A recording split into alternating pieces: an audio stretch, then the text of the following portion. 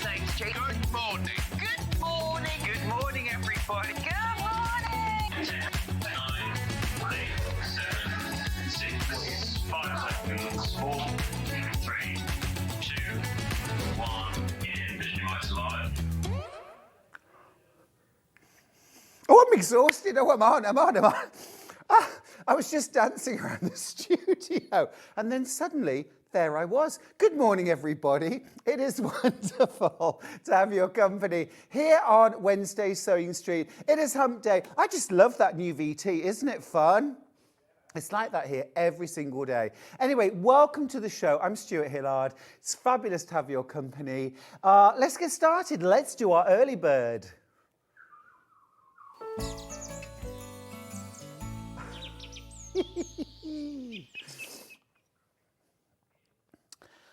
Right, let's get it started. It is this fabulous wrist pincushion, and it's a magnetized one. It's on one of those, you don't have to do it like that. I'd prefer not to.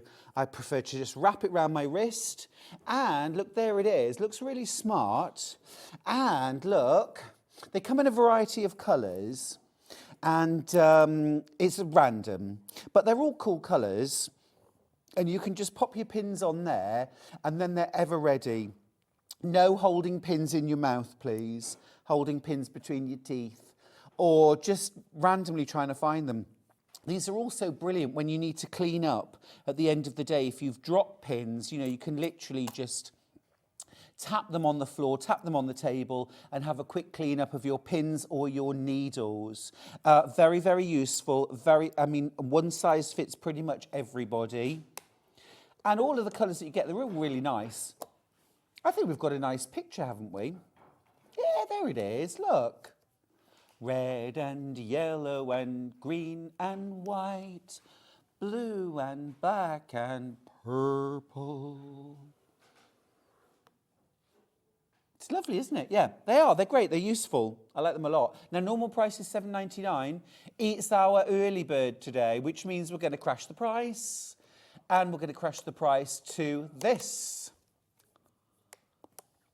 This is Secret Santa, $4.99. I know it may seem too early, but I have my little gifting drawer, and these are a super gift, aren't they, for yourself or for friends?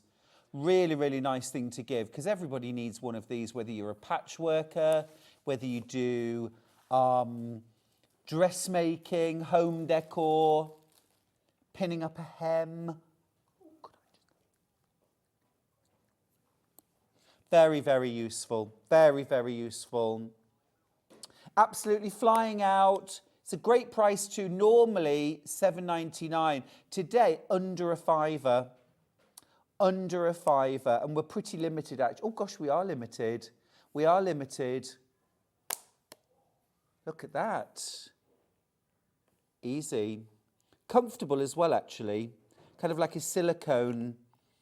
Good for me, actually. I am highly allergic to things like stainless steel and anything other than precious metals. Well, it's what I've been telling Charlie since the day I met him. And so far, he hasn't found me out. No, actually, I really am. So, you know, even like the tiniest little bit on a watch strap, next thing I know, horrible. But this is completely silicone. There's no metal, even here on the back. So perfect if you're like me and have very sensitive skin. Sonia's messaged in. She says, good morning, Stuart. I hope you've had a brilliant time off for your birthday. It was lovely. Well, I was here kind of, but it was lovely. Thank you. Looking forward to today's show as I put my course assignments on hold until this afternoon. I think this is yesterday's. This is yesterday's. But thank you for your message.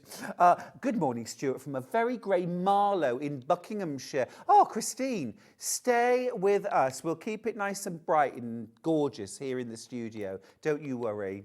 Don't you worry. It is a funny old winter, this, isn't it? Cold, cold, cold. But warm and lovely here. Spring's on its way, I'm certain of it. I've got some daffodils coming up in my garden, actually, and also in the house I've got pots and pots of hyacinths and tete-a-tete, because I just love, if it's not spring outside, I can make it spring inside. right? And also with things like fabrics. I'm using so many bright fabrics at the moment. Thank you, Michael. Here we go. That's better. Good morning to Wendy. Good morning, Anne, who says, lovely Stuart and team. Good morning. They're a lovely team today as well, actually. We'll say hi to the boys in just a sec. Claire says, good morning, Stuart and all. Lisa Lamb's got in touch. Good morning, my darling. She says, morning, Stuart. Morning, everyone. Oh, that pin holder looks like a certain sports watch. Is the eye pin holder? Oh, is it? Okay. I don't. Yes, it does look like that, doesn't it? Good morning, Stuart and all. Sewing Street. Sunshine today. Exactly. Shall we say hi to the team? Let's say hello to the gallery. Hello. We're a bit mob-handed today. We've got Levi directing. There he is. We've also got Ollie, who's also directing Levi. Then we've got Michael, who's directing Ollie, who's directing Levi. And then Ben, who's directing everybody. Badly. I'm joking. Ah, no, Ben's our producer, of course. And then just me. Anyway, how about you? How are things? How's your day got started today? Mo says, morning, handsome and team. Morning, my lovely. Did you get your dungaree pattern yesterday? Right, keep going through for your wrist pin cushion. Almost sold out. If you want to get this, you will need to be quick. Should be $7.99. It's $4.99 today. Right, let's have a look at the menu. There it is. Right, this hour we are doing £10 designer fabric bundles, and I have got an absolute gorgeous array to share with you. At 9 o'clock is the Beijer Tablecloth kits with Helen McCook. We've got some gorgeous, easy options. Now at 10 o'clock, we have got, I've been so excited about this, masterclass number 2 on free motion quilting with Delphine Brooks. Take a look at this. Oh my goodness, it's amazing. You're going to learn so many new free motion skills from Delphine. I can't wait for that. It's going to be busy.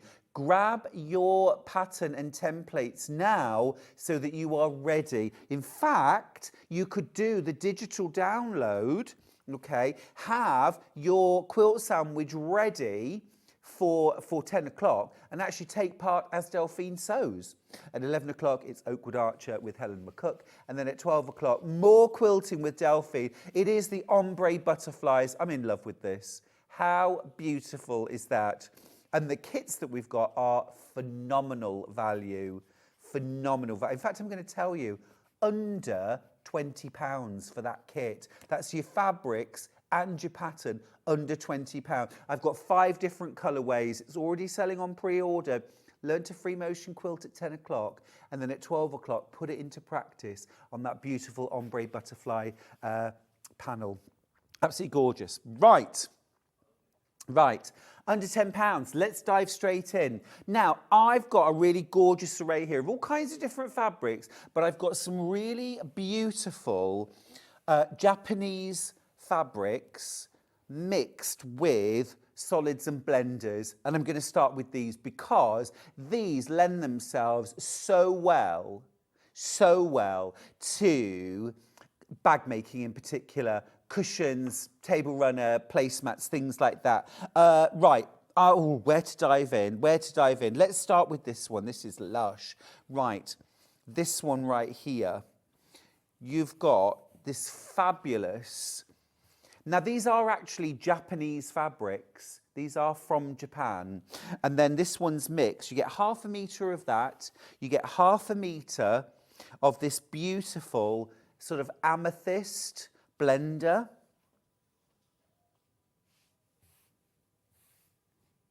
I've got a different one with cream, Ben. I've got this one with cream.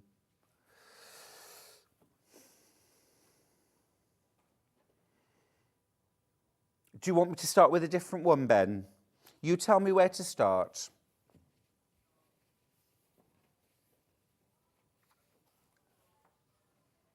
Okay. Yep. We'll start with this one then. Okay. So this again, gorgeous. Wow. That is so sophisticated. You get ½ metre of that. You get ½ metre of this gorgeous cream solid to go with it. That is just good to go, isn't it? That's a bag in itself for £9.99. Absolutely fantastic value. Fantastic value. I'm just going to hold that fabric up just so you can see. This is 1/2 metre, and you're getting 1/2 metre of that and 1/2 metre of your cream. I mean, there's so much you could get out of that. If you were doing something like purses, wallets, things like that, you could probably get 6 or 8 purses or wallets out of that fabric, and there's your lining. Now, if you make and sell, that is phenomenal value, absolutely phenomenal value. It really, really is. Something like a shoulder bag, at least one. Something like, oh gosh, a cushion, probably 2 cushions. What about something like a tie or a cravat or a bow tie and pocket square? That would be amazing too. Absolutely gorgeous. So that's our first bundle under £10. Right. Let's go with this one. So we've got this gorgeous terracotta. That is gorgeous, isn't it? Wow. Love that.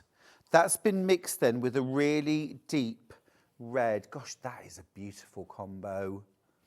Absolutely beautiful. Now, what about just making something like, you know, a zippy pouch, base, top, nice deep red zip, quilted.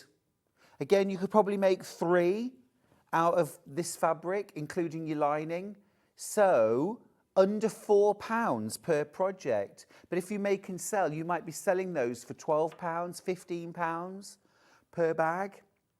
So £45 out of £9.99's worth of fabric, plus a bit of bosal, bit of interfacing, and a couple of zips. Gorgeous. I think actually just to get that 1/2 metre of Japanese fabric for £9.99 would be a good buy. They are so beautiful. They're so different as well, aren't they? They also work really, really well for quilts, of course. If you've got my Galleria quilt pattern, that would work beautifully with lots of these. And you could kind of mix and match. Let's go with some blue. This is lovely. Oh, look, you've got the dragon. You've got the dragon there. How fabulous. You've also then got your navy, midnight, I think that is, blender, well, solid, £9.99 again. Fantastic. I've got 11 of these bundles left, that's all. It's really limited. Actually, it's really limited on all of these bundles. So if you see one you love, pop it straight in your basket and check out. And this is all the stock of the Japanese fabric that we've got at the moment. So if you want any of these, please, please don't hang about. That is gorgeous. Nice messenger bag would be nice. If you've got bags for life, a lot of the bags in there can be made with a couple of 1/2 meters. A message. Morning, Stuart and lovely team. I love these Japanese fabrics for backing and lining projects with Sashiko panels. Gorgeous. Oh, that's a fantastic idea, Kate. I love that. Combining Sashiko and the Japanese, beautiful. Morning, my lovely and studio guys. Are the girls on a spa day today? Oh, Michelle, very possibly. But Helen McCook is here and Delphine Brooks is here, so they're definitely not invited to the spa day. Nor was I. Anyway, I would like a spa day. I would like a spa day for sure. Right, let me see. What shall I do next? Let's do this one. This is gorgeous. So we've got this amazing silver metallic added to this. Absolutely stunning. Cranes and chrysanthemums. And then that is mixed with this gorgeous bubblegum pink. That is gorgeous. Now, I've only got 10 of these bundles. Again, we've maxed out on the Japanese fabrics. So all of these, this is all we've got. And this is all we'll have for a while. Almost all the stocks in baskets all gone. I think these are real bargains today, and as I say, we have used all the remaining stock of our Japanese fabrics to make these bundles. So when we're sold out of these, we're not going to be able to do these type of fabrics until we can get more stock in.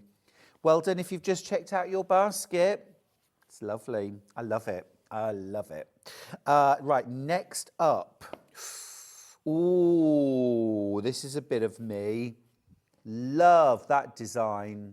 That is absolutely beautiful. Bag making, box making. You could make a lovely sewing kit out of this. And that's been mixed with this light terracotta, which perfectly picks out the colour. Now, if I was going to quilt that, I would quilt it either with black or gold metallic. Probably a crosshatch across the whole lot. Absolutely gorgeous. I mean, think about making a cushion. You say, well, here's your cushion with 3 covered buttons, and actually have that on the front. Beautiful. You could have a plain back. You could use this on the back. I would always put some wadding behind this, any of these fabrics, for cushions.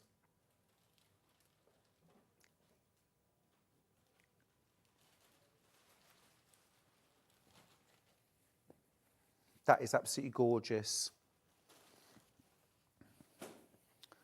That is fabulous. Love that. Love that. Right, next up. Ooh, this is yummy. Fans. I mean, quintessential sort of Japanese image, isn't it? The beautiful fans. And then that's been mixed with this fab, deep charcoal grey. That is lovely. A little bit softer than just using it with black. You could use it with black, of course, but I really like that. Now, don't forget that, of course, you might be thinking, I'm going to use this for this, I'm going to use this for something else. These are great stash builders. These are absolutely fantastic stash builders.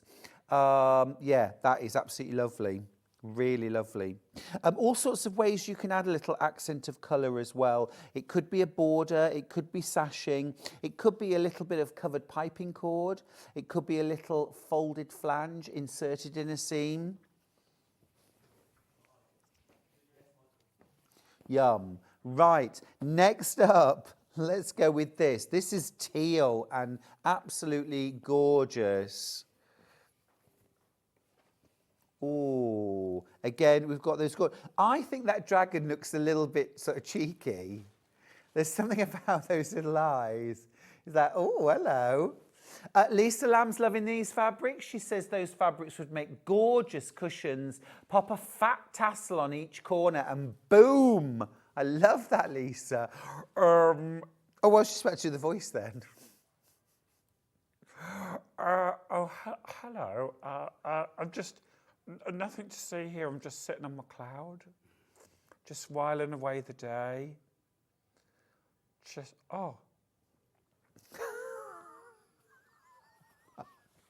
And then that's mixed with this dark teal. Just sitting around on a cloud, just chilling. Jan says, morning, Stuart and all. Good morning, Jan. Oh, this combo is flying out. I've only got 4 of these bundles left. Flying out. That teal colour is absolutely stunning, isn't it? And I love the sort of ombre background where you've got darker and lighter. Beautiful. Down to my last 2 on that. That's about to sell out. Right. And indeed it has. Right. Next one then. Let's go. Ooh, got some lovely terracottas today, actually. These would all go together if buying across different ranges. This would make the most amazing quilt. Look at that. Look at that. That is gorgeous. Absolutely gorgeous. Now, there are some gorgeous patterns that are specifically designed for these fabrics. We'll really show them off. If you've got my book, Use Scraps Sew Blocks Make 100 Quilts, there's a quilt in there called Japanese Lanterns. And it's a series of pieced lanterns that you can sew tassels on after you've quilted if you want to. And it's a beautiful showcase for these quilt fabrics. Really stunning. Almost you don't want to cut them up too much. A lampshade would be amazing. A lampshade would be incredible. 1/2 metre is plenty for a big lampshade. You could probably get 2 smaller lampshades out of 1/2 metre. And you've got your lining fabric then perhaps for something else, or you could add a bit of trim. Wonderful. Again, all of these going very, very quickly if you want any of them. Right, next up, I've got those beautiful Japanese fans on blue this time.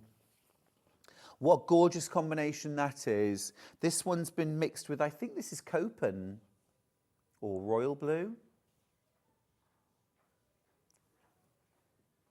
Lovely. Love all the different colours in here as well. This soft, subtle blue and cream and tan. Love this lilac as well. And that is Copen. Gorgeous. Low teens left on that one. All of these are very, very limited stocks. So if you want any of them, do be quick, won't you? Right, next up, lovely dramatic black background on this one. So much gold overprinting. All of this is gold metallic. All of this. Absolutely stunning. Now imagine something like an evening bag made out of this. Or just the flap on a bag and the rest of the bag may be done in black denim or black cotton canvas, or use this to line it. So you've got a very, very chic, simple, plain, smart bag on the outside, and then just a riot of beautiful colour on the inside. This one's been teamed with this fabulous, soft, gentle puce, almost like a deep rose, a lilac rose. Gorgeous. It's called Blush, kind of picking out these tones.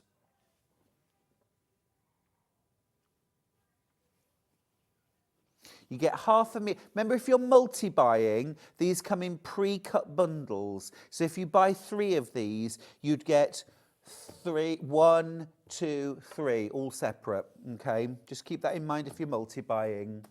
But of course, we do patchwork. Right, next up, I love the classiness of this one. I think this is gorgeous because that's absolutely beautiful. And then that's been mixed, I think, with vanilla. And I think that is just stunning together. Really beautiful. Really beautiful. It is vanilla. It's vanilla. Well, I just did Sierra Nevada with vanilla. And it's this gorgeous, rich, it's almost like clotted cream colour. It's really rich, stunning. It's beautiful. That is really classy. And also as well, just picking up on Kate's idea earlier on about doing sashko, you've got this fabulous backdrop that you could stitch on as a contrast to the print. Really gorgeous. That's that one. Got just a few more of the Orientals now. This is lovely. So you've got one of my favourite prints. And then mixed, with this fabulous, is this Caribbean? I think it's Caribbean blue. Now, it's a big old pop of colour. And so this is one of those times when I would keep it as an accent. So do you see there? This is called Sapphire, this blue. So there I would have just covered piping cord or a folded flange, something like that. So it's just a little pop. If you want to go all out, then of course you absolutely can and make it much more of a strong part of the design. But don't think that you have to use these fabrics in equal quantities because they're sold in equal quantities. Morning, Stuart. Decided to spend the morning with you as it's really grey and damp in Gloucester. I'm glad you're here with me. Starting your shawl today. Oh, Sarah, lovely. What colour did you go for? I can't wait to make another one. Actually, a friend of mine has bought a kit.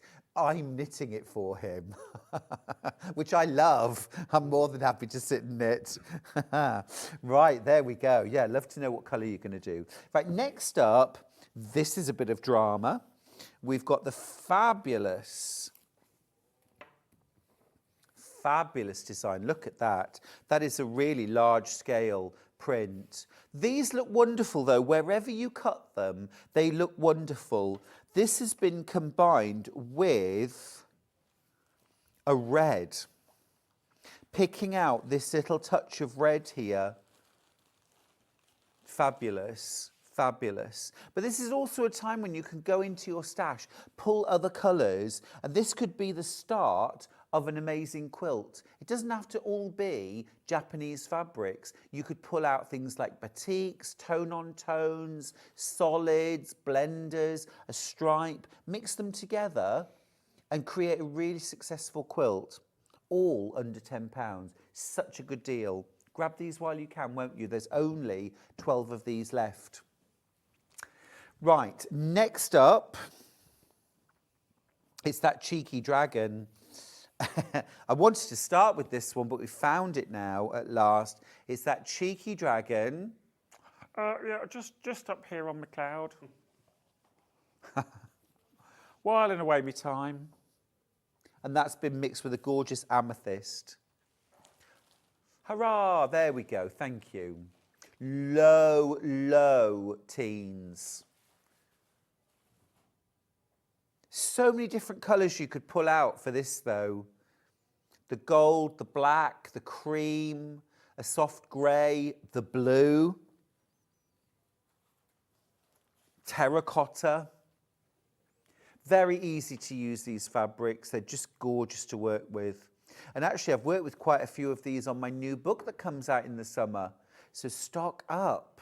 Stock up. It's this summer. It's this summer. Yeah. Yeah, it's this summer. I shall have it at Festival of Quilts, and then it will launch on air at the very beginning of September. Woo! Yeah. I'm excited. It's called Make 100 Bags. It's called Make 100 Bags. So we've made 100 quilts, so I feel now we should make 100 bags. It's an idea. It's not a challenge. You don't have to. You don't have to. Gorgeous. This has been so popular on pre-order. Absolutely gorgeous, that. Absolutely gorgeous. And again, you could pull out the soft moss green. You could pull out the terracotta, this charcoal, this black. You could pull out the tan. I'm going to just show you here just a little pop of colour can really bring something to life. Now imagine this as a bag. I'm just going to turn it to the side now. Imagine this as a bag. Just go a bit. And then I'm just thinking, if you use some gold cord to create 2 frog buttons here, some frogging, yeah, and have that as like a laptop case. How fabulous would that be? Simple, beautiful, celebrate the fabric. You don't have to do too much. There's just one of these left now.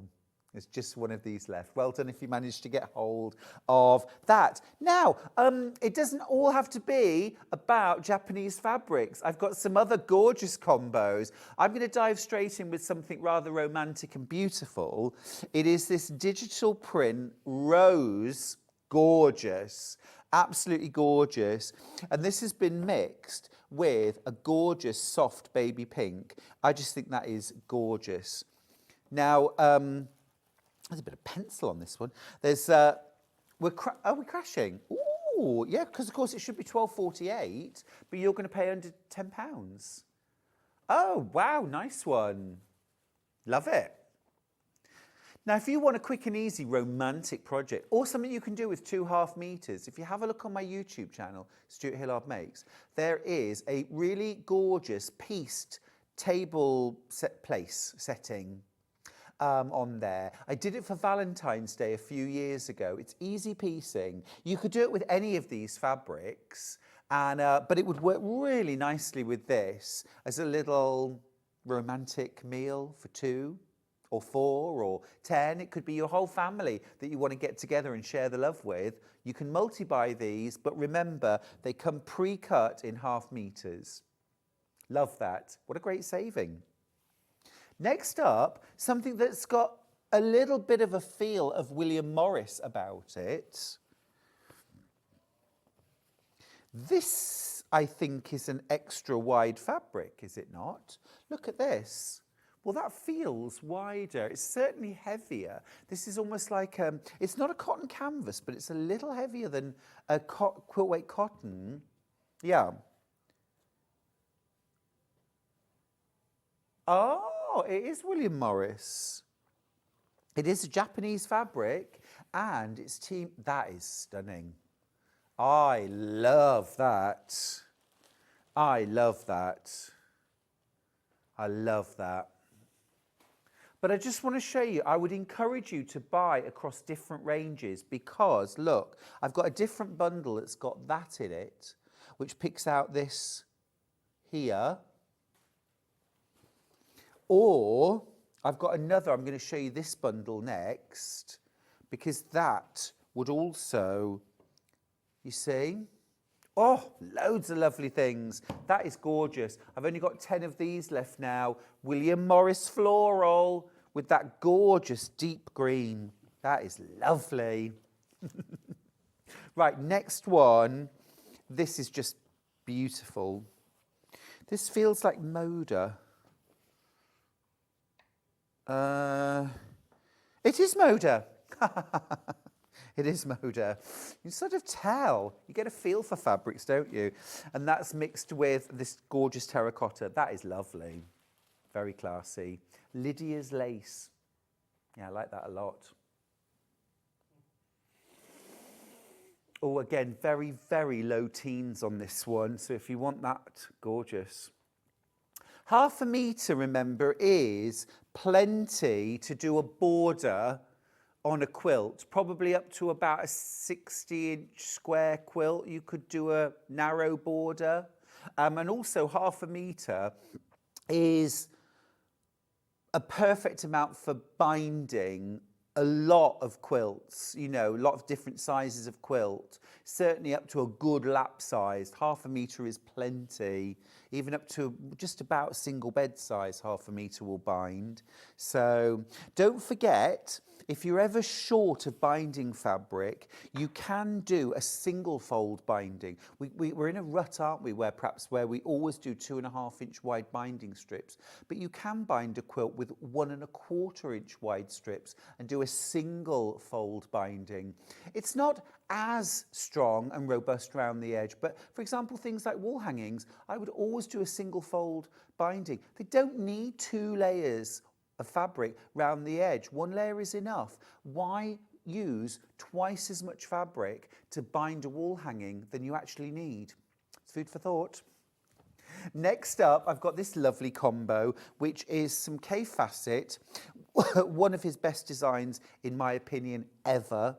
This will never not be wonderful, in my opinion. I think that's gorgeous. And then that's been mixed with this gorgeous bottle green. I think this might be called fur.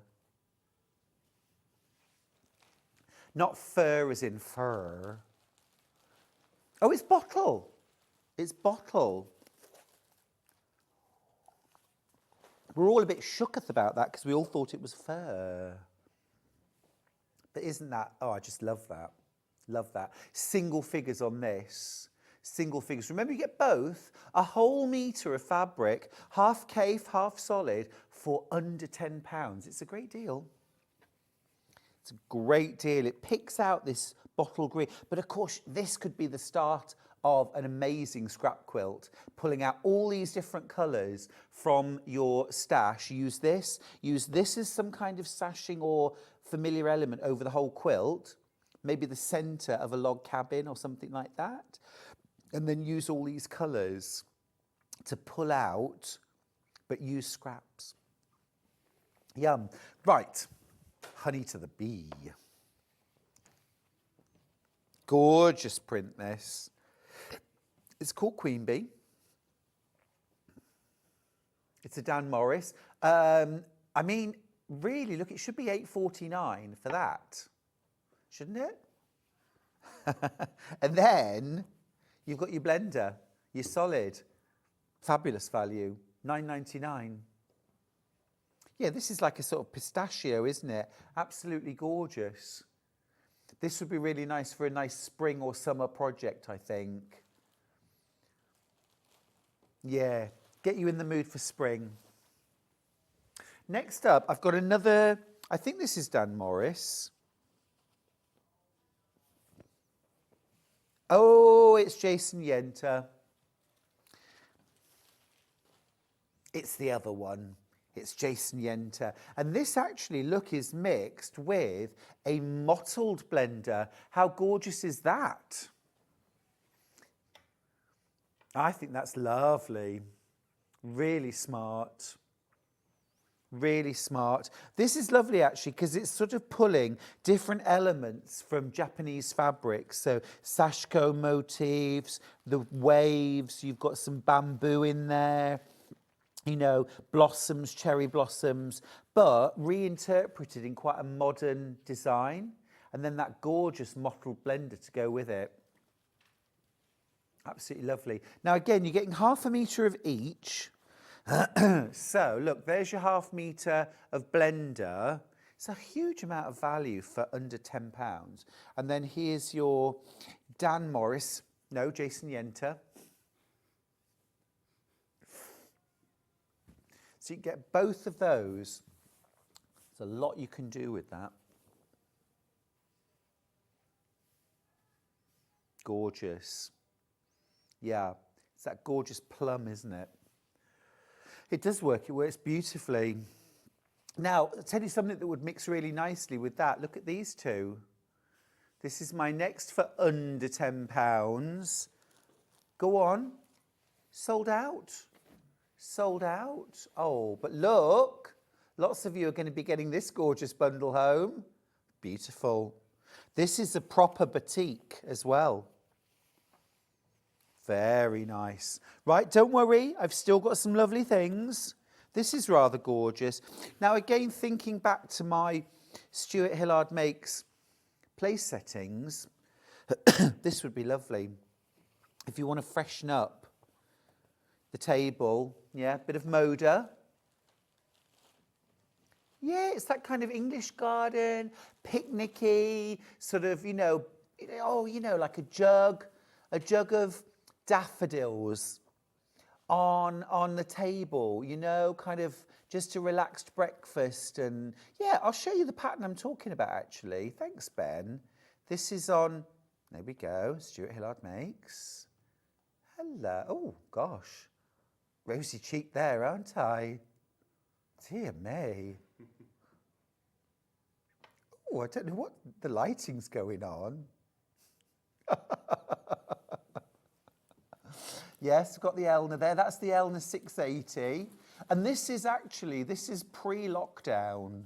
So I say I've been using the machine for a long time, and I am not joking. What was that? I missed that.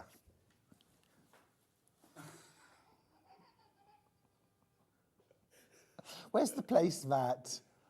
Can't you fast forward it? Oh, I'm probably talking for ages. Just fast forward. There it is, there it is, there it is. See that? See? It's just a simple placemat with simple piecing, but you quilt that and bind that, and it's lovely.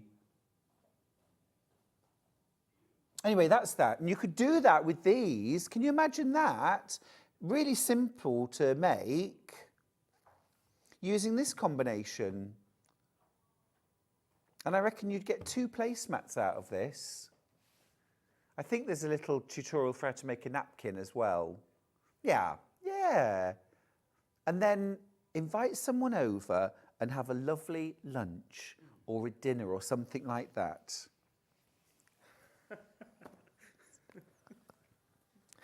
Right. Let's see what else I've got. Oh, this is cute. This is gorgeous. This is great value, because you're getting the polka dot. This is your coordinate. And then look, you've got your little woodland animal. Well, I say woodland, you've got panda, koalas, and deer and rabbits. There probably is woodland somewhere in the world where you find all four. No. Just not Cannon Hill Park, definitely not. I think that's really cute though. Single figures of those. Oh no. Okay, thank you. Right, here we go. Floral menagerie.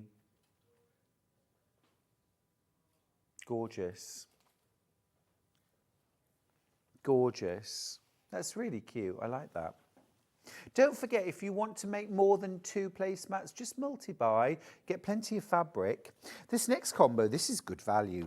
This is really good value because this is like a cotton canvas and this is actually, look how wide this is. That's huge. That must be 54 inches wide. So you've got that and then you've got Copen blue to go with. So that's picking out this blue here. That's a fabulous deal. Absolutely brilliant. This is a little bit Sierra Nevada, isn't it? A little bit New Mexico. If you've made my New Mexico or my Sierra Nevada quilt and you want a few cushions, scatter cushions, this would be a different vibe. It would work really well. I like that.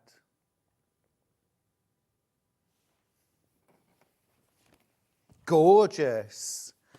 This is the time to bag yourself a bargain. All of these bundles are under £10 and you're making some fantastic savings. Right, next up, a bit of Tula Pink. Now, we don't often have Tula Pink bundles under £10. I feel like somebody's watching me here.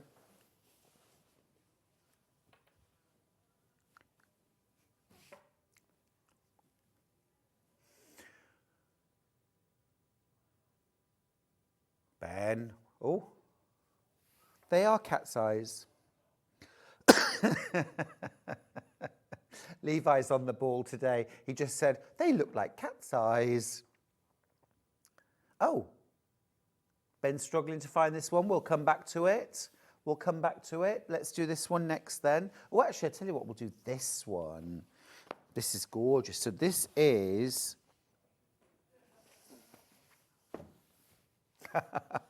Ben's found it. No, Ben, we'll work around you. That's fine. There we go. There we go. You're the captain of our ship. There it is. Tabby Road, Deja Vu, cat eyes. Cat eyes.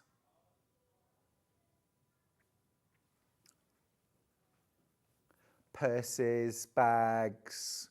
Very nice, very nice. Or just for in your patchwork stash. I've only got 4 of these bundles left though. That one's going to sell out. Right, next one then. I've got this gorgeous turquoise and sea green batik. Genuine batik this.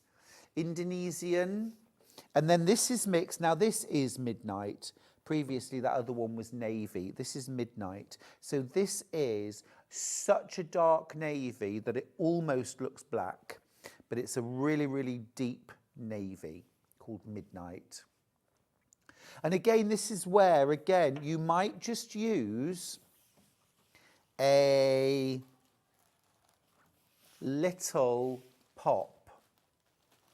Just a little pop, just to define. Nice that. That's lovely. Again, I think something like a laptop case would be fab, or a tablet case, or a purse. Or this could be placemats, or just stash it. I mean, I'm going to use this midnight for something because it's such a gorgeous, it's a lovely alternative to black.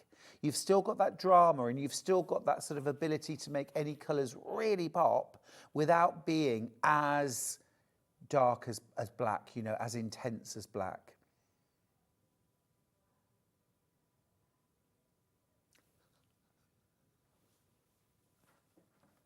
Love that. Love that. Be quick if you want that one. The other batik sold out ever so quickly. Right, soft and gentle. Oh, this is cute. This is cute. This is like rainbow dandelion clocks, isn't it? Isn't it? Yeah, or like, I don't know, it's beautiful. I love these motifs. I'd be going in there and cutting these out to cover buttons with.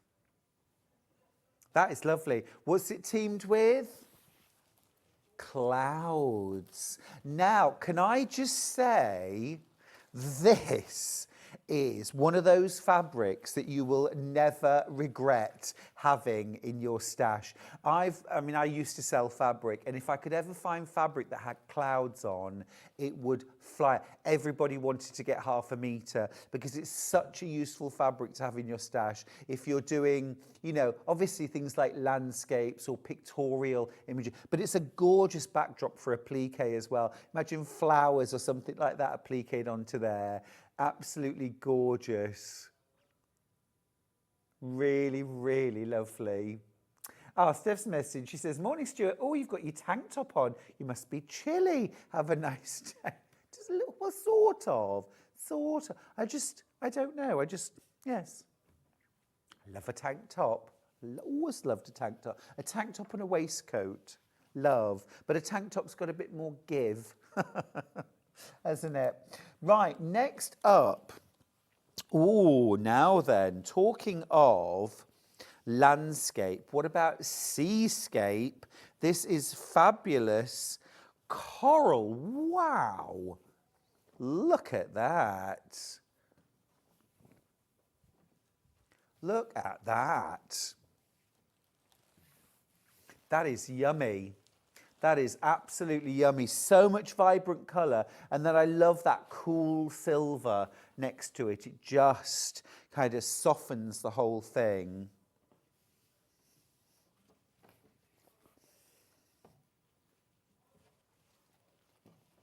Just going to pop a little bit. Again, just that little subtle pop. Doesn't always have to be bright to create that little bit of contrast or a little frame. Love it. Gorgeous. Right, now then, I've got some, excuse me, let's keep going with that sea theme actually. This is lush.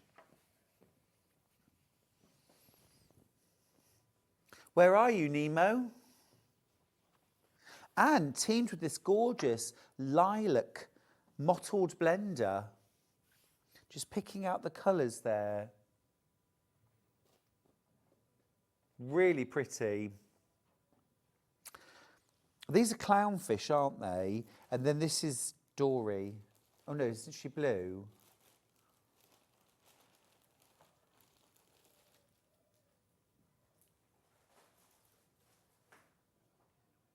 Gorgeous blue background.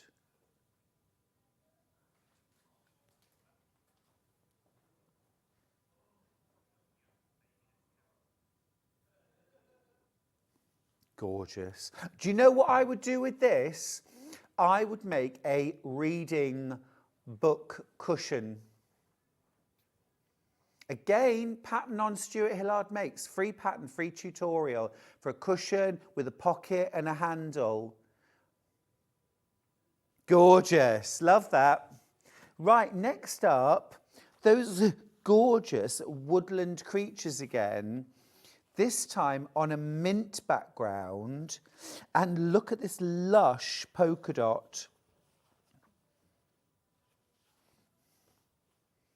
That's lovely. That is lovely.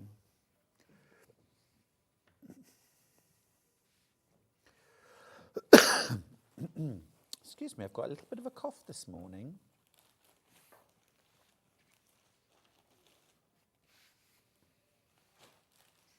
Oh yeah, what about a lunch bag? Now again, if you've got bags for life, there is a lunch bag in there with like a roll down. I designed it around like a paper lunch bag, and it's got like Velcro down the center, and you like roll the top down and it fixes. Really cute. So you could definitely make lunch bags with this. They're nice and easy and quick. Make and sell them as well, of course. Yeah, lovely. Single figures left of that one. Beautiful. Next up, oh, this is nice. Oh, this is gorgeous. Now I love this. It's called Murano. That is amazing. And then teamed with this beautiful, sort of based around Murano glass, isn't it? And then teamed, oh, now that's a bit of summer. That is a gorgeous bit of summer. I've only got 3 of these bundles left. Again, it's under £10. That's amazing. How cute is that? This is Odile. I can never, no one's ever told me how to pronounce it. Bailuel? Bailuel? Balo? I mean, she's just Odile to me. That's lush. I mean, but great value. And this is Free Spirit fabric. You know, you're getting a great deal here. There's only 2 of these left now. If you want that one, do be quick. Right, next up, let's go a little bit of Janet Clare. This is brand new Janet Clare. This is brand new Janet Clare, and I love the teaming. That's fantastic. Should be £12.98, not today. So you've got Longshore, and then that's mixed with natural. Is it called natural? No. I want to say latte or bamboo. Latte. Bamboo. Bamboo. That's lovely. It's very classy. Very classy. I've only got 11 of these bundles. Again, if you want that one. Lots of you with that in your basket.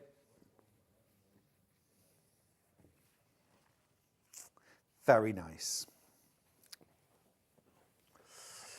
Right. Ooh. Now, I think this one might be Odile. Oh, no. Oh. I tell you what, I love the selvage. Look at the selvage. That is wonderful. Absolutely wonderful. And that's teamed, I think, with blush. Beautiful. Absolutely beautiful combination. Paisley medallion on tonal patchwork. Really lovely. It's gorgeous. Did you know that Paisley was named after Paisley in Scotland? Did you know that? I'll tell you why, because originally Paisley shawls were woven or printed in India, and they became hugely popular in Victorian times for women to wear.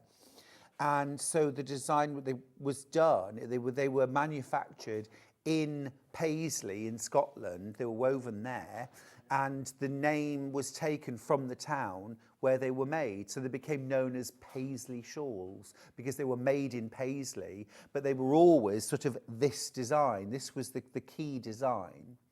And so this became known as Paisley, but really the Paisley is the shawl.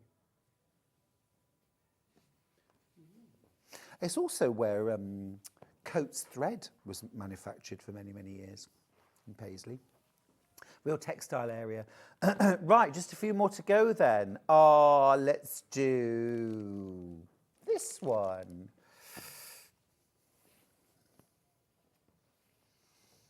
Oh, cute background. That's lovely. Oh, I'm covered in bits now. That's the only problem with tank tops. That's pretty. You've got kind of musical instruments. Lemon solid, £9.99. That's gorgeous, yeah. Little checkerboard. Oh, that's a cute fabric. I like that. Great for stocking up your stash. £9.99 for that.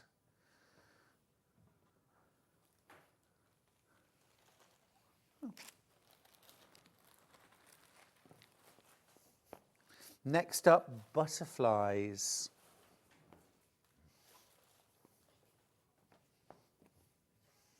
Beautiful.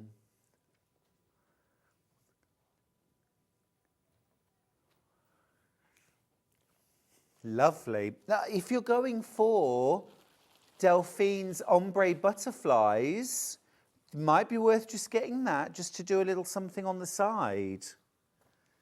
I think last one. Oh, this is a pop of colour. If you're feeling cold, I think you might need this. Look at that. Batik and your mottled blender. Absolutely yummy. What a combo. What a combo. That is lovely. Gorgeous. Now listen, we've got a few others, but I just want to remind you of our early bird today. I'm just going to show you the different colours that we've got. I think there's a purple as well, but it could be any of these. It's the magnetic slap band pincushion. Magnetised. That blue, that peels off. It's like a protective film. £4.99 today because it's our early bird. I am down to my last few of these. If you want to grab these, £4.99. Colours come at random. Awesome. Right, we're going to go to a break. When we come back, we're going to be doing all things beautiful embroidery. This is real kind of heritage stuff with Helen McCook straight after the break. See you there.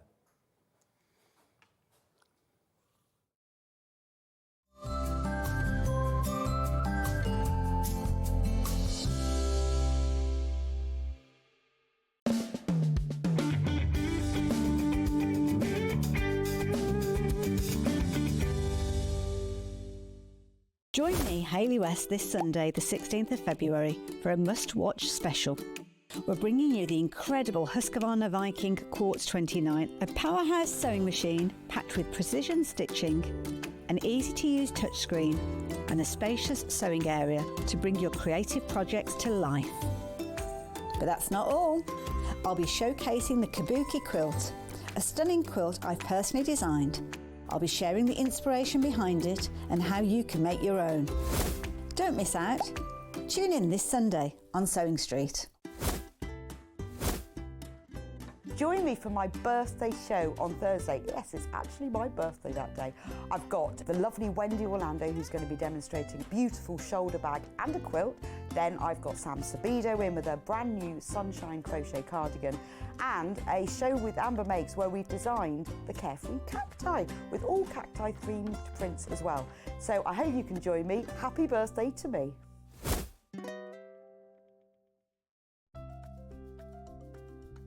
Wondering what wadding is? In sewing, wadding is the soft padded material used in the middle layer of quilts, cushions and other projects. It adds warmth, texture and structure to your creations. Wadding comes in different materials like cotton, polyester or wool and various thicknesses, so you can choose the perfect one for your project. Whether you're quilting, making a cosy blanket or adding softness to a bag, wadding is what brings that snug and cushioned feel.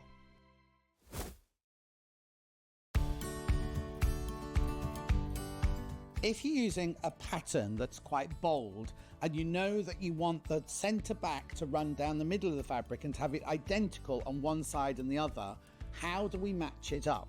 Well, it's quite easy. What you do is you pin your pattern piece to where you want the pattern.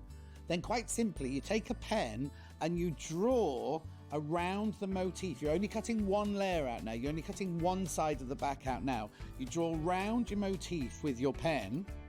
Then cut the piece out, put that to one side. Then when you cut the other piece out, you flip your pattern, because obviously you need a right and a left hand side, and you just put that pattern that you've drawn in exactly the same place, on the fabric, which means when you make the dress, both motifs will be in exactly the same place on the back, either side of the centre back.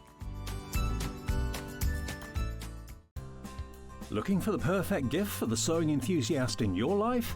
The Sewing Street gift card is just the thing. Choose between a physical card delivered to their door or a convenient e-gift sent straight to their inbox. It's easy. Just head to the Sewing Street website, scroll to the bottom of the page, click Gift Cards, or use your smartphone, scan the QR code and go straight there. Pick the amount you'd like to load onto the card, and that's it.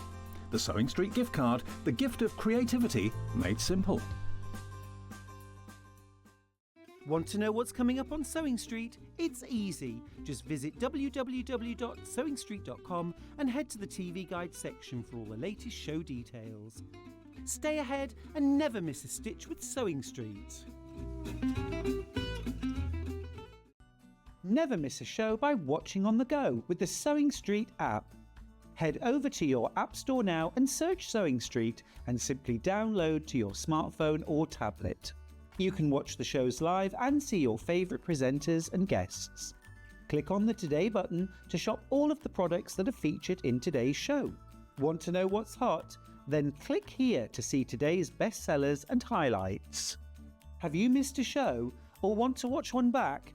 Then click the schedule button and you can go back 7 days to watch and shop, and you can also see what's coming up over the next 7 days. Want to say hello or ask a question to our guests? Then send a message to the studio. You can also keep in touch with all the latest news, events, product launches and much more by clicking here for our social media pages. Never miss a show by watching on the go with Sewing Street. Every day, our experts will bring you a wealth of knowledge. They'll take you through the steps of making projects, and we feature fabulous tips along the way. Whether you're new to sewing or a seasoned pro, you're sure to learn something new. We're live every day from 8 a.m. till 1 p.m, and you can also watch back all of the demonstrations featured on the show on our YouTube channel. Looking for some creative inspiration? Head over to the Sewing Street website and click on the SS Hub. It's packed with ideas, tips and projects to spark your creativity. Plus you'll find the latest news and information on sewing machines and overlockers. Get inspired with Sewing Street. Here at Sewing Street, we only charge one P&P throughout the day. You can add as many items to your basket and check out and still only be charged once.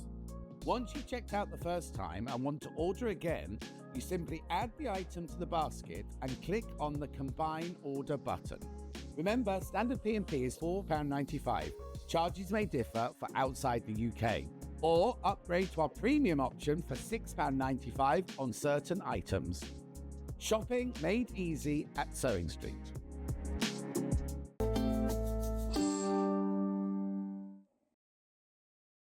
Hello there. Now this hour we are going to really get down to something beautiful, something heritage, something heirloom, and something which I think a lot of people really cherish in their homes. You may have some of these from the past. These are bang up to date, beautiful, embroidered table linens, and they are absolutely stunning. I'm joined by the wonderful embroiderer, Helen McCook. Helen. Hello, good to see So you. good to have your company. Thank you. How are you? Good, thank you, yeah. Excellent. This is Be here. I love these. Yeah, They are that's so beautiful. And, you know, also what's really lovely about all of these kits is that they are sort of totally relaxed, stress-free, because everything is printed on the tablecloth of the runner. You're not working from a chart, you're actually just stitching. These are all called Beijer. That's right. Are they the company? Yes, so Beijer's the company that makes them. They're made in Hungary, and they actually have for a long time they've had a long-standing tradition of really beautiful table linen from that area, and it really taps into the tradition that they have there. Fabulous. But yeah, it's so familiar to us as well. Isn't Yeah, they're gorgeous, just lovely to work on. We're going to start with this one because this one is just full of the joys of spring. Look at this. So these are 100% cotton. These are this is 80 centimetres square. I'm going to open up the design to show you the size. They're absolutely gorgeous, brand new today. So this is the size of the table covering, okay? So there's lots of design there once it's all worked. Your actual motifs are a really good size. I'll just show you here what one of the sort of corner motifs looks like. You can see there spreading out. Absolutely delightful. You've got your beautiful daffodils and tulips, and then I think these are primroses in the side, all worked in these gorgeous fresh spring colours. I think that's absolutely stunning. Now in your kit, you get your pre-printed 100% cotton. It's already hemmed. Okay, so as soon as you've finished working it, it's ready to go on your table. It's already hemmed, it's beautiful quality cotton. You've got the design printed. Now these designs are not wash away. So you cover these lines with your stitching. So it doesn't matter if you perhaps need to wash it because it's getting a bit grubby as you're working or anything like that. You can work the design. Even if you, say, had to wash it halfway through, you can do that because these lines will stay put. You cover them with your embroidery. You also get all of your embroidery floss included, and there's a lot. This is one that Helen's working on now. This is an amazing price, absolutely incredible price for something that is such a gorgeous heirloom. You even get your needle and, of course, full instructions for how to do it. I think the amazing thing about this is you couldn't actually purchase the components for this price. No. So you've got it all put together in a kit with your design, ready to rock and roll. It is an incredible thing because, as I say, just the table linen would cost that, and then you've got all those threads on top, and they supply plenty of spare thread as well, so you can be quite experimental Oh, that's with good the way to you know. want to approach. Yeah, and I love the stitches that are used on this one. You've got satin stitch here, and in the leaves, there's quite a lot of satin stitch in this one, isn't there? Actually, is the whole thing worked in So satin they've got stitch? satin stitch and longs and shorts. They've got some French knot details, a bit of stem Yes. stitch. So it's a bit of a range of textures, but predominantly it's the long and short and the satin. Yeah, gorgeous. And I love how two colours are blended here. It really creates this wonderful dimension. It's stunning. Absolutely stunning. This is the kind of thing that if you are recuperating from an illness or surgery perhaps and you're having to stay put, I think what I would want to do sitting still, it would be something like this. I wouldn't want to have to think too much. You know, I want to create something beautiful, but I don't want something complicated. Everything is printed. You're just adding those beautiful colours. Gorgeous, absolutely gorgeous. I've got so many kits to go through. We're going to get some stitching from Helen as well, of course, but I want to show you all the different kits that we've got. So I started with that one because I just think that is absolutely full of the joys of spring, and I need this right now. Absolutely. Helen. You're starting to see the kind of little buds coming up, but it still feels really grey and cold. So having these things to work on, I always think that, like, my studio always looks so full of colour with my threads, and it really kind of makes you cheerful when you're working with that palette. It So really it's just does. good. Now then, next up, I've got this absolutely beautiful. Now this is 80 centimetres square again. So same kind of idea, square, but this has got these absolutely incredible poppies, red poppies. Now that is an absolute joy of colour there, isn't it? Stunning. Yeah, so this is one of the ones I'm going to demonstrate actually. So I love that red, that pop of colour, and they've got quite an acidy kind of green next to it. It really kind of has a lot of impact. It's really nice to see in your house. Absolutely beautiful. I'm just going to open the kit and just show you the threads because they are stunning. You also get instructions. Look at those beautiful colours. I mean, absolutely gorgeous array of deep reds, hot pinks, and those gorgeous, really zesty greens there. You've got your printed tablecloth. I mean, I've spent more than £29.99 on a plain white tablecloth. Yeah, me too. And the thing is, you get your yarn organiser there as well, so you get that in your pack. So it's a really straightforward way of working. They've made it such a nice experience for you. They've really considered what they're doing. Love that. And also, of course, you've got full instructions on the different stitches that have been used and how to work them. So you might never have embroidered before. This is such an easy way in. Gorgeous. You can spend an awful lot on a tablecloth. Here's an embroidered tablecloth that you could buy. Wow, £109.67. Or if you want a plain tablecloth, what? Oh, I see, it's printed. It's printed and it's £395. Wow. I'd much rather have the pleasure of making my own. Don't you Genuinely, I think this is gorgeous. It's that lovely thing as well, because we do have this heritage of, like, I don't know about you, but I remember when I was younger, you'd go to visit family and you get the tea table out and you'd sit and there'd be a cloth on it and you'd be sitting around it and having these lovely times. Yeah. And then when you saw those things, you associate it with those memories. I think that's very true. It's such a lovely thing to work on yourself and recreate those memories in your home now. No, I agree with you. I agree with you. I mean, I do these things all the time, and anyone who follows me on social media knows Sunday afternoons in particular, I bake, we watch Miss Marple, we light a fire, we get the homemade jam out. What an invite to your house. Sounds great. You're welcome anytime. But you know, but these are things that make us feel cosy and content, and it's just lovely. Now, this next one is one of my absolute favourites. This is called, you'll like this one's called Garden Gnome. You don't get the Garden Gnome, I'd just like to point out. You don't get the Garden Gnome. It's this fabulous cross stitch. Yes. Now, I associate cross stitch with having to work from a chart, counted. This is printed. Yeah, this is really user-friendly. It's printed on. It's a nice scale of work. So if you do struggle to see the little charts on a cross stitch or anything like that, this is the thing for you, because it develops really quickly under your fingers, really pleasing to see, all that lovely kind of charm of cross stitch, but not so much of the work, to be honest. No, quite. And I think the design is beautiful. You've got this wonderful kind of foliage with just a little hint of colour in the flowers. I think it's absolutely stunning. This again is 80 by 80. So a really good kind of table topper.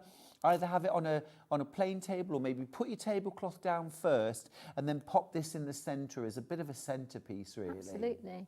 I think these things as well, because they are very durable fabrics and they are washable. Yes. Everything's colour fast once you've worked it. Yeah. So it's the kind of thing you could actually make it into something else as well. If you think, actually, in my home, I wouldn't use a table runner that much. You could make it into a bag, or put it, cut it up, use the pieces into other parts, put it onto your clothing, bags, box tops, you name it. You could really go to town with it. Yeah, you really could. I think it's gorgeous. Absolutely lovely. I'm actually really tempted by these. I think it would be really nice just to sit and do some embroidery. Sunday afternoon, you start to...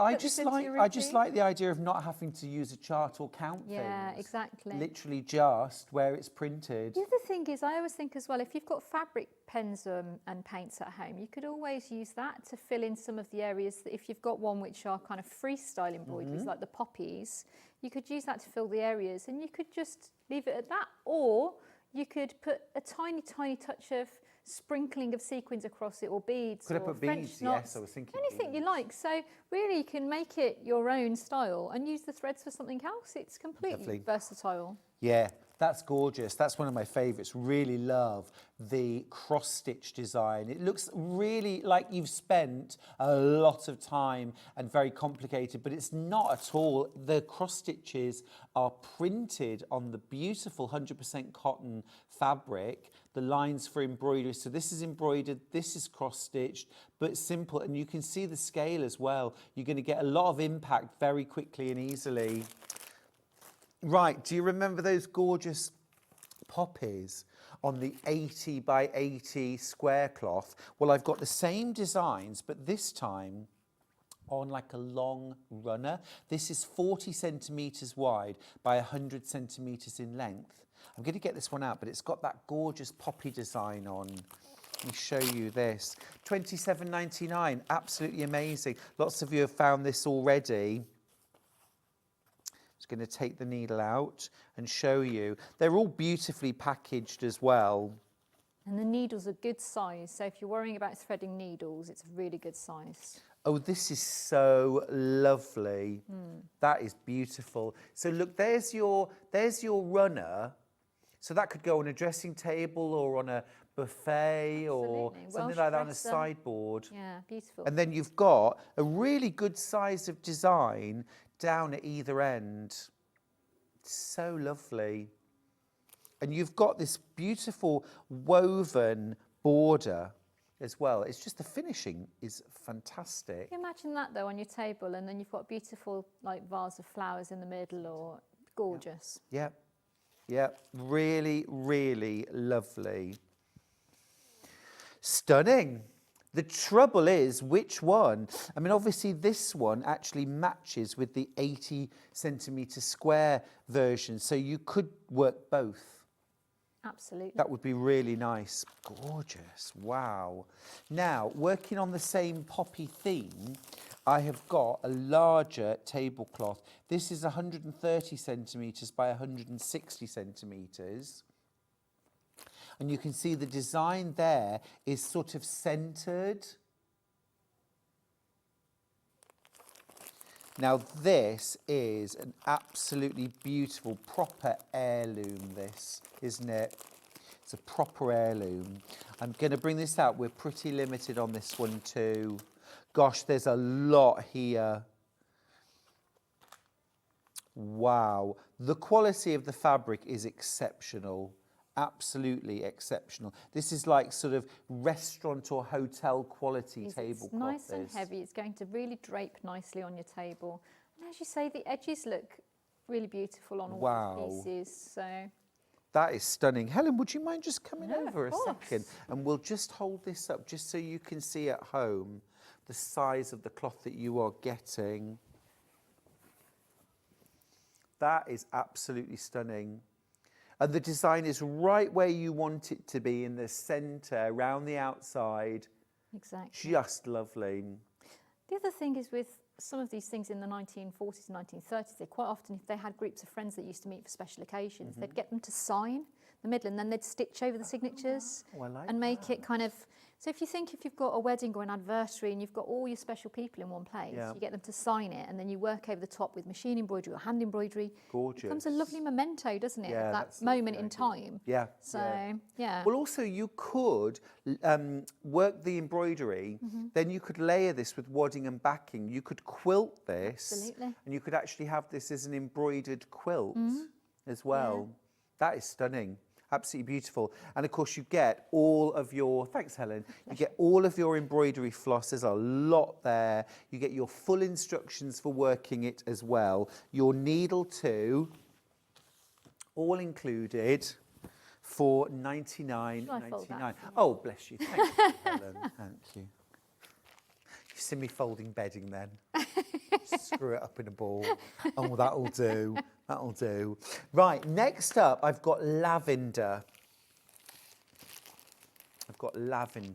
And this is so gorgeous. Really kind of, I don't know, it just makes me think of French linen and beautiful. You can see the lavender there. This is one that Helen's working on currently. 80 inches square.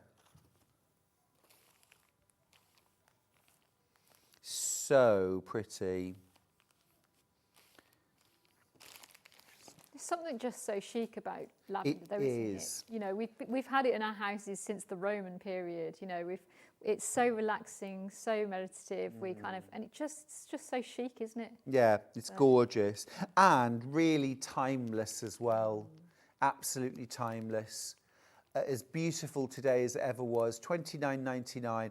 That's for your 80 centimetre square table topper. Or indeed, you could turn this into a beautiful, sort of really big cushion or pillow to have on a bed. That would be beautiful. You could monogram the middle. It'd be You gorgeous. could. You could. Love the fresh colours in there. It's been very popular, that one.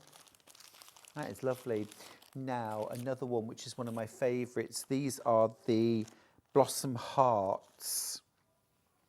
This one is one of those runners again, 40 centimetres wide by 100 centimetres in length. And you can see there those gorgeous hearts. Well, each of those is made up of these beautiful little flowers. I'll just show you the pattern next to it. How pretty are these? Absolutely gorgeous.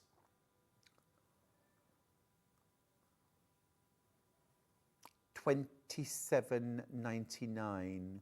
Floral hearts. That is gorgeous. Mostly satin stitch, Helen. Yeah, mostly satin stitch. So there's a few other little stitch details. But again, if you don't like satin stitch, you can use other stitches. So you can really kind of experiment with those shapes. And again, if you wanted different colourways, obviously this is the one colourway, but you could swap out other threads that you have at home. You could, couldn't you? You could swap out the blue for something else and totally You could go change Valentine's the look. Day. We're very, very timely at the moment. Certainly couldn't are. we? We So, certainly are. yeah. And actually, none of these projects is a huge amount of work, is it? It's not a huge undertaking. No, and it's accessible. The threads are nice and sturdy. They're really nice to work with. So yeah, it's good. And I'd say the eye of the needle is a good size, and the needle itself is a good size to grip. So Yeah, absolutely. I think this is absolutely stunning. It's such a beautiful motif. You've got those gorgeous heart wreaths with little, I suppose, forget-me-nots. Yes. Yeah, the beautiful forget-me-nots. And then I love the finish as well. I love that you've got this woven border that's woven into the fabric itself. You've got those beautiful finished hemmed edges. I mean, really, really high quality. And everything's printed, so you're not having to follow a chart, you're not having to mark anything, you don't need a light box. There's no prep time. Literally, would you give this an iron first? Yeah, you could give it a little press. Just from the back? Yeah, you could press it. I mean, you could press it first before you work it, and then after you've finished working it, I wouldn't press the embroidery because it flattens the embroidery, but you could certainly press around it and just pop a cloth over the embroidery. You could lightly press that area or steam it from the back. Yes. So, I tend to just put it on top of a fluffy towel face down and iron the back. Absolutely. All of the stock of this is in baskets, every last one. If you want this gorgeous floral hearts runner, it's gorgeous, isn't it? Absolutely stunning and such great value. £27.99. You're just going to sit and sew and relax. I think the teacups are a hint. Absolutely. Best enjoyed with a cuppa. As generally in life, you know, always I makes think everything so. better, doesn't it? Well, this sounds like the most perfect afternoons and evenings. The radio on, bit of music, audio book, cup of tea. Yeah. Great. Turn your phone off. That's it. This is, you know, a bit like our Sunday afternoons. This is a chance to go a bit sort of old school. No phone, no no TV on. Just have some music. Carving a bit of time out for yourself. Yeah. Yeah. Proper It's important though, because we're so engaged with everything outside and everything's constantly, I'm looking at this and I'm watching that and I'm talking to you. Yeah. Just having that moment where you're immersed in something and then you get to enjoy that and create a routine, a moment every week where you're getting to do something special. I like that idea a lot, Helen. I like that a lot. Also, as well, you know, way too many of these in baskets. I know some people are going to miss out. But I think as well, if you're sewing like mine, usually takes me away from what's going on because I'm in my studio or you're in your sewing room or something like that. You've got a noisy machine.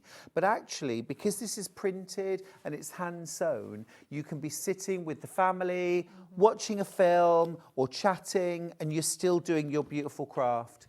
That's going to sell out. The nice thing is as well, that's a really portable size. So I know you've got a frame to show later. that's the type of frame that I travel with. So Yeah. I always have a project with me. So trains, planes, waiting, whatever, hospitals, wherever it is, I take it with me and I sit, and it's so easy to get it out, do a Yeah. quick 5 to 10 minutes even, and then put it back again. And you just, wherever you are, it creates an oasis of calm for you. It really so does. it's good. I love that. Yeah. I love that. Yeah, and it's a nice distraction, isn't there, if there's lots of things going on around you that you want to kind of blank out. Right, this next one, I think of these asters. These are absolutely gorgeous. These fabulous. This is really lovely. This is 80 centimetres square again, really lovely size. And you've got these 4 main motifs and then these beautiful corners, very graceful and elegant. This one's been popular.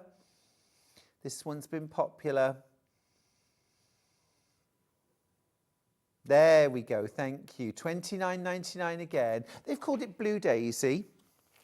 These look a bit like those Michaelmas daisies, don't they? I think Michaelmas Yeah. daisies or asters, yeah, absolutely. You've got those beautiful purples, all sort of pansy colours almost, those gorgeous purples, soft greens, and then those gorgeous kind of egg yolk and baby chick. Oh, Baby chick yellow. yeah. Lovely. Absolutely gorgeous. Oh, I'm going to have baby chicks soon. I'm about to start incubating some eggs. Have you got your... Yes. Oh, love it. Sweet. Love it. You had them before? Yeah. Oh. Yeah, love a little baby chick. I remember Beautiful. when I was a child, one of my mum's family relatives had a farm in Herefordshire, and we went, they got chicks, and I remember as a child sitting and they were just running all over me. I was yes. so excited. They're Yes, so lovely. they really are. They're gorgeous. Great Yeah. fun. Now, talking about being down on the farm, look at this one. This is all cross-stitch, but again, the crosses are printed, and you've got corn, you've got poppies, and you have got... Oh, now then. They're cornflowers. Cornflowers, of Yeah. course they are. That's a real classic combination though, isn't it? Yeah. It's that beautiful combination, kind of harvest time. Yes. Yeah. Completely beautiful. All cross stitch, this one, but not counted, not worked from a chart. Everything is printed on the fabric. You've got those wonderful woven borders. The edges are already hemmed. So when you've finished your embroidery, you're done. You don't have to start getting the machine out and start hemming edges. I love the finish that they've got though, because it looks like you've put a lot of work in. It's almost a bit reminiscent of some of those beautiful antique French tablecloths that you see in Yes. those really expansive kind of brocants. Yes. You know, so it looks like you've spent a lot of time and a lot of money on something quite a very high quality. So yeah, it's such good value. Totally agree. They are gorgeous. So that's the sort of like harvest time. Really lovely summer flowers.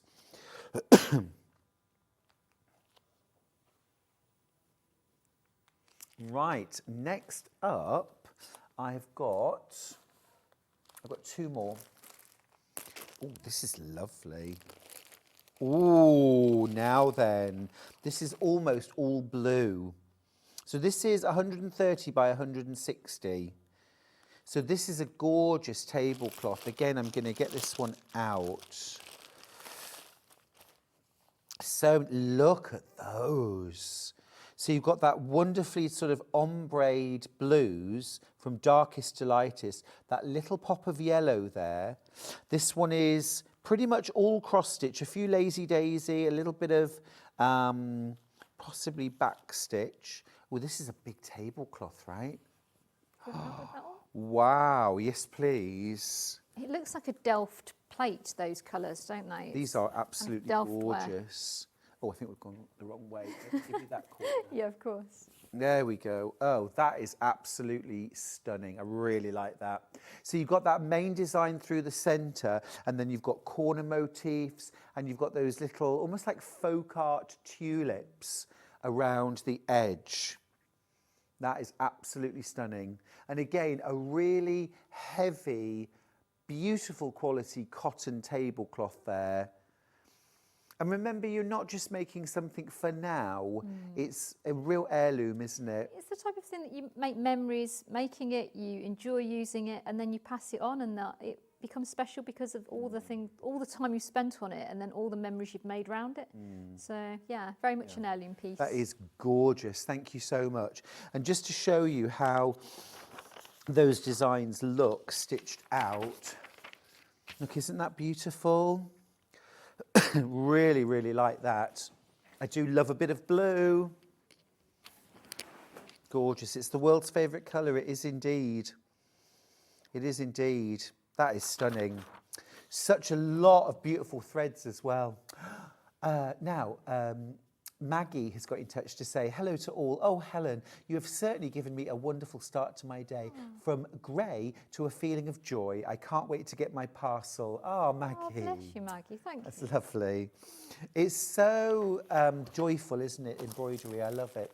Teresa from Newport's got in touch to say, my granddad taught me to embroider. He used to embroider cards for my nan during the war. Oh, yes, this was such a big thing, and they used it. Embroidery's been used as a type of therapy for years, and also, you know, the downtime while they were away, they made these souvenir cards. It was very, very popular in France, and in kind of silk and rayon threads. Yep. And if you think about it as well, that the threads and materials are quite hard to get hold of. sure. But you were spending a lot of time on something, and it could be quite small, so something card or postcard size. Yeah. And you'd send it home, and it showed how much you were thinking of them. Yes. And it was so beautiful. So I'm so glad you've passed on that tradition. It's lovely, isn't it? Yeah. It's lovely. The hand of the maker is in the finished thing. Jill from Cambridgeshire says, hi, I've inherited a part-finished tablecloth, which my mum, dad and I have worked on. I was 10 when I last did any. I'm now 65. I must finish it. Oh. Jill. That's the nice thing about embroidery, though. It doesn't go off. It sits there and waits for you. Right. So, you know, when you're ready to come to it. So it could be that you've been 10 and now you're 65, and it's still going to be the same, and you'll have the same joy from it. So pick it up, do some. It'll be great. I think that's really true. I love that. Right, our last kit are these beautiful roses. I kept the best till last, these gorgeous roses. So this is a runner. And it's 40 centimetres by 100 centimetres. We've seen a couple of these sizes, and you've got this beautiful cross-stitch motif, beautiful rose spray at the end, and then little sprigs down the centre, and then again that lovely spray of roses at the far end, all done in cross stitch. Remember, no counting, no charts. It's all printed directly on the fabric. It doesn't wash away, so you cover those crosses with your stitches, and the design is done. Very relaxed, very easy to work, and of course you do have a chart in there which tells you which colours go where. Absolutely. Yeah, that is just lovely. You get your needle included, literally add a pair of scissors. And when you finish the embroidery, you're done, because the edging is already done, the hemming, everything. Beautiful, $27.99. This has been very, very popular. Loads of these in baskets. And again, you know, something that you can work on over a period of time. Which one are you going to work on for us first? I've got one of the poppy ones. Brilliant. And then I've also got one of the spring tablecloths, which has got the cross stitch. So I thought we'd start with the freestyle embroidery first. Beautiful. So you can see I've got a sample that's already partly worked here. And you can see the poppies just have so much impact and pizzazz, you know, when you come into them. Can we see? We're just honing in. Maybe pop it back down on the desk. Yeah, that's fine. That's it. Yeah, a bit further forward. That's lovely. That's fine.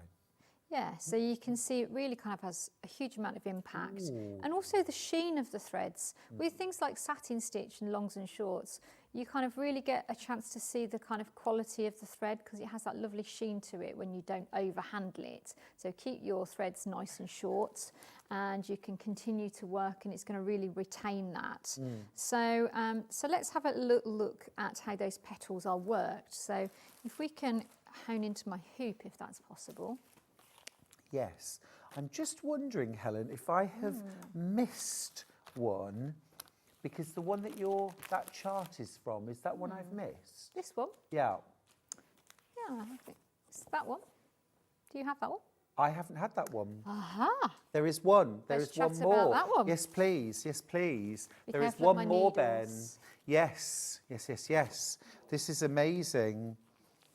So this little has got, extra bonus street. these are like wildflowers. There's cyclamen, there's dandelion. These are beautiful. Well, this one actually, when we were looking through them earlier on, was my favourite out of all of them.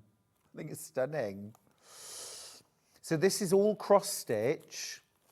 And you can see how it's printed on the fabric. I mean, literally relaxed, gentle, sit down and enjoy. And looks so easy to work. This is beautiful. The nice thing as well is that colour palette will go really nicely wherever you put them. So even if you think, oh, I've actually not quite put that stitch in the right colour, doesn't matter because it will still look lovely. Yeah, So- yeah, totally. And you get your chart, of course, which shows you exactly where to place your colours. If you want to follow that, if you want to be a bit more freestyle, you can. Now, I do need to just let you know this is way over allocated. There's twice as many of you going for this than we have. So if you want this one, be quick. Don't leave one for me. Right, I'll hand you that back because you're going to show us how to do a bit of stitching. I am, aren't you? yes. Thank you. Thank you. Great. So if we come back to this one, so what we're going to do is we're going to do some long and short, and it's just one row of long and short into the petal edge. So I've got 3 strands of the stranded thread, and we're going to work. So one of the things that you can do is they advise that you just work straight over that edge, and you're going to just vary the length of the threads that you're doing. Can we just, this is the poppy one rather than the wildflower. Yeah, thank you. And then what you're going to do is, as I say, you're going to work just with your stitches next to each other, and you're going to come up in the petal shape at varying heights and go down just over the design line so you get a smooth edge. Now, you just turn slightly as you're working round. Oh, it's very satisfying, isn't it? It really is.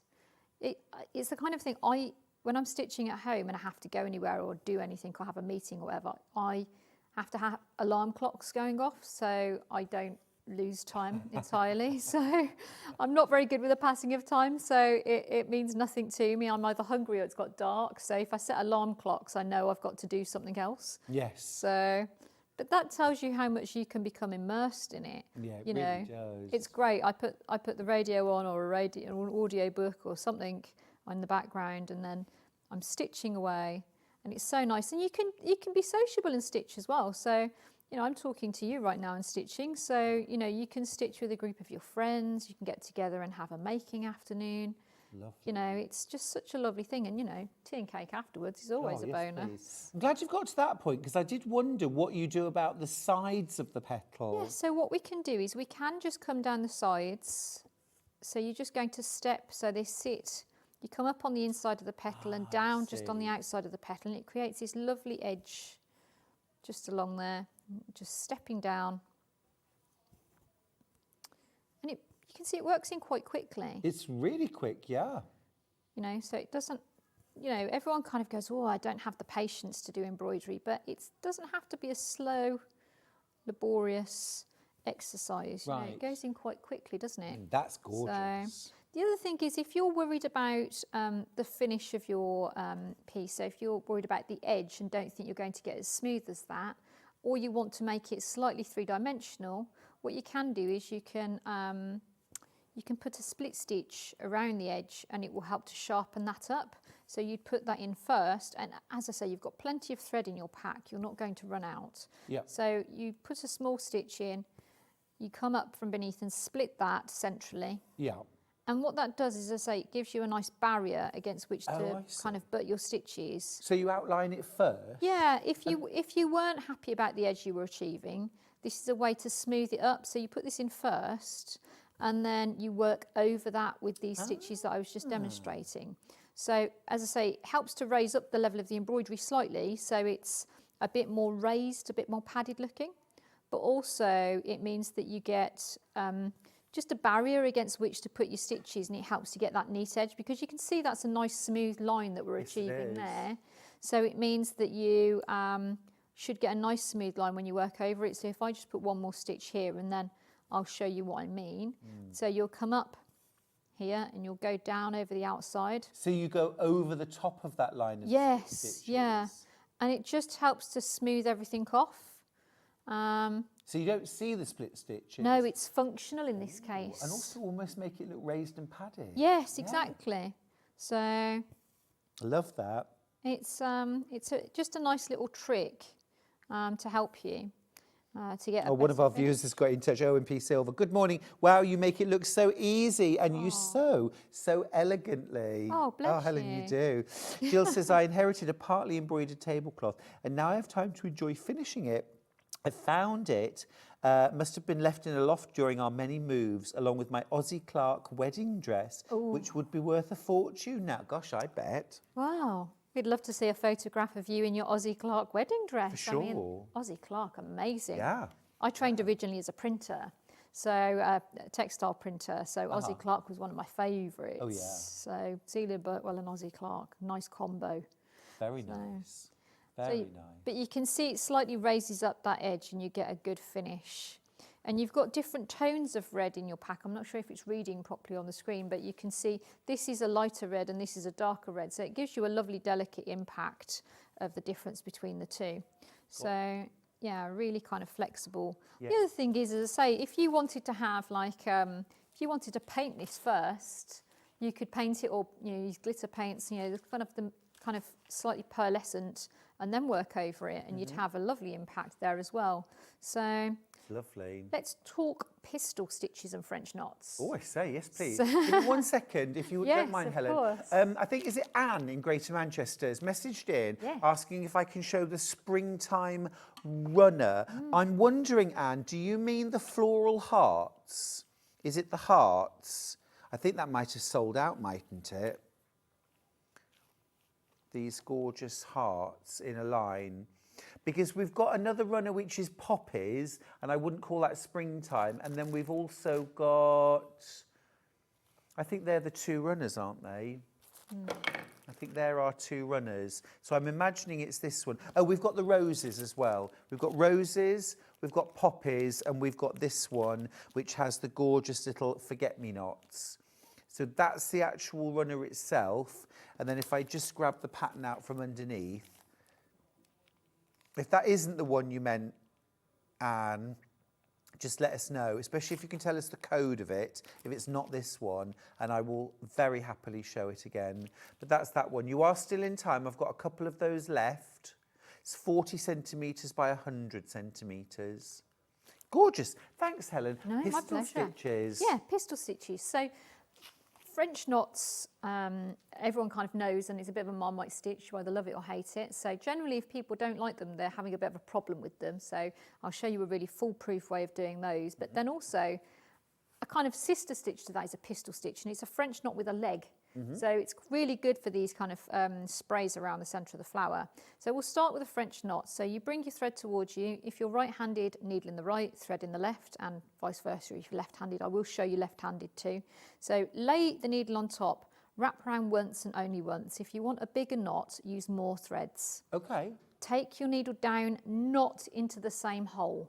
So you want to be just next to where you came up, not sharing the hole, because it's really easy to put it through to the back. Then pull the twist to the face of the fabric so that you don't end up with a little kind of bunny ear, like a loop, and then pull all the way through. And the difference between this and its neighbour is then only the tension to which you pull it. So if you pull it tight, it's going to be tight and small. Got you. If you leave it a bit loose, it's going to be a bit longer. And then what you can do for a pistol stitch is you come up on the line, you travel round the needle again, but instead of going down next to yourself, you go down at the top of the line, and then you simply pull through, and the knot's at the top of the leg. So it's nice and straightforward like that. So I'm going to repeat that.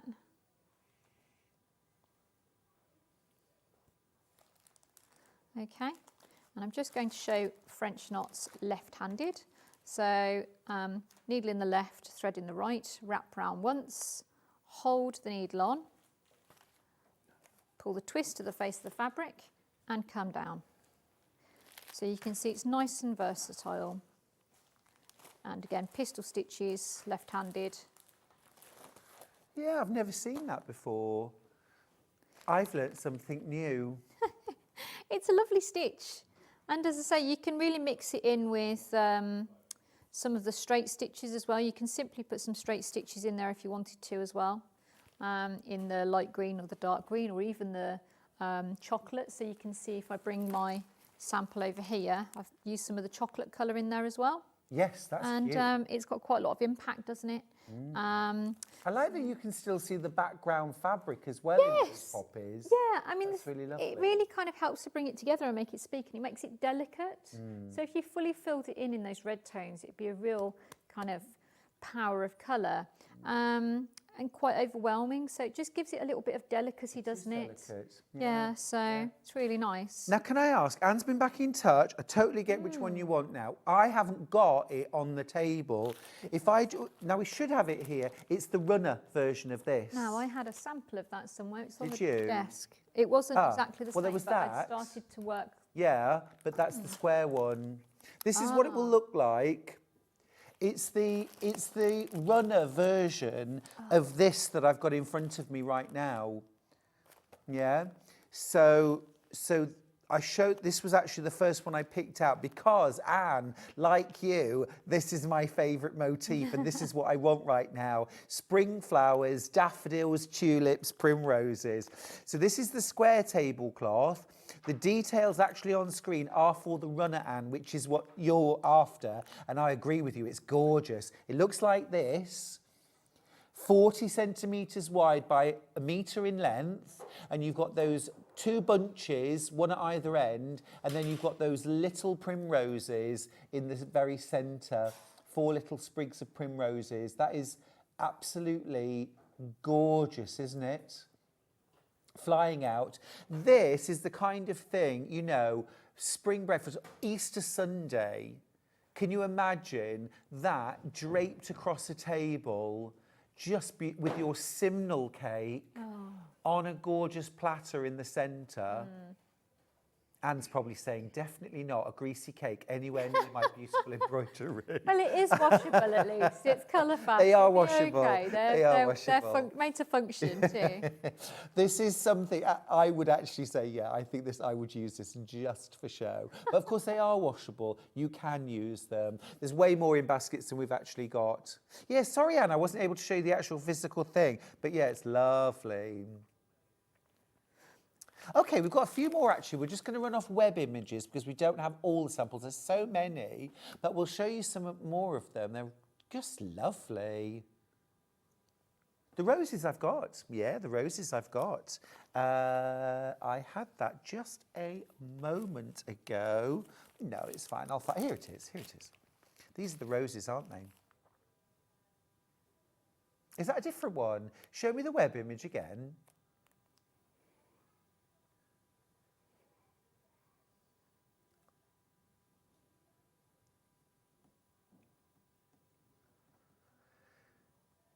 The table runners are really, really popular. It's such a nice thing to work on, isn't it? $27.99. Now, the graphics are not for this, no? The one at the back? Okay. Lovely. Yeah, beautiful. Do you know, though, I think I could literally, happily make any of these. I could almost do a lucky dip, and they're gorgeous. We've got the other part of it as well, which is the square tabletopper. I'm sorry we don't have all of the physical samples here. That one. Oh, we do have that one. Square one I've Oh, got. great. Ah, thank you. Oh, yeah, this is pretty. This is really pretty. This is kind of like, can you get really close? This is like your folk art, almost like barge-style roses, isn't it? It is. If you pull the piece of card out, you'll see the design on the back's bigger. Oh, that's a good idea. Yeah, I'll do that in a second. Can you see? That's lovely. And I'll just pull the card out so you can see. Oh, yeah. Really lovely. That's Looks like something from kind of Jane Austen's house, doesn't it? It's that beautiful kind of Regency blue and delicate dusky pinks. Yeah, the colours actually are really kind of vintagey and soft. Yeah, they are beautiful. And this is the square, 80 centimetre square. And you've got, look at that beautiful frame, all done in cross stitch, this one.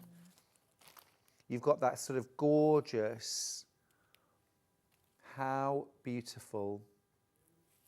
Sue's got in touch. Hiya, Sue. Thanks for showing us that lovely table runner. I jumped in and got it. Fabulous for my new sideboard. Oh, Sue, send us pics when you finish. That sounds lovely. I just love things like this. It's so beautiful. I love the idea of textiles that you are meant to live with as well, you know. So sometimes we can be really, really precious about our textiles, and that's understandable because we spend so much time and, you know, so much effort on it. But also the idea of textiles that are part of our lives that we live with, you know, so using the quilts on your beds, using the table runners on your tables and having them and enjoying them in your life as well. So absolutely, totally agree with you. Now, I've got something which is a little bit more open-ended. So for those of us who have got maybe books of motifs, I've got loads of those books that have got like 500 floral cross-stitch motifs. So this is a table topper. It's 90 centimetres wide, and it's such a clever design. I'm just going to show you. So what you've got here is you've got the border, and it's all hemmed, and then you've got this beautiful circle in the centre with almost like a sort of polka dot, like a dobby weave, and then around the outside, I don't know, can you see this at home? Or I can see it in real life. All of this section here, okay, this is Ada. Can you see that? This is Ada. This is the sort of dobby weed, and this is the sort of standard weed. But this is all Ada. And this runs all the way around the circle. So what you can do then is you can go to your cross-stitch motifs, pick your own thing out, and you can stitch it onto the Ada. So there you would be working from a chart, but you could literally stitch anything. yeah, and I think sometimes people like to graph their own, don't they? So you've got programs that you can use, but even you can go old school and get yourself some graph paper, get your colouring pencils out and actually map out, you know, That's a something nice special idea. for yourself. Yeah. You know, so it's a really nice way of spending your time. Anything that involves colouring pencils, I'm on board for. I agree with you. Yeah, I agree with you. Yeah, use squared paper. Yeah. But that's the size of it. Look, there we go. And then if I just fold it down into quarters, and then I can show you, but those quarters, it all links up. So this is your working area. All of this is all Ada, all of this section. So you've got quite a big section. Now I'm thinking big roses and then smaller flowers and leaf sprays that go off.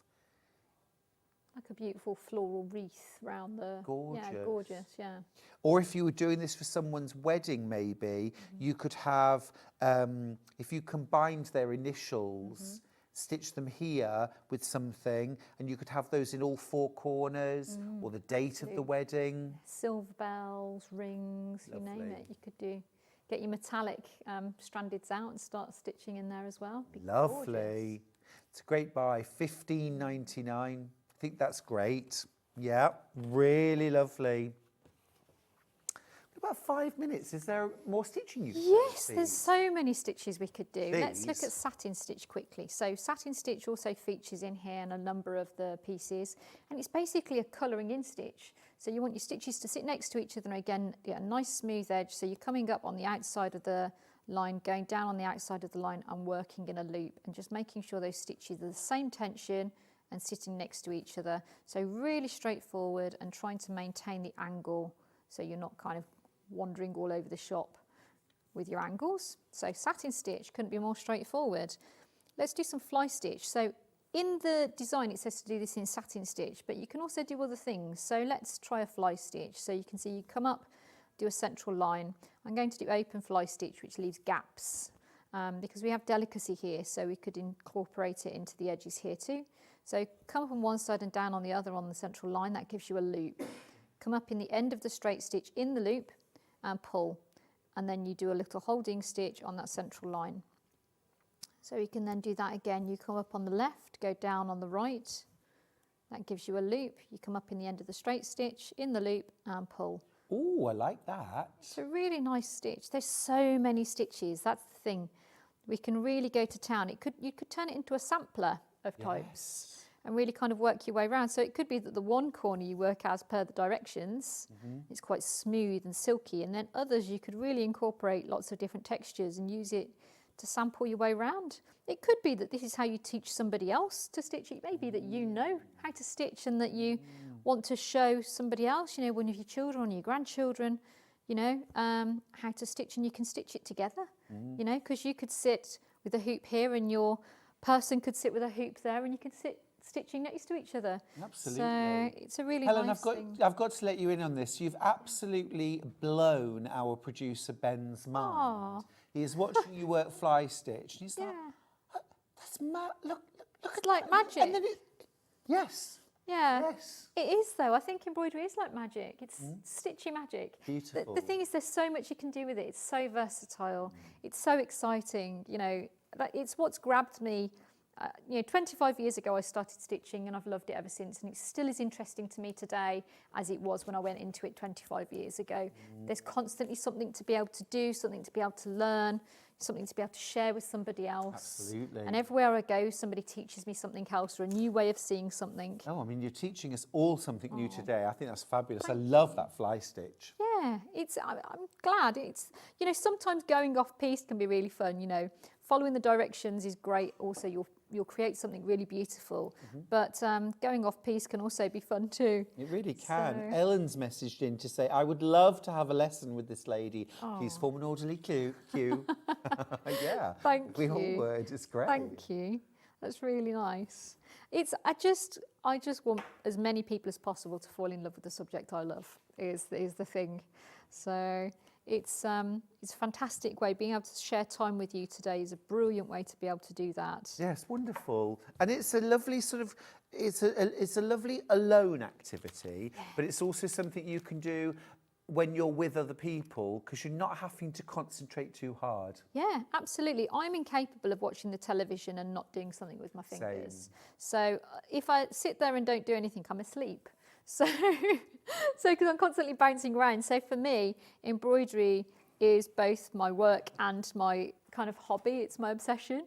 So yeah, it's constantly something is being made. But you can see with this, I mean, you can see the lovely textures we've got up here. So I did a chain stitch up here and then whipped it in a slightly different colour. And then we're doing the crosses over here. So you just want to try and be consistent about the way that you cross over. But having said that, if you do one cross that's not the same, nobody's going to come to your house and be like, oh, that's not the same as the others. And you can see it's really lovely because you've got the darker ones at the bottom here, the darker pinks, and then you'll start to ease into the lighter pinks towards the top. Is that clover? Yeah, I think so. Gorgeous. Always used to grow in our garden. It used to be really pretty. It's so clever the way that look is achieved just with two different colours. Absolutely. It's so pretty. Can I just mention as well the hoop that Helen is using? This is lovely, and I would grab this today while you can. This is a lap hoop. It's a seat frame. Do you want my constructed one? Oh, that'd be amazing, thank you. So this goes together really easily, and you do get instructions for how to put it together, but it goes together quickly and easily. Yeah, this is the one I carry around with me in my bag. Awesome, thank you. So this just goes on your lap and you tuck it under your leg, and then you've got your hoop that just fits in like so. And you can just have it then at whatever height suits. You can have it on the tabletop as well, but that just works beautifully there. $21.99, really, that's an exceptionally good price, I think, for that. So if you haven't already got a hoop and you fancy a lap hoop, these just normally, they just tuck under your leg and you just hold it in place, and then you can work in your lap. Thanks ever so much, Helen. That's pleasure. been a gorgeous hour. Thank you. We're seeing you in an hour, aren't we? You are, yes. We're Very going much to be so. doing a bit of beading. So we're going to be doing, there's a bit of beading, there's some hardanger, so that's nice. Gorgeous. And then we've got some tools as well. Amazing. Thank you for that. Right. Now, don't go anywhere, because after the break, are you ready for lesson 2, masterclass 2, It's almost sold out on pre-order. If you want to get the physical instructions, bob on now and get them. Downloadable instructions too, if you prefer. We've also got kits. It's Free Motion Masterclass with Delphine Brooks after the break.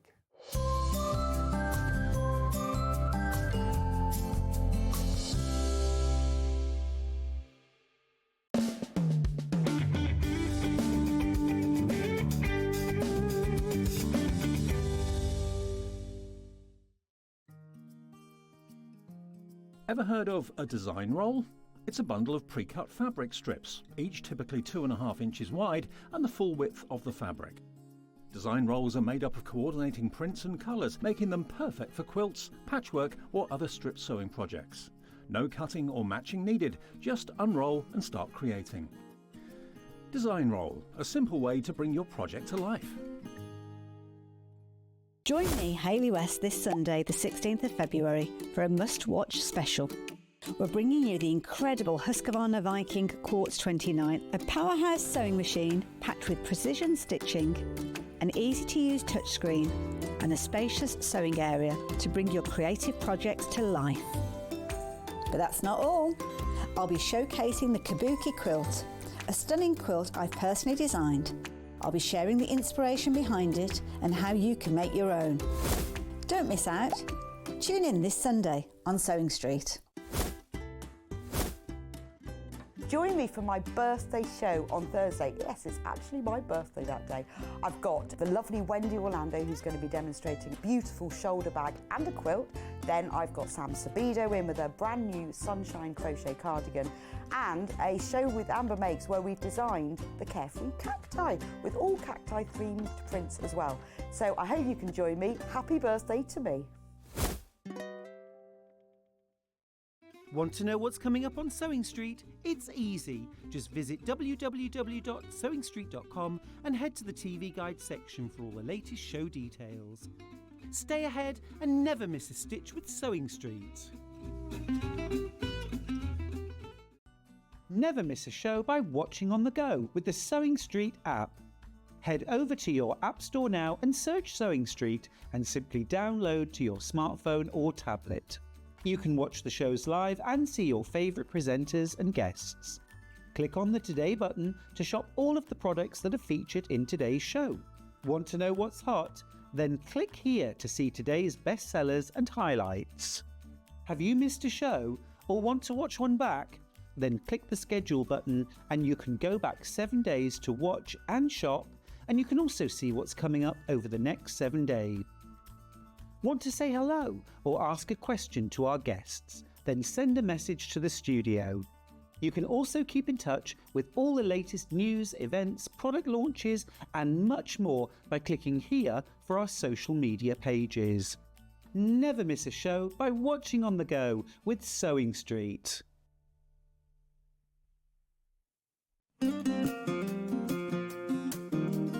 A little tip for when you're measuring yourself, either for making a pattern or for buying shop-bought clothes. Take a piece of elastic because it's really important to find where your natural waistline is.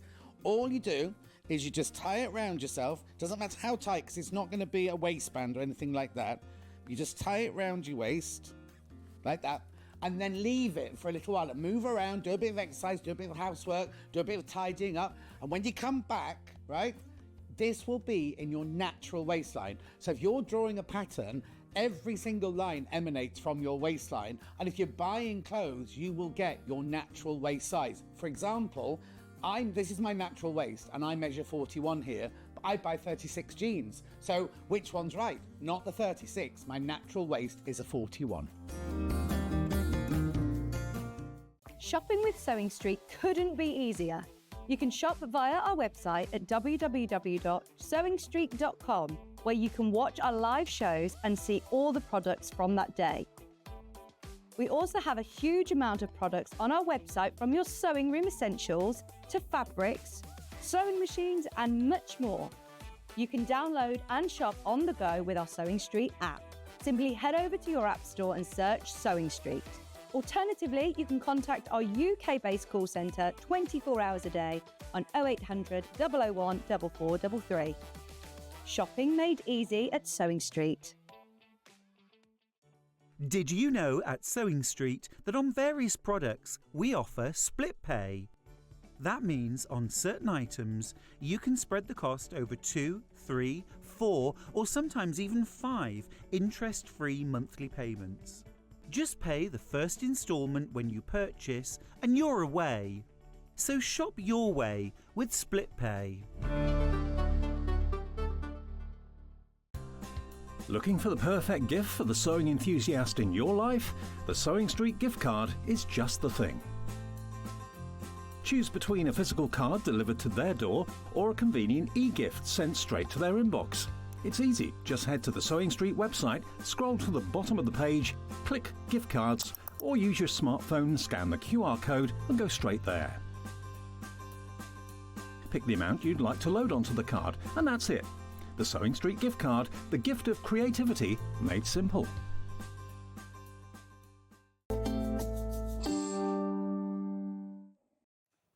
Oh my goodness. I think you might have destroyed the internet. No. You've been going absolutely wild. I've been asking for ages, when are we going to have Delphine Brooks Masterclass Free Motion 2, Part 2? Definitely. And it's today. Yep. A lot of people have been asking for it's Delphine Brooks, everybody. Can I just mention, I have got low double figures left of the physical instructions. There's 137 in baskets. I need you to check out, please. Let's get on with that. Let's get baskets checked out, and then let's sit down and learn from one of the most fabulous free motion quilters I know, Delphine. Oh, you're very kind. This is absolutely gorgeous. And these are the kind of things, these are the kind of skills that you're going to learn in Masterclass 2. Yeah. Tell me about the kind of things that we've got in this. So the feathering is very popular. That dates back hundreds of years, you know, with doing the feathering. And a lot of people are quite scared of how to do it. There are many ways in how to actually do the feathers, but today we're going to concentrate on the bump back method, which is very, very simple to learn because it's got that repetitive muscle memory, but it's also very good to fill lots of spaces. And also we're going to concentrate on the colouring in. So obviously with this one, I've used a darker thread just so you can really see it. Yep. But if this was done with a matching thread, it's also very forgiving as well. So you're going to be learning. So what we actually learn in Free Motion 1, you know, it just covers all the basics. Once you've honed in those skills, that's when you're definitely ready for the next level. Or if you already do a lot of free motion but haven't taken it to step 2 yet, you can jump straight into this. Yeah, absolutely. It's all about progressing your skills. And of course, the way you can use these in your quilts, cushions, oh, I mean, it's just amazing. I am down to my last 11 instructions, 10 now, 154 in baskets. Let's get everything checked out. And then we'll see if we can do a plan B. We've got digital. I've got 7 physical patterns left now. We've also got some kits and they have physical patterns in. We've got 3 of the physical patterns left. What have you done to us, Delphine? Well, just wanting I'm going to call that sold out. Here, you have that. Oh. Okay, that is sold out. 2 minutes and 4 seconds. Delphine, I am just going to mention at this point very, very quickly, Masterclass number 1. Yep. Because if you've just tuned in or perhaps you didn't get involved with Masterclass number 1, but you're thinking, hey, I want some of that, you need some of this first, am I right? It just goes through the basics. I do touch in volume 2 about some of the basics that you need, but if you're completely new to free motion, you definitely need to start off with number 1 first. This is going to talk about preparation, easy skills. Yeah. Listen, we are working on a plan B for those physical patterns. You are naughty. Yeah, it's good. It's fabulous. It's fabulous. And of course, this is the holy grail for every quilter, isn't it? Being able to quilt their own quilts successfully and stress-free. So learn from the best. This is Free Motion Masterclass number 1. This is all your basics. But of course, there's nothing basic about Delphine Brooks. Everything you do looks amazing. Oh, you're very kind. Even when it's using simple skills, though. Yeah, it's just, I like to show that everything's achievable. It doesn't have to be really complicated. 100%. 100%. So, if you haven't already, get yourself Masterclass 1. These are the physical patterns. Lots of you checking out on this. I'm going to show you the kits now because they have a physical pattern in them for Free Motion Masterclass number 2. That's all those gorgeous feathers. Yeah. Love it. And lots more, of course. Let's start off with the one that the examples actually worked in, which is this beautiful duck egg blue. Absolutely beautiful. Now, this is linen texture from Macawa in a beautiful duck egg blue or baby blue. You've got a metre of that. You've also got a metre of... Is this our quilter's calico? Yeah, no, I think it's just... Seeded natural cotton. Oh, yeah, it's one of those. Yeah. And then you've also got physical instructions. Now, this is not 2 sides of A4. No, it's 30-odd pages, over 5,000 words. Wow, this is a book. Yeah, it's a book. Delphine. Yeah. This is a book. Can I just move that Sure. very slightly over? Thank you. I'm just going to move everything over very slightly. Right. So look, I love this because you've got all about you preparing, all about talking about speed. So still some of those basics covered, and then we get into the depth of the masterclass. And how would you suggest people approach sort of taking this course? It's really a Literally, course. just obviously, if you do the first one first, because what we do, we sort of revisit. So we revisit some of like the stippling and the circles, and also how to do the lattice. But it's also going back to those old skills and how we can enhance them and take them to the next level. So if I was you, I would literally start right from the beginning and work through it like you would a normal course, really, because obviously the feathering is the more tricky. But I say tricky, once you've done it a couple of times, you would have mastered it anyway. Yeah, it's all about learning the right techniques, isn't it? The actual practicing and refining is just a bit of practice, but you've got to learn the basic skills first. Yeah. Just need to let you know that there's way oversubscribed on this duck egg blue, like about 8 of you more than we have. Okay, so check out your baskets. I'm going to show you the other colours so you can make an informed decision.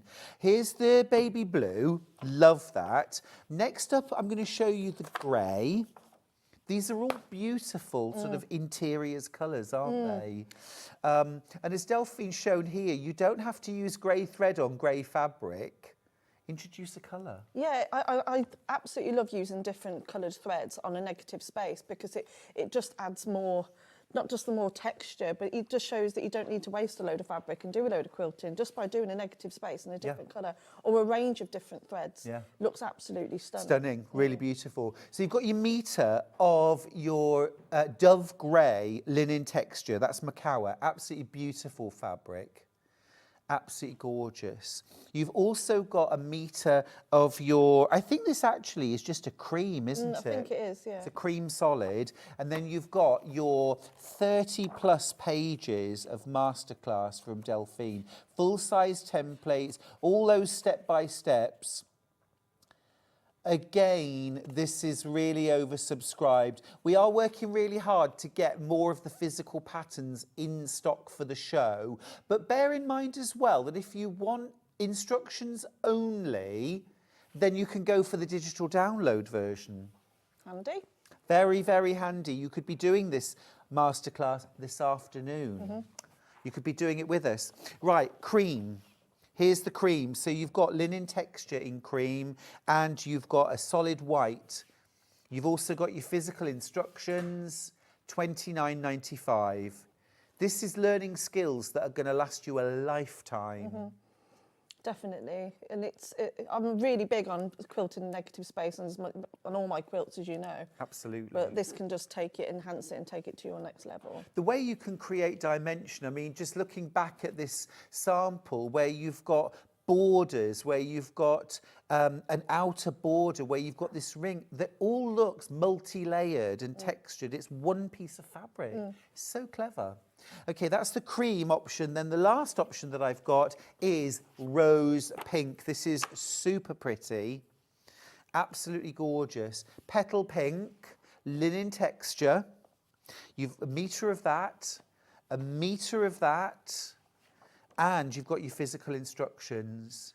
So this is to actually make up the cushion, the whole cloth cushion. Yeah, so I only did it as a cushion really just to show how the quilting really stands out. But otherwise, I'd like to make multiple and make it into a quilt. But we've given you the metre because you can also do your practice pieces as well. So there's loads of fabric. And you've got all this cream as well to practice on. Yeah, you can use it on or use it as backings. So, Fabulous. Yeah, so you might not even want to use that. You might just want to use something out of your stash and keep that for another project. Yeah, totally. What would be really nice is if you practice using a darker thread on the coloured fabric, and then once you feel confident, you can use a matching thread to the cream. So darker first, so you can really see what you're That's doing. the whole point, yeah. So I always recommend don't go straight in with a matching thread because you won't be able to see it. No. The whole point of these type of masterclass, these lessons, is to be able to see your mistakes because if you don't see them, you're not going to learn from them. So that's a really right. good point. It's a really good so point. So you want to see all of those mistakes. It's the whole. That's the whole point of learning. But then the minute you go to like a self-coloured thread, it's like, oh, I suddenly got 10 times better at quilting. Exactly. Yeah. So it's a confidence boost as well. Yeah. Now,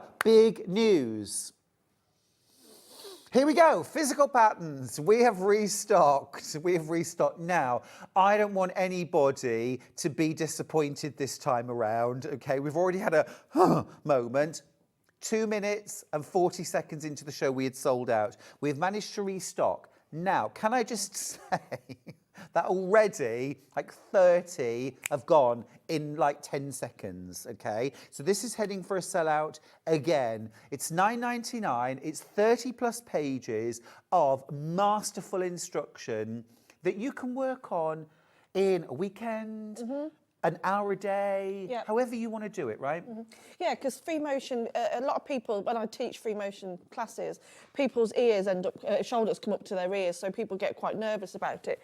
So it can be quite a physical thing. So if you're very new to it, just take your time and don't beat yourself up. Just the main thing is just make sure your machine is completely ready for what you're about to do to it. Make sure you read your manufacturer's instructions to make sure the machine's ready. And get comfortable with being in control. This is the thing that I think sometimes I'm more afraid of what my machine can do without me in charge. With free motion, you're in charge. Now, already over a quarter of the stock gone and in baskets, and we've managed to restock this, but this will be it for today, I think. When we've sold out of these, that will be it for today. So if you want physical instructions with full-size templates throughout, and I tell you another thing I really like about your templates, these are a good, solid line. These are going to be easy to trace off. If we want to trace and follow these exactly. But equally, you could just use guidelines from your patterns. And then free motion in between. You could make up your own design. So I've just given you, all the basic templates that you need, and you can just add as many or as little designs as you want to, because you're going to be learning so much through both course 1 and course 2. It's all about the technique, isn't it, Delphine? It's all about the technique. If you've ever looked at quilts, say at Festival of Quilts or here on air, and thought, how on earth, where do you start? This is where you start from nothing, from standing still, to feeling confident, to free motion, and this is where you progress to. I taught free motion quilting for years as well, Delphine, and that was what people wanted to learn. They're like, I know I need to practice, but practice what? Give me some lessons, give me some steps. And you've done that in your 2 masterclasses. You've given us the steps. Don't miss out, okay? An absolute ton of my stock, seriously, a ton of my stock of the restock has gone, okay? How many in baskets now, Ben? Wow, okay. So we're already approaching 50% of that restock gone. Thank you very much. I'm looking forward to seeing feathers all over the Sewing Street fan There's going to be feathers on everything. But it's not just about feathers, because if you can quilt feathers, you're learning to quilt curved lines and backtrack. And actually, that is peacock feathers, that is feathers, that is just about every motion. And a lot of backtracking is a lot of people just getting that accuracy as well. But again, if you do it in a matching thread, it's very forgiving. It's muscle memory, isn't it? That's all it is. It's like with anything we do. When we go to the gym or learn a class or anything, the more you do it, the better you'll be. I'm glad you've brought up being at the gym as well, Delphine, because the warm-up is as important as the workout. Yes, of course. And it's the same in quilting, isn't it? Yeah, definitely. What sort of things do you do to warm up before you actually start? What? I don't mean like physical. What, I'm in the gym or for this? Both. Have a gin. No. No, it's again, it's just a confidence thing. I think a lot of people are like, oh, I'm not in control, and people keep stopping and starting. But the worst thing you can do is to do that. You want to keep the speed consistent throughout.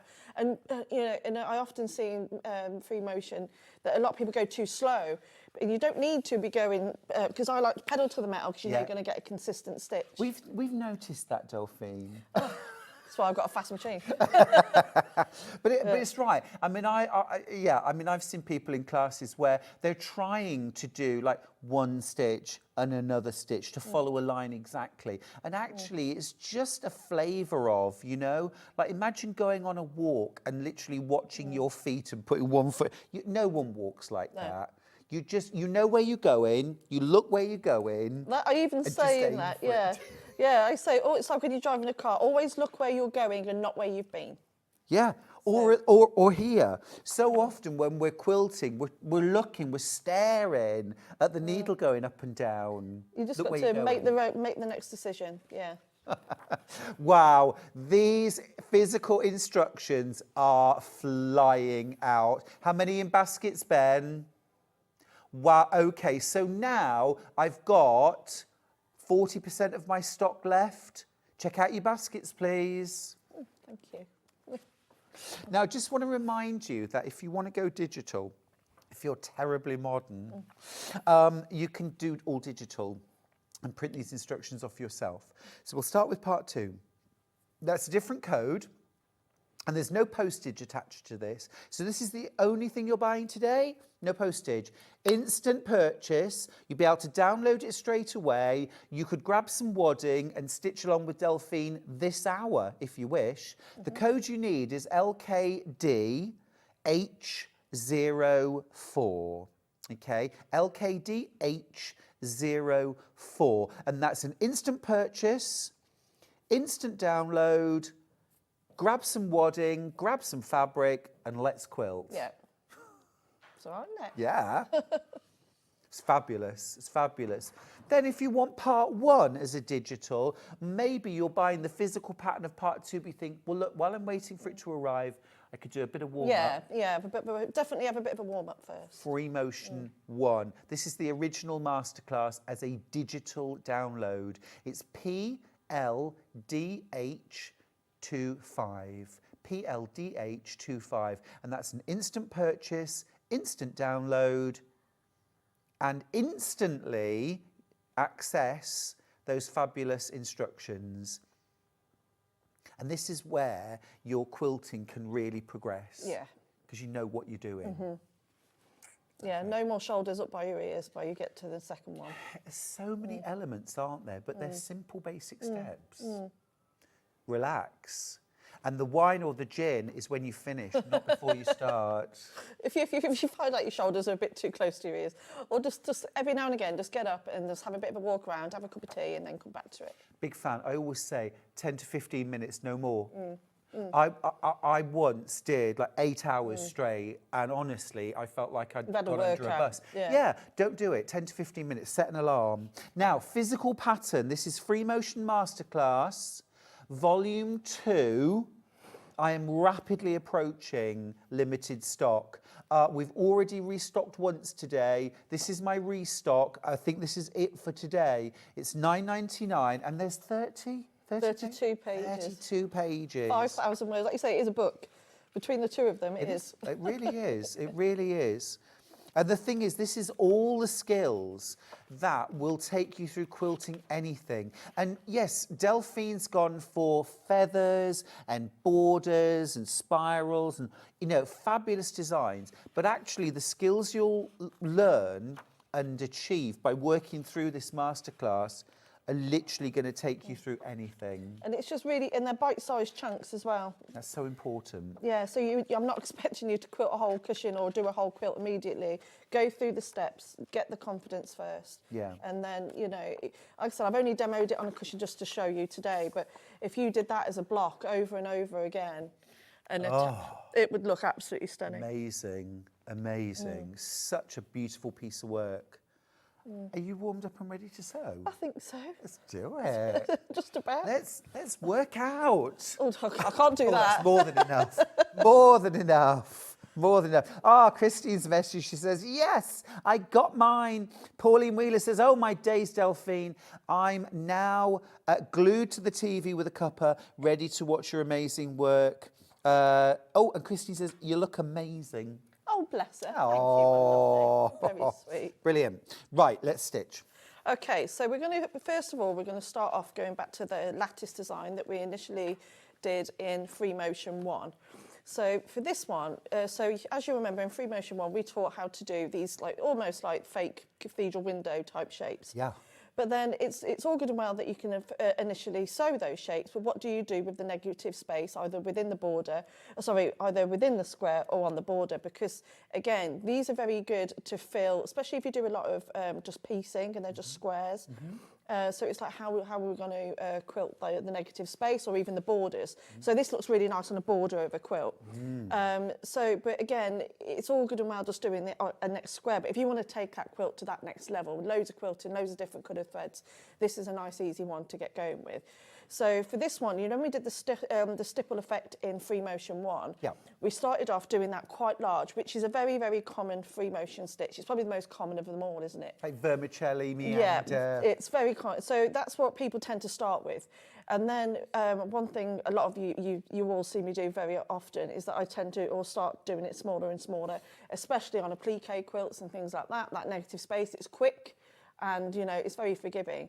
But then having the confidence to take it even smaller. So, you know, when we see the incredible miniature quilts, say at Festival of Quilts, and it's like they're colouring in with thread. Well, that's what you've done here, though, isn't it? Using red thread on top of the grey background. It's actually introducing colour, not just a line that you only see when it's close up. You would see that from a distance.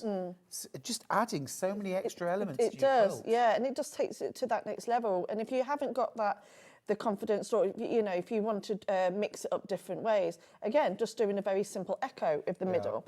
But what makes this one a little bit trickier is because you're also echoing a square with a curve and not just a straight line, because we did learn straight lines in Free Motion 1. And then again with this one, this is that you can get templates, you can draw these on, but also with this section, being able to have the confidence to get the symmetry from one side to the end. Just by having the confidence to keep the symmetry. It's beautiful. You can draw it on, but just giving it a go. I mean, once you nail it, that's when you are going to go, right, let's go up to the next one. I always say if you can draw it, you can quilt it. Yeah, so definitely. draw it first. You a fan of drawing? Yeah, I do some, well, it depends how busy I am, but... You just crack on. I'll just get on with it. You just crack. Check out, won't you please? I don't want you to miss out again. And then the straight stitch, very, very simple zigzag. Really, really quick, really, really simple to do, especially if you're short of time or you just want to add a bit, but you know, if you do them in different directions, you're just going to add even more interest to your quilt. So, because you're showing this inside wine glass quilting, but this could be a square, a triangle, a rectangle, a border. Anything. Yeah. Yeah, anything. So, so we'll get cracking. What we'll do, I'll show you how to just do a line of those. And this, actually, what you're learning in this could be your next 10 quilts. Yeah. Just from this one lesson? Just from this one, yeah. And then again, being able to go from a larger space even into the borders. And so say if these were fabric... That is so cool. I just have a look at that. That is gorgeous. And the ribbon candy inside these ellipses, it's beautiful. But it's being able to sew it within a really restrictive space. And I think, because when we say free motion, it is, isn't it? It's free, but when you've got that border that you can't go over, and it's almost like when we're colouring in, like when we're kids, you know, staying in between the lines. Right. So you've got to colour between the lines, which means, you know, you're a bit more restricted. Heather from Staffordshire says, purchase both in digital format. So modern, Heather, I love it. Free motion is scary. Doesn't have to be. Hopefully this will help me conquer the fear for sure. Looking forward to demo now. Looks fantastic. You're going to crack it, Heather. I know you are. Bless her, yeah. Hi, Delphine and Stuart. I managed to get free Motion Masterclass 2. Got number 1 already. I'm so excited. I can't wait to receive it. That's Christine. Well done. Oh, thank you. Mum. Another one. Lots of love. Morning, lovely people. Thank you, Delphine. This is just what I needed. I'm printing off my digital copy as I type. I can't wait to get cracking. Oh, bless her. Oh, brilliant. Let's get cracking. Let's do it. Right, so I'm just going to grab a couple of bits of fabric. So I'm going to start on the cream today so you can really see it. So I better not make any mistakes, had I? So if I just grab, if you grab a light box. Yep, I'll grab the light box for you. Like Stuart said, the lines are so thick, so bold, that it will show through the fabric anyway, or just put up against a window. So I'm just going to, where's the instruction? Yep. So you can just, you don't need to do, follow this, or where is it? So with this one, so you can draw the actual lines on, but if you see just underneath that square, in a lighter shade, we have just got the square itself, which is what I'm going to show you. So you don't have to do the curves. So basically, you've got 2 lessons in one here. You can start off by drawing the curves and following that exactly, or do it from your own and go straight onto a square. So, but I've not drawn those very well, but it doesn't matter. So it's a friction pen, so it doesn't matter. I can. Well, the other thing as well is, Delphine, that some of our piecing isn't necessarily square either. No. But this you can adapt. If your squares are a little bit off, your quilting between the corners, it will make it look square once you've quilted it. Yeah, or you could even, if I got a ruler anywhere. I can grab you a ruler. Have you got a ruler? Yeah. How big do you want though? I've got a small square. That'll do. Yeah? That'll do. Not doing anything on the big. So if I move that out of the way. Okay. So, and again, you could even do this now at home if you wanted to. So, you know, just make sure your machine is nice and clean. Very important that you keep a nice clean machine. Make sure there's no lint. Use a decent quality thread as well.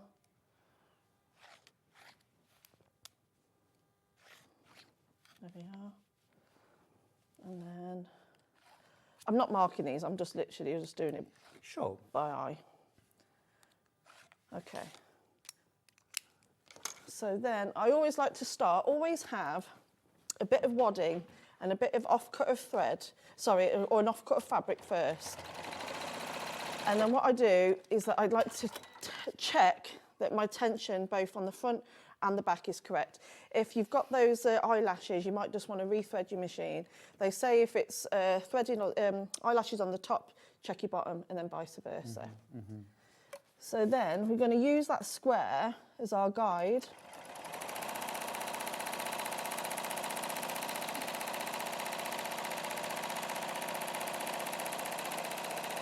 And then we're just going to sew our curves on. And then always try and keep your machine in the needle down position if you can do that.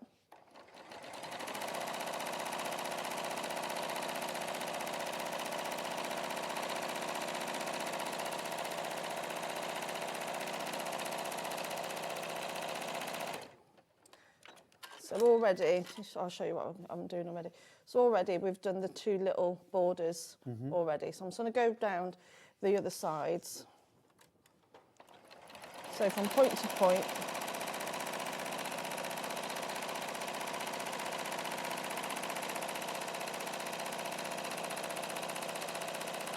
If I was doing this as one big one, what you can do is you go around all the outside and then you can cut back in and cut back in, so you haven't got to keep cutting your threads. But don't get hung up about things like that. I know a lot of people get very hung up about certain things with free motion quilting, and starting and stopping is one of them. You know, you can start and stop as many times as you need to. There's no rules here.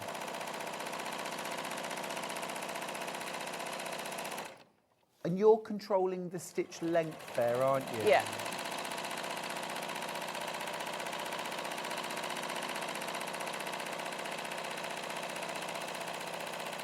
Now keep checking out your baskets. There are about 150 of you with the instructions in your baskets. I don't want you to miss out.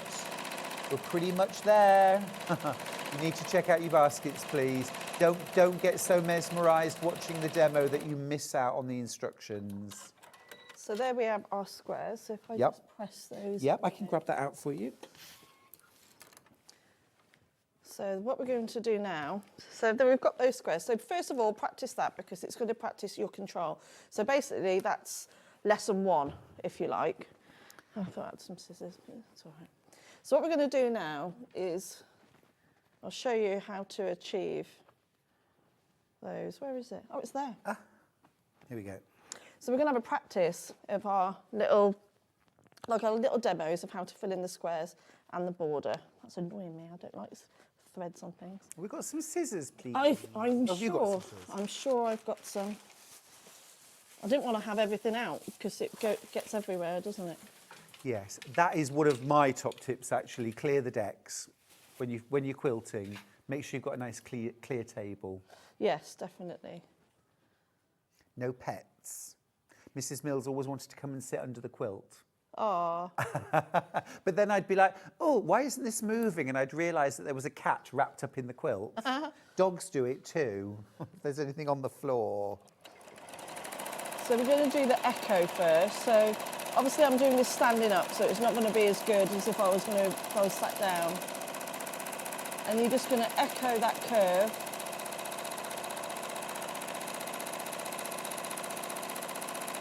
And again, forcing you to look where you're going and not where you've been. Don't worry about it. I'm not saying I'm using a very dark thread. And I've got a rather shaky left arm at the minute, so... You have a good excuse. I've got a very good excuse, yeah. And I had physio yesterday, so, Oh, are they putting you through it? Oh, yeah.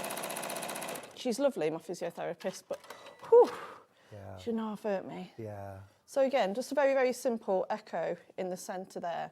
So now we're going to do our zigzag. Lovely. And of course, this way you're learning to zigzag from one point to the next.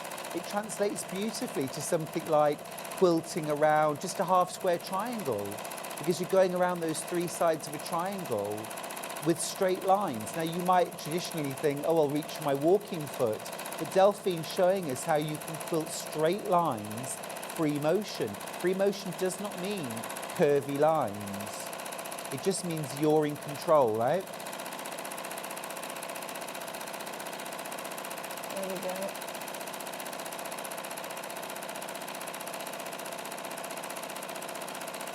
And teaching you to not go over the line as well. So again, very, very simple. Oh, that looks gorgeous. And a very, very quick way to... Very, very quick way as well to fill in the negative space. Actually, So, really nice having blank and filled in the same... yeah. Love it. And then what we can do now is show you again how we're going to fill in the borders. So go into that smaller space even more. So it's you're even more restricted of those lines. So we want you to be restricted because that's how we're going to learn. And then if you go over the line, you're like, so what did I do wrong then? So another good tip is, if you've got the means to, is to video your hands and your fabric when you're doing it. So if you say, what was I doing? What was that mistake? Did I cough? Did I breathe too hard? Or did my foot slip? Or was my consistency different? Did I come off the pedal a little bit? Yeah. So there's lots of different... Or just lose concentration. Yeah, and it's very easily done. So, so that's a good tip as well. So I think again, this is where bite-sized, not just when you're practicing, but when you're quilting quilts, 10 to 15 minutes is enough. And then again, so staying within those lines, keeping the speed consistent.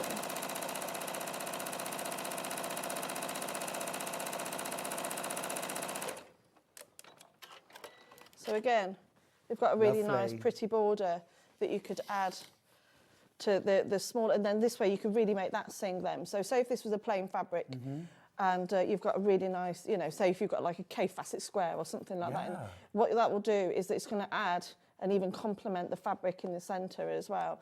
And especially if you've got an extra bit of wadding under there, that's going to really make this stand out. Yes. So if that's your star of the show, this is going to help make it even more profound and stand out more. It's fantastic. Details on screen now are for the physical pattern. We'll give you the digital as well. Let's give physical first. BWD H83. And for that, remember, you're getting 32 pages of masterful instruction. You're getting introduced, even if you haven't done any before, you have got your basics there about how to get ready, how to prepare. Although I would recommend, and I think Delphine, you'd recommend Free Motion Masterclass #1. But then it's going through all those basics, all of those lessons that you're going to work through to improve and learn your free motion quilting. Feathers, working with grids, cross-hatching. I mean, feathers are just such a traditional and beautiful motif. You could make this very achievable, very achievable. Now, if you haven't already done the Free Motion Masterclass #1, we'd recommend that. Yeah, definitely. Yeah. A physical pattern this time, again. Physical pattern. Lots of you going for this. Lots of you going for this. This is Free Motion Masterclass #1. Absolutely full of instructions. How to do the perfect vermicelli, clamshells, bubbles. Love that modern quilt. That is gorgeous. Absolutely beautiful. You could quilt your next 5 quilts with that. You're learning skills here for £9.99 that could save you hundreds and hundreds of pounds rather than having your quilts long-armed by someone else. Do them yourself. Look at all these gorgeous designs. Absolutely brilliant. Now, if you prefer digital downloads, let's do digital downloads. Free Motion Masterclass #2. So this is moving on. This is where do we progress to? Yeah. Yeah. Where do I go now? £9.99, but no postage charge, and it's an instant purchase and download. LKDH04. All right, that's the digital download for Masterclass 2. But if you want to start with basics, start with your first steps, then you need step 1, Masterclass #1. Possibly your most popular class you've ever done or pattern you've ever done, because everybody wants to be able to quilt their quilts. PLDH25. Brilliant. Thank you. So I'll show you a little bit of how we're going to really colour in now. So taking that stipple of it, we're going to do it really small. And what you don't want to do is go over the lines. So I'm literally just using my fingers, moving the fabric ever so slightly to fill in this space. I'm just going to do it a little bit looser than normal, just because of time-wise. Yeah.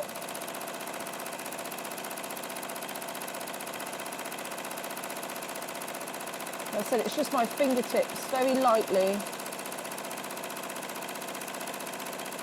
Doing tiny little swirls. But if you've done the Masterclass 1, you'll be a whiz at this by now anyway, because we start off really big and then we get smaller and smaller, so... Because you've been practicing, right? Yes, exactly.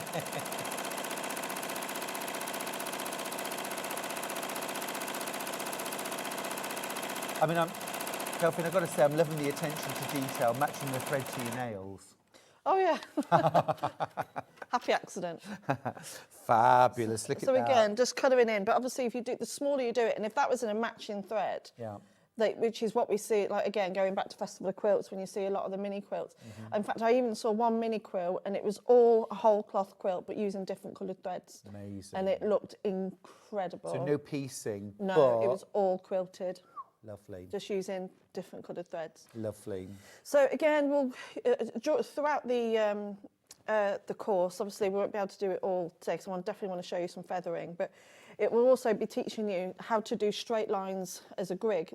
So you don't need to use a walking foot or a straight stitch foot. So this is free motion quilted. Yeah, so that's This is free motion quilted. Yeah, but I did have a little bit of a jump there, but I can see that. But then if it was in a different colour, they wouldn't be able to see it. But then doing the circles as well, again, remaining within a restricted space. Because when we did free motion 1, we do a circle, then we go on to the next one, do a big one, and fill in all the gaps. Whereas this, it's forcing you to stay within that restrictive space and work at an equal, so they're all at an equal size. So again, no straight stitch on there, all completely free motion. Absolutely amazing. I love that. And this grid, did you mark the lines or did you just use the edge of the I just went like that. Amazing. Yeah, and then I just turned it and went the other way. Love it. But again, it's just practice. It's just having fun and just, and just staying within that line, because what that circle is going to do, because I could have easily done that on a square, because you're going to get that muscle memory, aren't you, of going so far, stop, and coming back. Yeah. But by doing within a circle, each start and stop is going to be a different size. So you're not, yes, it's muscle memory, but you're also not relying just on that. You have got that strict space to work in. So each one's going to be different. So you're a strict teacher, aren't you? But kind. I am, but it works. Strict but kind. Yes. No, I totally agree with everything you're saying. It is all about making sure that you're always paying attention, you're always looking ahead. And it is that looking where you're trying to get to. When you're trying to work in a restricted place, you've got to look at where you're going, not watching the needle going up and down. Which will take us to our feathering, because this is also very important. So to start with feathering, so we'll do a sample in a moment. I recommend you just do it on a straight spine, because you're going to get used to those, getting used to doing those feathers. But also, it's a really great way to fill in space once you get more confident, is by adding the curves. Because if that was just a negative space on the inside of a block, really beautiful finish. Oh, but it's Delphine, just so easy. You could do this all over a quilt. All over. That could be your full edge to edge. Yeah. Look gorgeous. Yeah, absolutely gorgeous. I've had a few questions asking, would this help me? I'm a long arm quilter. Would this course help me as a long arm quilter? I would have thought so, yeah. 100%. You're a long arm quilter, 100%. so yeah. 100%. These are absolutely the same skills that you use, whether you're long arming or short arm quilting. You know, it's all about that confidence. Now, here's a good question like this. Might be slightly controversial. Nicholas says, if you're quilting a larger quilt, does the start in the middle rule apply? See, I am a big fan of starting in the middle. Okay. I am. Fine. But I suppose it depends on what project you're doing. No. It all depends on what you're doing to it, really, or what it is you actually quilt. So if you were starting on a whole cloth quilt, definitely start in the middle, because that's how it pushes out. But then if you were just wanted to do it to a border, I suppose that's fine as well. You just got to bear in mind that the tighter the stitch, it is going to shrink it down. And that's something you just have to bear in mind if you were doing it to a border, because obviously the more quilting you do, it can change the size of your fabric. Yeah. But if you were doing large quilting like this, it probably wouldn't matter as much. No. And as well, if you were doing something where you'd got, say, pieced blocks and negative blocks, for me, it would make sense to quilt block by block, but not jump from a pieced block to a negative block. I would want to do all the pieced blocks and all the negative blocks in a set. So that's not work from the centre and go outwards. That might be row by row. Yeah. It all depends on the weight of it as well. Yeah, and the preparation, this is where using your 505 spray, so that the layers are not shifting. The start in the middle and work outwards really assumes that everything's going to move. Yeah. Well, we don't want anything to move. No, we don't want anything to move. So if you stop it moving... If you can stop it to a certain extent, But I definitely find that sometimes it can still have a shift depending on how heavy you actually quilt it. But I suppose there's not really any rules. No one says, oh, you can't do it. But just it's what everyone works. Yeah, everyone works in different ways. Could you show us a bit of feathering, please? Yes. Yeah. So I have got. Could I have the instructions again? You absolutely can. So what we've actually put in there for you. Oh, there's my quilt. So what we've actually put in there for you. So definitely do all these little lessons. So what we've actually done. So if we come to this, so we're going to learn the basic bump back. So this is how I do it. But there are a million different ways to do feathers. There's so many different ways to do it. This is also going to treat you... The reason why I like the bump back method is because you're not going over the same thread line. So as much as you would if you were doing other types of feathering. So a feather is basically a half heart or an ear shape. So what we're going to do, so you have your start stitch line, so we've got all the arrows on here. So you do one loop, but then before you can do the bump back, you add an extra loop. So you do one, and then you come back, and then what you're going to do is you're going to trap back, and then you're going to do another one. So follow each one. So when you've come to this one, we've put these on there for you. Yes, you can go over them with trace onto a piece of fabric. But what I'd actually recommend you do is that you trace them onto paper and concentrate on following this over and over again. Do it at least 3 times. So draw it. Draw it first, yeah. So just get some paper, trace these on, or photocopy it, and then just go over. Because what that's going to do, like you said earlier, if you can draw it, you can sew it. Yeah. So once you've got used to how the method goes, then you'll be able to easily. So are these spineless feathers? Sort of, yeah. But these, so you can trap back. But what you're going to do on another one, which is. So on the corners here, those ones, again, we're going to go off on a curve. So you can draw the curve first. And Love it. But you don't want to have too much thread line on there. Beautiful, absolutely beautiful.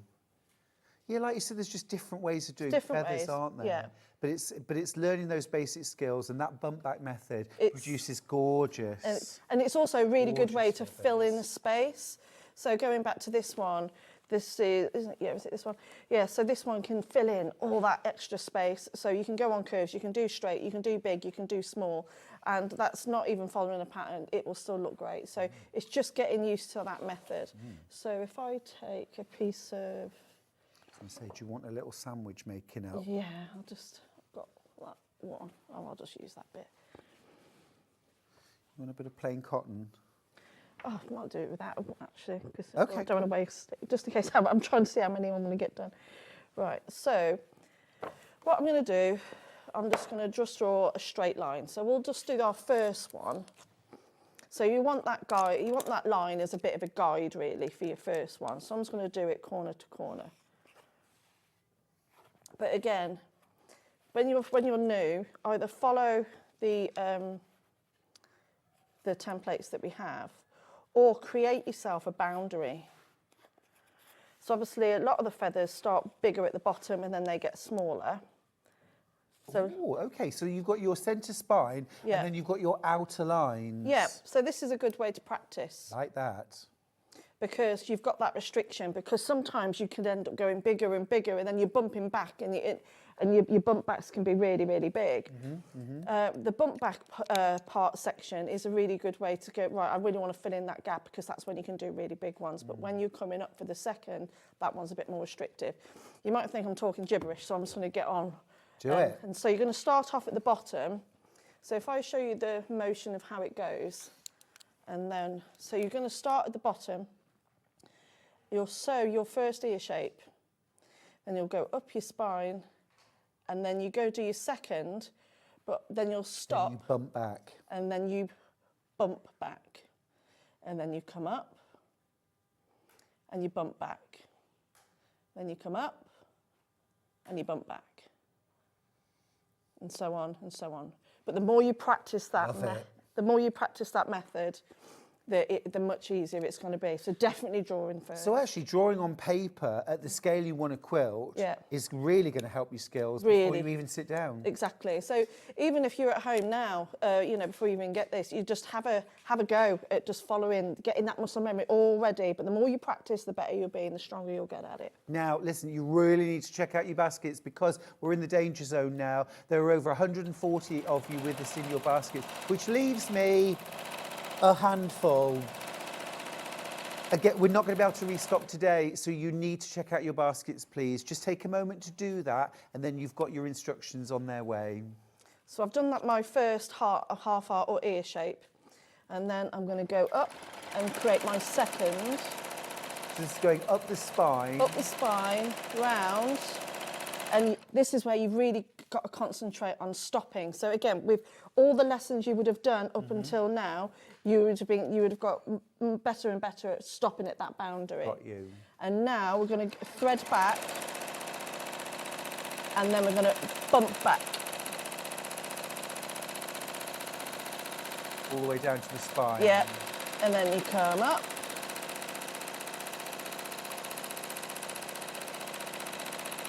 and then bump back.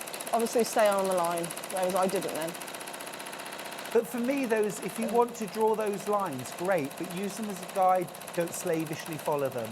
Yeah, so, because I would have probably hit that if I hadn't drawn it on. So and then all the way back down, you come up, and you bump back again. Back down to the spine, come up, and then bump back again.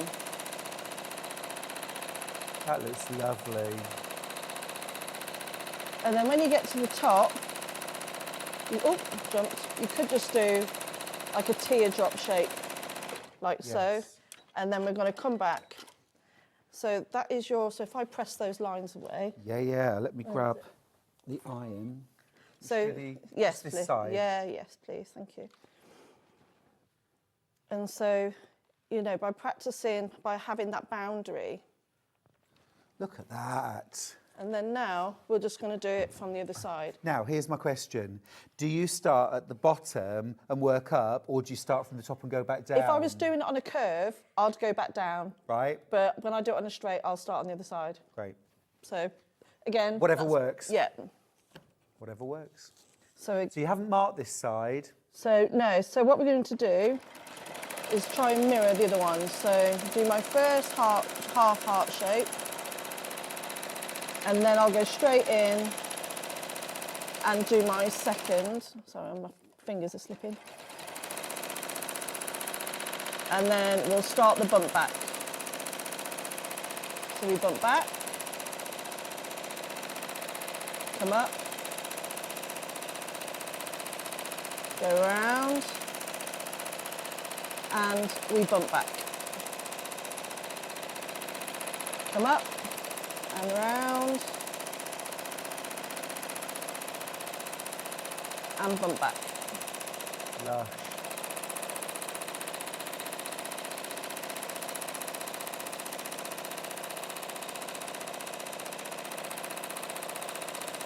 Check out your baskets, won't you? A huge, huge, huge quantity of my remaining stock is gone now. I really am down to my last few chances, so check out your basket. Oh, look at that. Absolutely wonderful. Not my neatest. It would have been better if I was sat down, but it's there you go.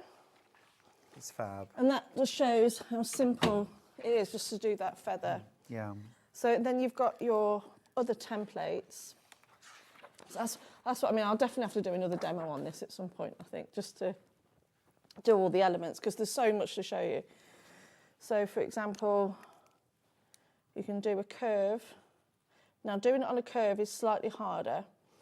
Now, what I haven't got now is I'm not going to give myself a boundary. I'm just going to go for it. Yeah. But of course, when you're practicing your skills at home, you might concentrate on that straight feather for days, weeks maybe. Yeah. Do loads of that before you're ready to move on. You'll know when you're ready. So if you were filling a big negative space, you could use that feather as your boundary. Yes.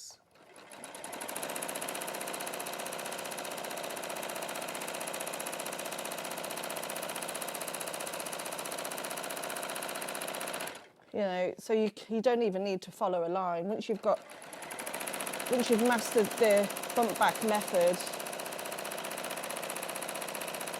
you could just have, like you say, what we were saying before, have a look where you're going and not where you've been, and then you could just go off in lots of different directions.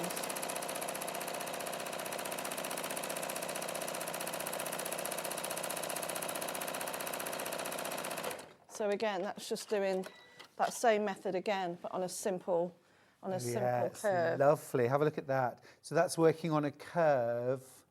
So then you would come back down the other side. You can do, or if you to start off with, I recommend you just keep doing it from the bottom. And then what you'll do then is that you'll end up filling all these different spaces.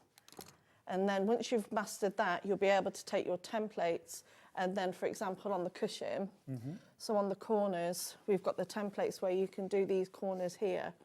And then with that, that's when we've sewn in between, did all that colouring in all those little small circles, which I'll be able to show you some more of that in the next hour that I'm on.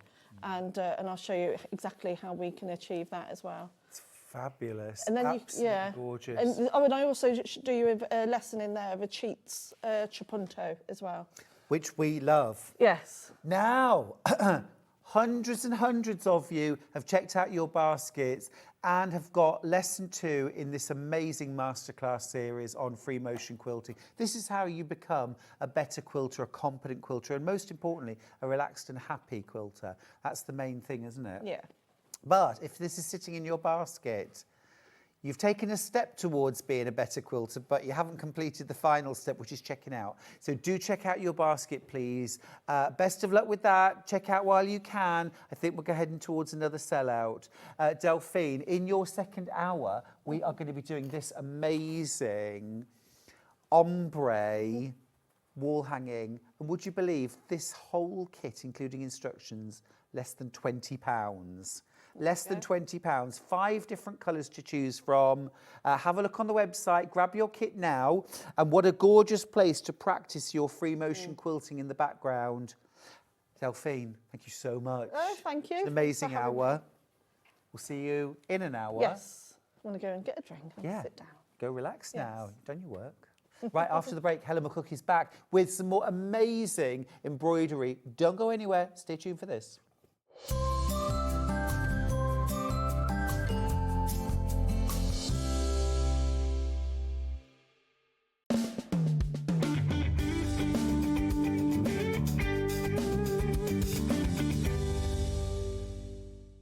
Join me, Hayley West, this Sunday, the 16th of February, for a must-watch special. We're bringing you the incredible Husqvarna Viking Quartz 29, a powerhouse sewing machine packed with precision stitching, an easy-to-use touchscreen, and a spacious sewing area to bring your creative projects to life. But that's not all. I'll be showcasing the Kabuki quilt, a stunning quilt I've personally designed. I'll be sharing the inspiration behind it and how you can make your own. Don't miss out. Tune in this Sunday on Sewing Street. Let's talk about quilt blocks. Quilt blocks are like building blocks. They come in all sorts of patterns and sizes and are pieced together to create a larger quilt top. In sewing, a quilt block is a single section of a quilt design, often made up of smaller shapes like squares, triangles or strips. That's quilt blocks, the foundation of every beautiful quilt.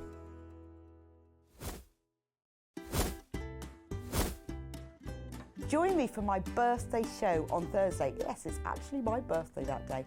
I've got the lovely Wendy Orlando who's going to be demonstrating a beautiful shoulder bag and a quilt. Then I've got Sam Sabido in with a brand new sunshine crochet cardigan and a show with Amber Makes where we've designed the Carefree cacti with all cacti themed prints as well. So I hope you can join me. Happy birthday to me.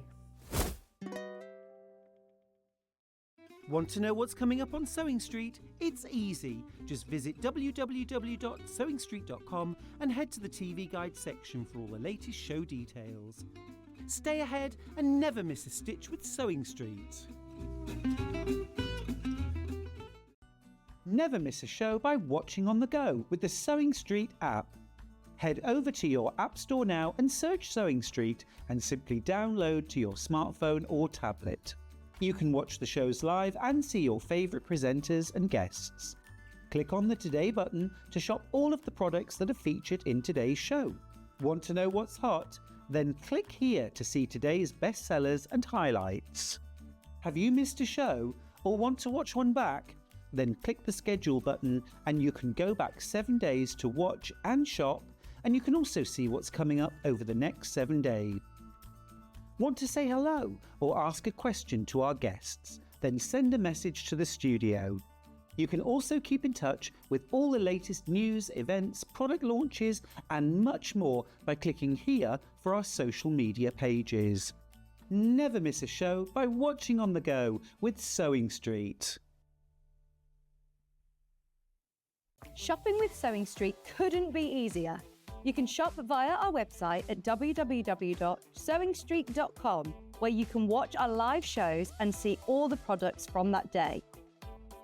We also have a huge amount of products on our website, from your sewing room essentials to fabrics, sewing machines and much more. You can download and shop on the go with our Sewing Street app. Simply head over to your app store and search Sewing Street. Alternatively, you can contact our UK-based call centre 24 hours a day on 0800 001 4433. Shopping made easy at Sewing Street.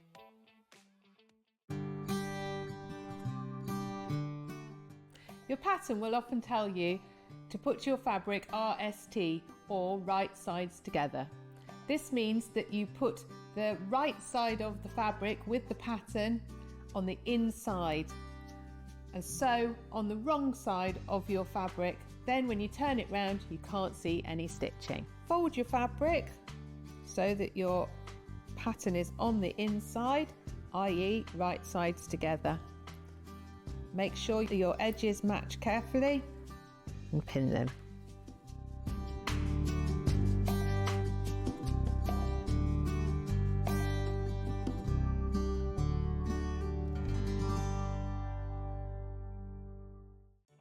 Did you know at Sewing Street that on various products we offer split pay?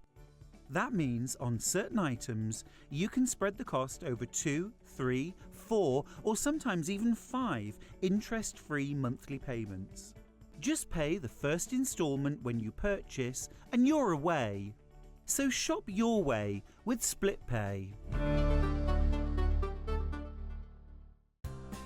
Looking for the perfect gift for the sewing enthusiast in your life? The Sewing Street gift card is just the thing. Choose between a physical card delivered to their door or a convenient e-gift sent straight to their inbox. It's easy. Just head to the Sewing Street website, scroll to the bottom of the page, click Gift Cards, or use your smartphone, scan the QR code and go straight there. Pick the amount you'd like to load onto the card, and that's it. The Sewing Street gift card, the gift of creativity made simple.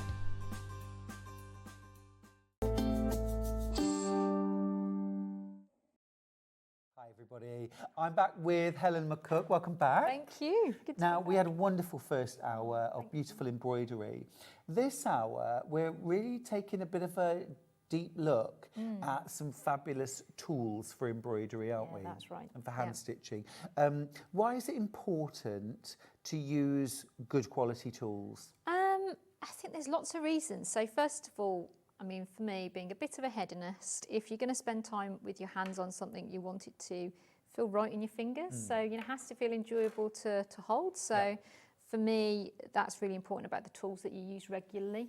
So this company that we're looking at, I really like the way that they've manufactured and continually have manufactured high quality things for such a long time. Absolutely fab. We're talking about Bohin here, who are a French company, right? Yes, yeah, Tell us a little bit about Bohin. Yeah, so Bohin are an amazing company. So founded by Benjamin Bohin in L'Aigle in France, and it was where traditionally needle making industries from the medieval period were in France. So there's a lot of kind of cultural heritage in that area of these techniques.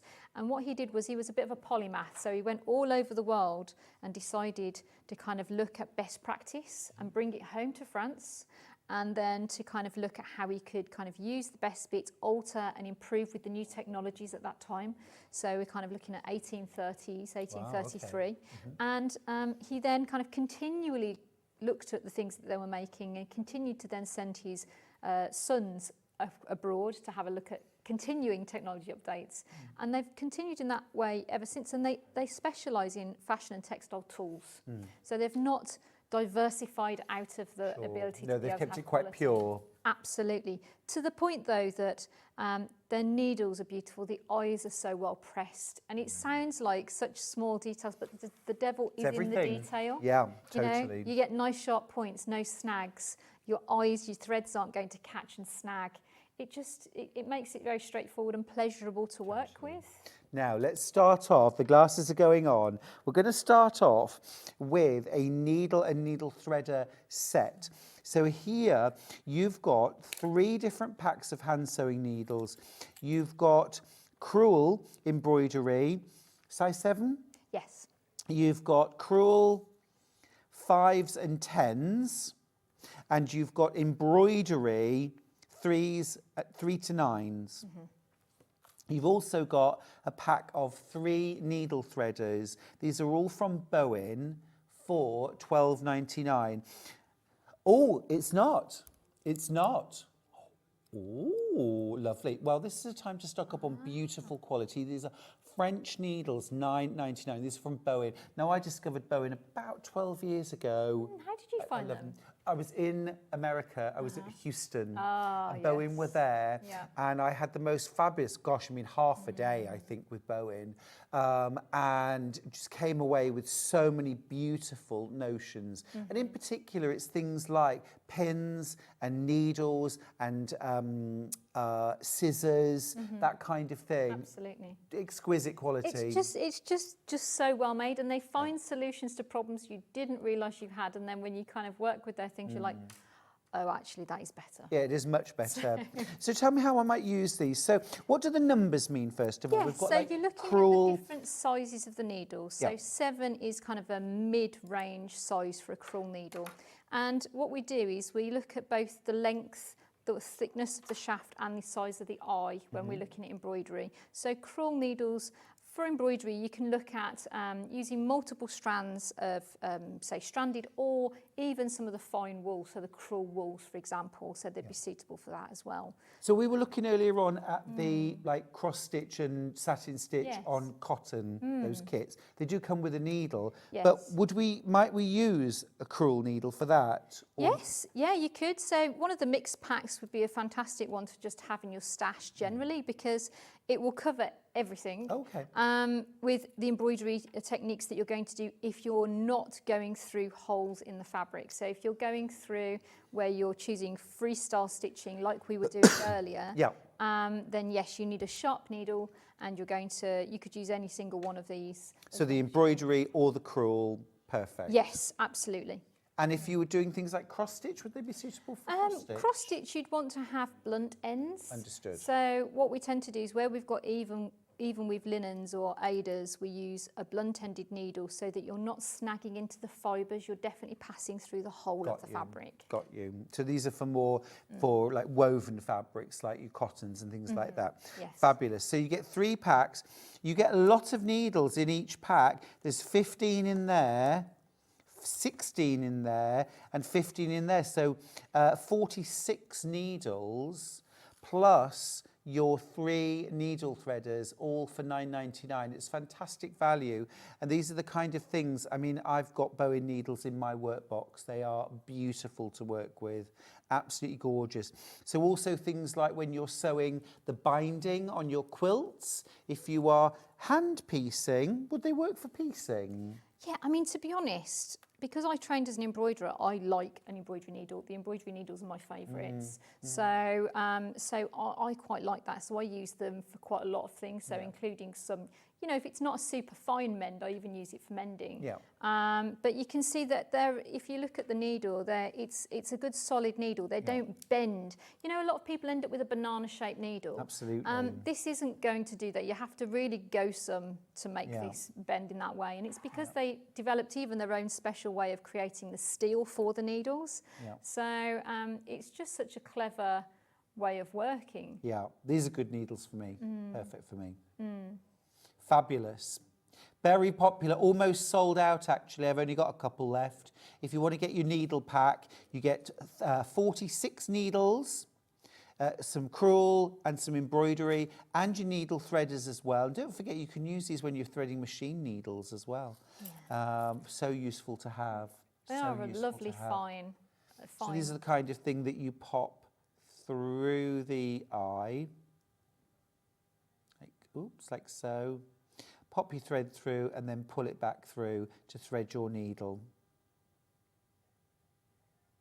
Fab, there we go, easy. Because they've got that kind of collapsible fine wire eye to the needle threader as well. You can use it with, you know, wools, you can use it with super fine threads, you can use it with your machine threads as well. Yeah. So it is quite versatile as well. If you are pulling really thick threads through, what I would suggest is put it into put the thread through the eye of the needle and then hold the back where the wires are attached. So, because it can be a bit resistant, so I generally hold quite close to where the metals go into the penny, and it makes sure that it maintains for what you want to do. Cool. That has sold out. That has, oh, a couple bounce back actually. Got a couple of those. Yeah. 26 in baskets, 2 left. So, yeah. Right, next up, we're going to do the pin cushion. Right, so my favourite fact and this comes with pins. Oh, well, now, my favourite fact about the Bohin pin cushions is a lot of the couturiers use Bohin products in France. And this is one of their things that it's so synonymous, that this brand is so synonymous with fashion and high couture in France that even in his hometown there's a statue of Jean-Paul Gaultier, and his statue has his Bohin pin cushion Seriously? sculpted onto his statue. Oh, really? Yes. I love that. And they're always fully branded, so you know it's a Bohin product. That is gorgeous. That is gorgeous. And then you get a box of 80 glass-headed pins. Tell us about the pins. Yeah, so you might be thinking, well, I've got lots of pins at home, why am I going to buy these ones? Yeah. Well, as I say, they've specially designed their own steel, the steel manufacturers, so they maintain the kind of integrity of the pin itself, and the point is really good. But also, the detail of it, so they even use Murano glass from Italy in the top. And the reason is that the glass, rather than the plastic ones where you end up with a head and a pin that have separated, the glass bonds itself to their steel. So it means that they're unlikely to separate. But also you can use it in your fabrics if you're ironing over the top, you know, you're not melting anything or discolouring, you know, will come onto your fabrics. But also, if you're doing any heavy work like mounting fabrics, conservation mounting, they don't actually bruise your fingers so much when you push the pins in. So lots of reasons you might want it. We could go into it all day, but like there's lots of reasons why their products just work so well. Absolutely. Absolutely. I always say to people, you know, all pins are not made equal by any means. By any means. And they're fine, beautiful. Now, normal price, total price is $27.99. That's for your Bohin pin cushion that sits on your wrist and also your box of 80 pins. It's not costing you $27.99. Here's your price crash. Now, be quick on this, $23.99, you're saving £4 and you've got 80 beautiful quality Murano glass-headed pins and that beautiful Bohin pin cushion as used by Jean-Paul Gaultier. Love that. Absolutely fantastic. I'm loving these price crashes. These are fantastic. They are really what fantastic. Good value. Yeah. You should buy these now as well. Buy them for Christmas. Put them to one side because they're such lovely stocking fillers, lovely gifts. I agree with you. And absolutely beautiful quality. The thing is, you know, like we know that there are lots and lots of vintage pin cushions. And it's like, what was the big deal about pins? Why did people make these pin cushions that kept their pins safe? Why were they so precious? And it was because people kept pins for a lifetime. They were quality, they were beautiful. Well, the interesting thing is because obviously the early pins, we're going to go, you've entered into the geek realm now here. Right, so pressed all the buttons and the lights flashed. So so basically, I mean, the early pin is based on the type of thick brass pins and bronze pins that they used to put into the cloaks early on to actually help put the clothing together. And so this developed, and if you know the word pin money, this was even during the Elizabethan period, a lot of the garments were held together with little pins. So they would have to have money for their pins. And, you know, I've got some from the Tudor period that were fished out the Thames. Wow. You know, and they're gorgeous and they're the same idea. But, you know, as I say, it's that thing about, you know, they've just taken something but just made it that bit better. Yeah. So, they're just a step beyond. Yeah, they really are. They're beautiful. I've got this very set of pins at home and they are beautiful to work with. They're absolutely lovely. And I take care of them and I look after them.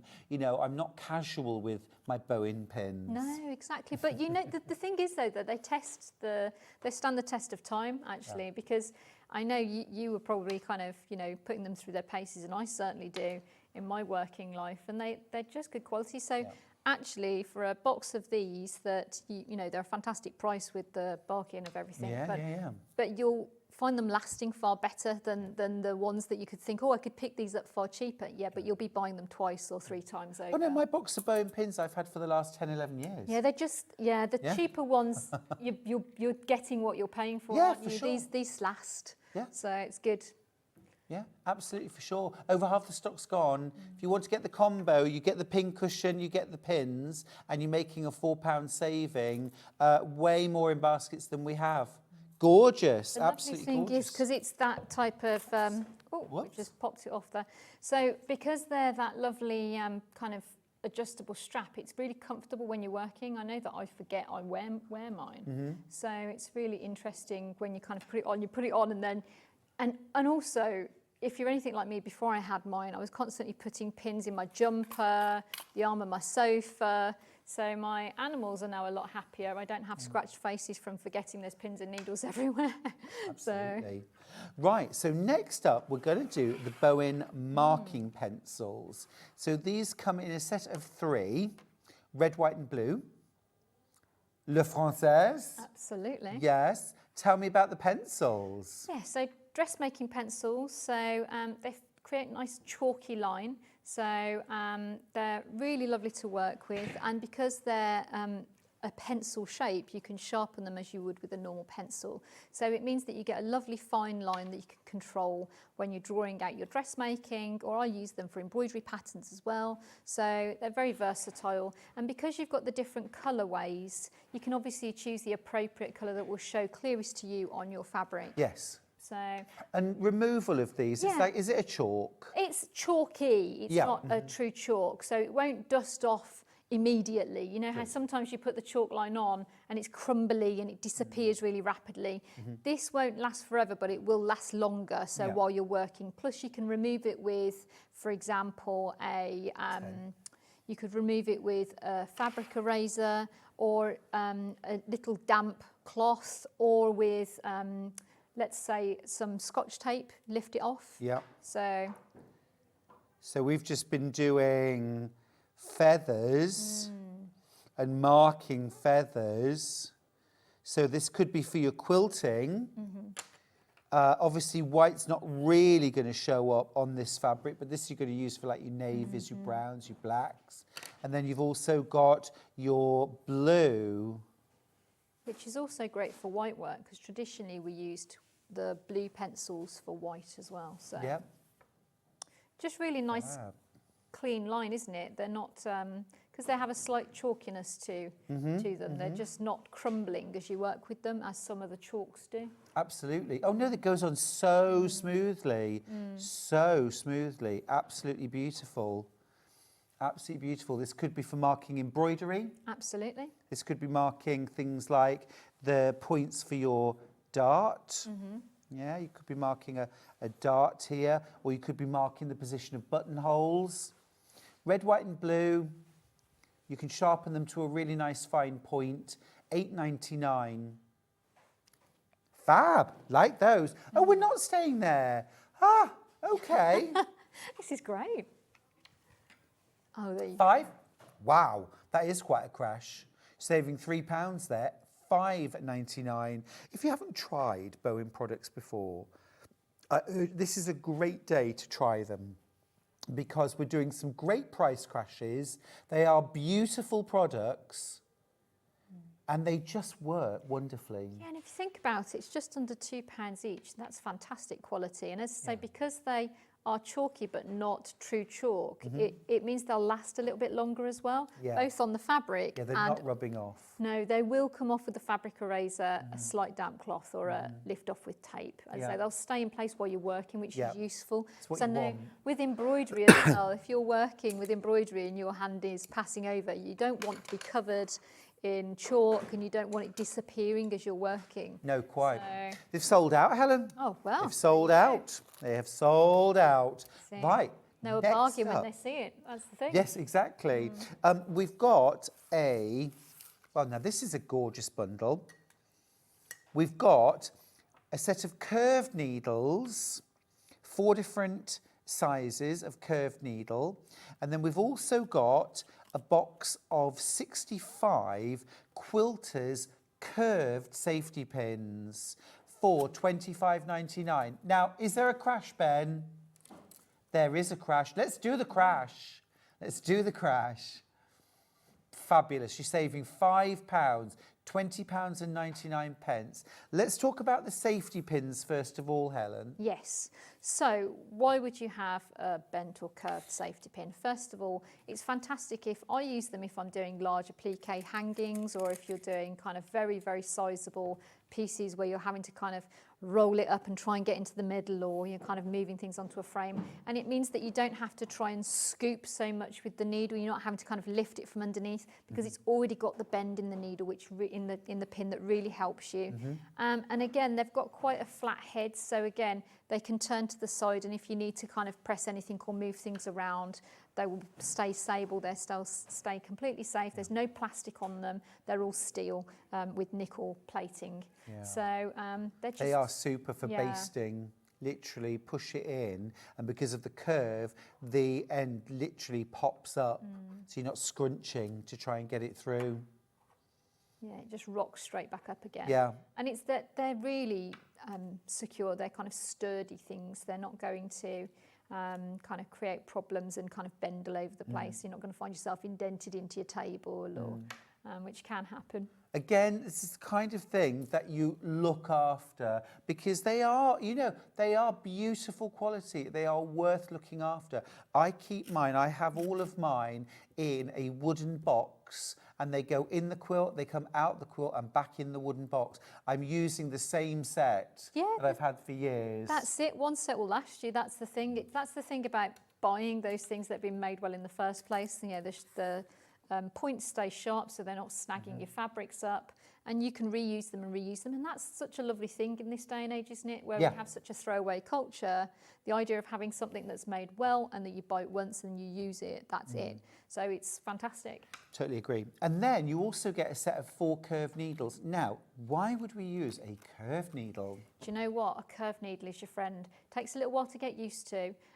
People always think about them for upholstery, which of course the larger ones would be perfect for, but I like to kind of mount my embroidery, so where you conservation mount it, stretch it out so it's perfect to store, perfect to frame. A curved needle is what I use for that. Also, if you're tying back ends on the back of a fabric, if your fabric's really taut in a frame, it's much easier to use a curved needle to tie those ends back, because then it means I don't have to slacken the fabric and then try and make it so it's tight again at the same tension. Understood. So a curved needle is the way forward. So for gold metal thread ends and things like that, anything on the back that needs fastening off, this is your way forward. And they're actually quite useful, some of the ends, if you've got like a jumper, you know, you get snags and things. It's quite useful for that too. Cool. But yeah. I use them if I'm doing things like making boxes as well, where you're doing three-dimensional, where you haven't got a flat surface to go down and up in, where you just need to go through. Almost like the curved safety pin, as you're pushing the end in, it is already naturally popping out the other side. That's it, exactly. Fabulous. £20.99, 65 curved safety pins in a box, and your 4 curved needles. And it's quite difficult to actually buy curved needles. Yeah. It's not something you regularly see. No. So actually it's really nice that we've got them here for you to be able to purchase. And again, beautiful quality Bohin. Right, next up, shall we do the glue stick? So you get a glue stick and a refill. Yeah. So with this is the Bohin Fabric Safe Glue Pen. Goes on pink, dries clear. Have we already got a glue in there? Yes. And then you've got a spare as well. Yep, ready to go. Fantastic, there we go. So there's your glue stick. Okay, we love these. Quilters, dressmakers, home decor, whatever we do, we love our fabric safe glue stick. This is Bohin's version. Again, they are beautiful. They work beautifully well, beautifully well. £8.99, it's a great price. You're also getting your refill included. So when the first one eventually uses up, you've got a second one to go in. And actually standard glue refills will go in the Bohin, won't they? The lovely thing about it as well is because it's water erasable. So it goes on with the colour, as you say, it dries clear, so it can stay there. But if you do need to wash your fabrics, they're water erasable. So you can get them, or if you've made a mistake and want to remove it, you can do that too. But because of that, the conservators don't mind them, because we always think about the kind of longevity of a textile. So what are we doing that's going to possibly degrade over time or create problems over time? So it's not just making it now, it's what's the future impact. So actually this type of glue, the conservators don't mind too much. Oh, okay, fair enough. Would you recommend washing items after you've finished making them if you've used things like glues? Yeah, so it depends. So yes, generally, but if you think about, have you pre-washed your fabrics? So we don't want to make something and have it shrink. So you need to just be sure that you've got fabrics that are pre-washed, pre-shrunk, and if there's any kind of movement on that, and also how they want to be treated in the wash. So, so yeah. Okay. Keep going through for that. That's your glue pen and refill. Thank you. Lots and lots of you coming through for that. It's really good to have a good look at these things. And Bohin, as I say, I met them, oh gosh, it's got to be 10 or 11 years ago. Absolutely fantastic notions, really beautiful quality, beautiful quality. Yeah, they're a lovely team of people as well. And Yeah, they are are. very passionate about their product. You know, and it's so nice to see that within a team where they're really talking with such enthusiasm and passion for it. Yeah, totally, absolutely. Right, Ben, what's next? Oh, gorgeous. Yes, yes, yes. This is the Book of 40. Love the packaging on this. So this is a pack of 40 assorted needles. I mean, they're just gorgeous, aren't they? Just the fact that it's all in French as well, I really like. Very and then inside, look, everything's divided up. You've got your sizes. How beautiful is this? This is almost like a vintage style, isn't it? Yeah. So the interesting thing about this is that Bohin had put these out originally. This was the packaging they used originally. So this was from the kind of 1918 period, just before the 1920s. And it was this packaging, this style exactly, and they became very popular, very, very popular seller at that time. And then there was, people were requesting, they were finding the antique ones in people's sewing boxes, and people started requesting them in the traditional packaging. So they brought out reprints, and even to the point where they've got exactly the same types of needles made in the same way with modern technology, obviously now, same packaging on the back, and even the silk paper that they have the needles in, that's Italian silk paper. Oh, this here. It's to stop it from rusting so much. So it's because it's got the silk content in the paper. It's, you know, it's every little detail. Love that. Gorgeous. Every little detail. And the idea that you've seen something that's been so popular before and it's so popular now, and that you've been able to have your own item that will become your own heirloom in your sewing box that will be discovered in another, you know, 40 years, 50 years. Yes, absolutely gorgeous. Absolutely gorgeous. And in there you've got embroidery, you've got tapestry, you've got straw.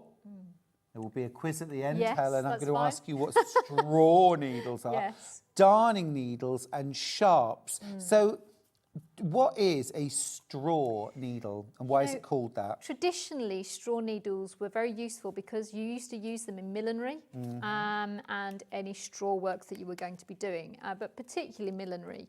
Having said that, they can be really useful for some of the really sturdy household work that you're doing, the domestic embroidery, some of the men's on kind of upholstery and things like that. We tend to use them, so you might be thinking, well, I don't see myself using that now, but we tend to use them now is if we've got multiple layers of padding in a project, so an applique or a stump work that's three-dimensional, or a gold work that's very high relief, and you've got carpet felt padding, craft felt padding, it's very hard to get your little needle through that. So a longer, sturdier needle like this doesn't bend as it passes through the padding. It keeps a true course, and you can get it from the top to the bottom with one motion as you would with another needle, but goes through the full layer. So interesting. And so they're called straws because milliners used straw braid to create hats? Yes, exactly. Fascinating. Yeah. Love that. I love that. Brilliant. They are gorgeous, aren't they? I mean, it's just a thing of beauty as well. I love the sort of retro vintage packaging. Just lovely. And lovely to have an assortment of needles. Feels very sort of, I don't know, reminiscent of childhood, really. Every household had a set of needles like this, didn't they? I know, but they weren't as classy as this. Oh, no. They're just such a, they're like the, you know, the Orient Express of the, you know, the needle world, aren't they? They are. Well, I love the Art Deco Yeah. sort of design as well. And she looks like a very fashionable lady. She does, doesn't she? She's a bang on trend. If it's 1920s, brilliant. Absolutely gorgeous. That's about to sell out too. If you want to get that, it's a lovely little set of needles. And there's 40 needles in there, really covering a wide range: tapestry, embroidery, straw, darning and sharps. Fab. So and you've got all your different sizes along here too. That's it. So you can just slot them straight back into the pack when you've finished using it. Are you Gorgeous. a stickler for that, Helen? Do you know, I think it really helps for speed to know what you're dealing with and when you're looking for a needle. So it really helps to pop them back in order. So a needle case is very useful if that's your preference. Something like this, you can just slot it straight back into the holes in the silk paper. Yeah. You know. Totally agree with you. And Gorgeous. people quite often put their needles and pins into just the edge of fabric. Oh, I'll come back to that, but it rusts. Yeah. So you need lanolin or silk or something in there that responds well to the metal over time.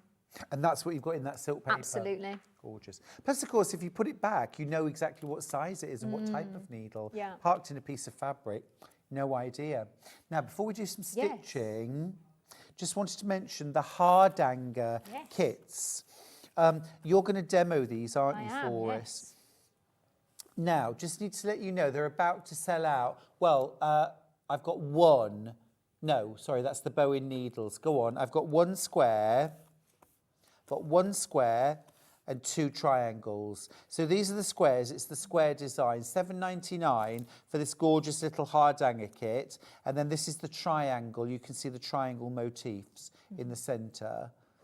So I've got one of those left. And then this one I've got two left. Both about to sell out, but I just wanted to show you those. Helen, you're going to do a bit of demo on these, aren't you? I am, yeah. Well, it'll be wonderful. Yes, please. Yes, right now? Yes, please. Let's go. We'll put the graphics in for the curved needles and the curved safety pin set. This is literally all we have left in the show. It's been a very busy show. We did have lots of Abris beadwork, but that's all sold out. Oh, well, there you go. There we go. There we go. Right, so what we're going to do is Hardanger's a fantastic Norwegian technique, and it's whitework embroidery. It's quite often traditionally used still in their national dress, particularly in their bunards, which goes round like a cummerbund, and in their headdresses.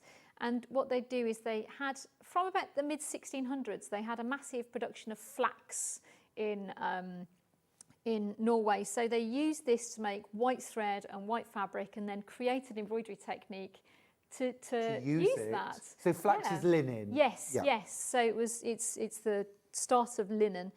So that was where this came from. So it uses even weave fabric, so even weave linen, and then you count across the pieces. Now there's things that are very specific to Hardanger, and one of them is that you create these things called cluster blocks. So you can see these little groupings of satin stitch blocks here, and then you work around, and then that enables you to cut out holes. And then you can also decorate holes by leaving some of the threads in, and that's what we're going to do. So we're going to do the one with the little squares here. And you can see the pattern's nice and clear. You get two matching pieces of the fabric. So this is just the one. There's a second piece exactly the same. And that's so that you can make it into the little cushion here. Got you. So you can stuff it. You could even put lavender in it, whatever. It'd be really pretty. And you can, as I say, use it as a cushion or pin cushion. And as I say, you've got this nice large scale design. Now for each one of these little squares you're seeing here, that counts as 2 threads of the fabric, so that's very important to remember. and you've got two different thicknesses of perlé thread. So perlé thread is a high shine twisted thread, so you've got thick and thin. So the thick we're going to use for the cluster blocks. In this case, quite often they're used to kind of look like snowflake shapes. So if you think about it, in Norway, it's in Western Norway, Hardanger, and it's... Is it a place? Yes, yeah. Oh gosh, I never knew Hardanger, by the that. Hardanger fjords. And it's in Western Norway, and this is where it comes from. And what they used to do quite often is they'd have aprons, the ladies would have aprons with the whole of the front embroidered or the borders embroidered, but a very vibrant red or blue skirt behind it, so it really shows through the holes. Wow. So it looks like sturdy lace, you know, so it's very pretty. Yeah. And quite often it then became popular with the kind of Lutherans. They'd have their kind of chalice veils and things embroidered with it. So we see it in America quite often with the Lutheran church. You see it over there with their chalice veils still. So what we're going to do, one of the thicker threads, and you've got the tapish needle that's provided, and we're going to start working over the blocks. It would help if I actually put my glasses on because this is the wrong height for me. I've kept mine handy as well. Not that I was going to do any stitching, but I just wanted to be in unity with you. Oh, lovely.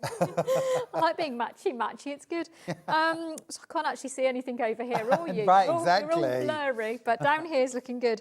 But so you can see we work these triangles around the central square, so it's all quite clear to block out. So I'm just working those. And you want to pull so that they're sitting flat to the fabric, but not so that you're creating an eyelet. So we're not trying to kind of pull anything. Tension. Yes, exactly. So keep an eye on that. You can work it in a frame, or if you prefer to work it in the hand, you can do that. Obviously, nice clean hands. But having said that, with any kind of white work embroidery that you're working in the hand, you would then potentially wash it because it's white on white anyway. So if it shows up any of the kind of friction of your hands being on it, then just give it a good wash. Try not to agitate the embroidery when you do that. Well, like by calling it names or... yes, exactly. So, but yeah, so just make a nice kind of suddy bowl of nice warm water, not too hot. And then sold out. The triangle's sold out. Oh, well, they're going to have fun working it. Well done if you got yours. Absolutely. It's a nice little Hardanger kit, this, isn't it? It is. It's a good tester. So get some more in. Yeah, it's one of those things that sometimes we kind of test out whether people are interested in things, you know, and you know, there's so much.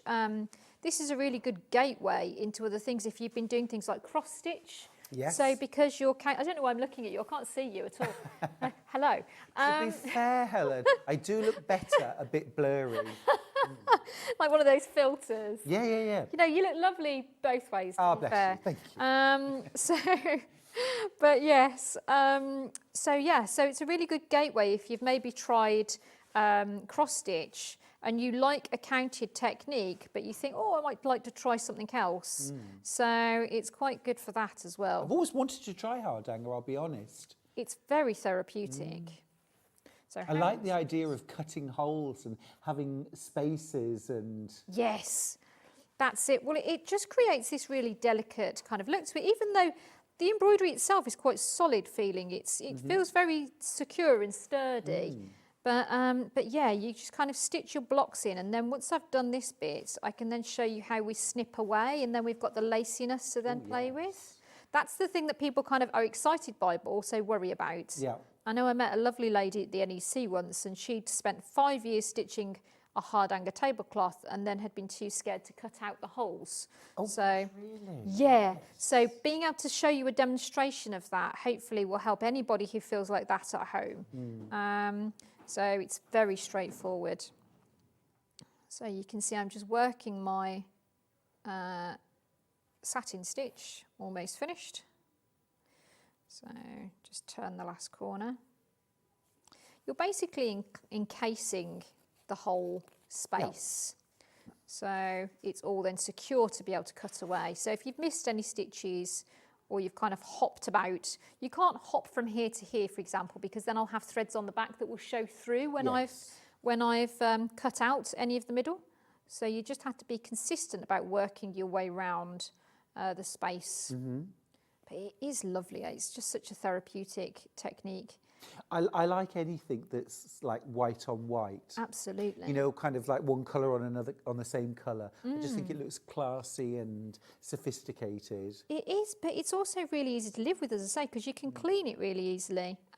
So that's really nice about it. But also, it's one of those things that we can. I'm just going to park that up out of the way. Oh, I love this comment from Sue. This is really echoing my own feelings, actually, when we were talking about needles and things. She says, I love Helen McCook shows. She always appeals to my inner nerd. I'm such a geek. Me too, though. Do you know what? I worry about the people who don't think they're geeks, because if you're not a geek about something, you haven't found your passion in life. True. So, welcome to the world of geeky. But the technicalities of things like gorgeous pins and needles and lovely... It's the stories that make them interesting. If you know, it's the stories of how people have made things and why, and how things have developed and why. You know, and they're the things that stay with us, because they're the things that are important. So that's what fires me up about embroidery as well. So, oh, thank you. It's lovely, isn't it?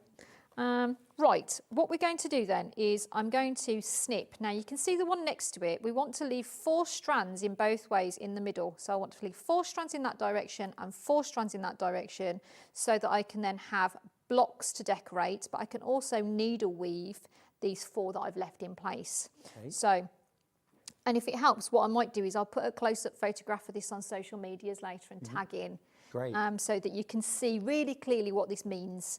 So what we can do, if it helps you, you can use a needle and you can pull up one of the threads to start with in the middle. If you're a bit worried, you can do that.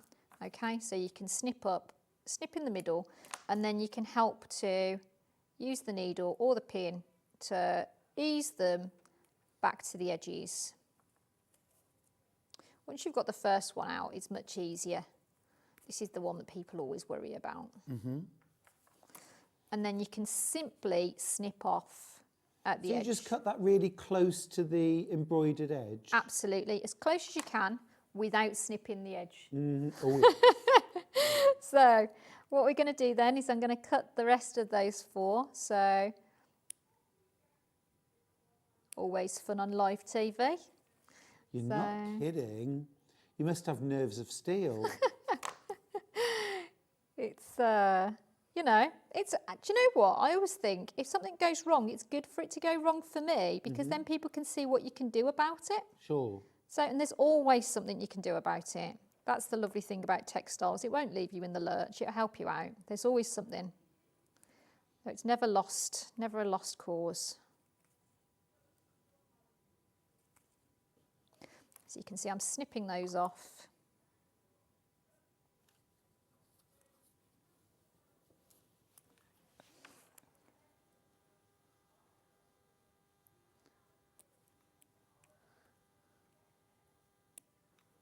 So you get as close as possible. And even if you kind of cut it and then cut it a bit more, that's absolutely fine. And then we'll get that last one out. So if it helps you to move that one away from the edge, we can. And then we can withdraw it and trim that out. And you can see you'll do the same thing for the 4 on this side, and then you'll do the same thing for the 4 here and the 4 here. So that you'll doesn't end look up... too stressful. It's not. It's quite fun, Just actually. take a seat.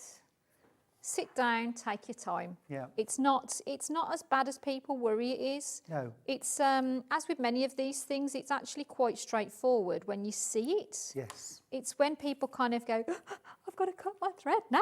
Yeah. You know, I spent 5 years stitching and now it's crunch time. I went on a steeking workshop. Oh, yes. You know, for Fair Isle knitting, Yes. where you knit in the round and then cut. Yeah. And I was the first person to cut through their work, and everyone almost sort of bigged it up as if I was supposed to be afraid of cutting through the fact that, you know. That's contagious though, isn't it? It's and I didn't feel afraid at all. And I had to pretend I was. I was like, oh, I'm really scared. But I wasn't at all, because I'd followed the instructions. Yeah. And I'd done it right. There's no need to be afraid of these things. The other thing is, if it goes horribly wrong and you have snipped through something accidentally, all you need to do is take a thread from the edge of your fabric, which you've got plenty of fabric, and then you can reweave it back in. Can you? Yeah. So it's absolutely fine. You can reconstruct the clever. fabric. So it's not going to be anything that's going to be a lasting problem. Yeah. You know, we can reweave any fabric. I bet you do conservations, don't you? I do, yeah. And I mean, you must see Yeah. all sorts of little, you know, ancient hacks yeah. and make-dos and... Absolutely. You know, the thing is, human nature hasn't changed.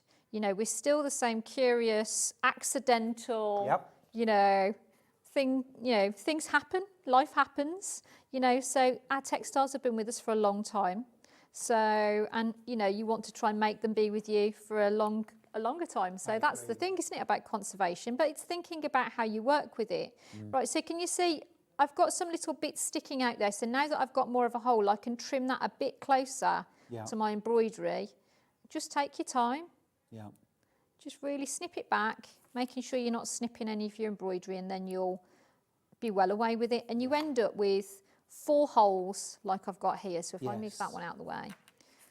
So we've got 4 holes, 1, 2, 3, 4, and we've got 4 threads here in this direction and this direction. So then we can fill them. So there's lots of different ways of filling them. So one of the ways that we can do is to use needle weaving, which takes the bars and we weave in and out in a figure of 8 motion. So that's what I'm going to do now.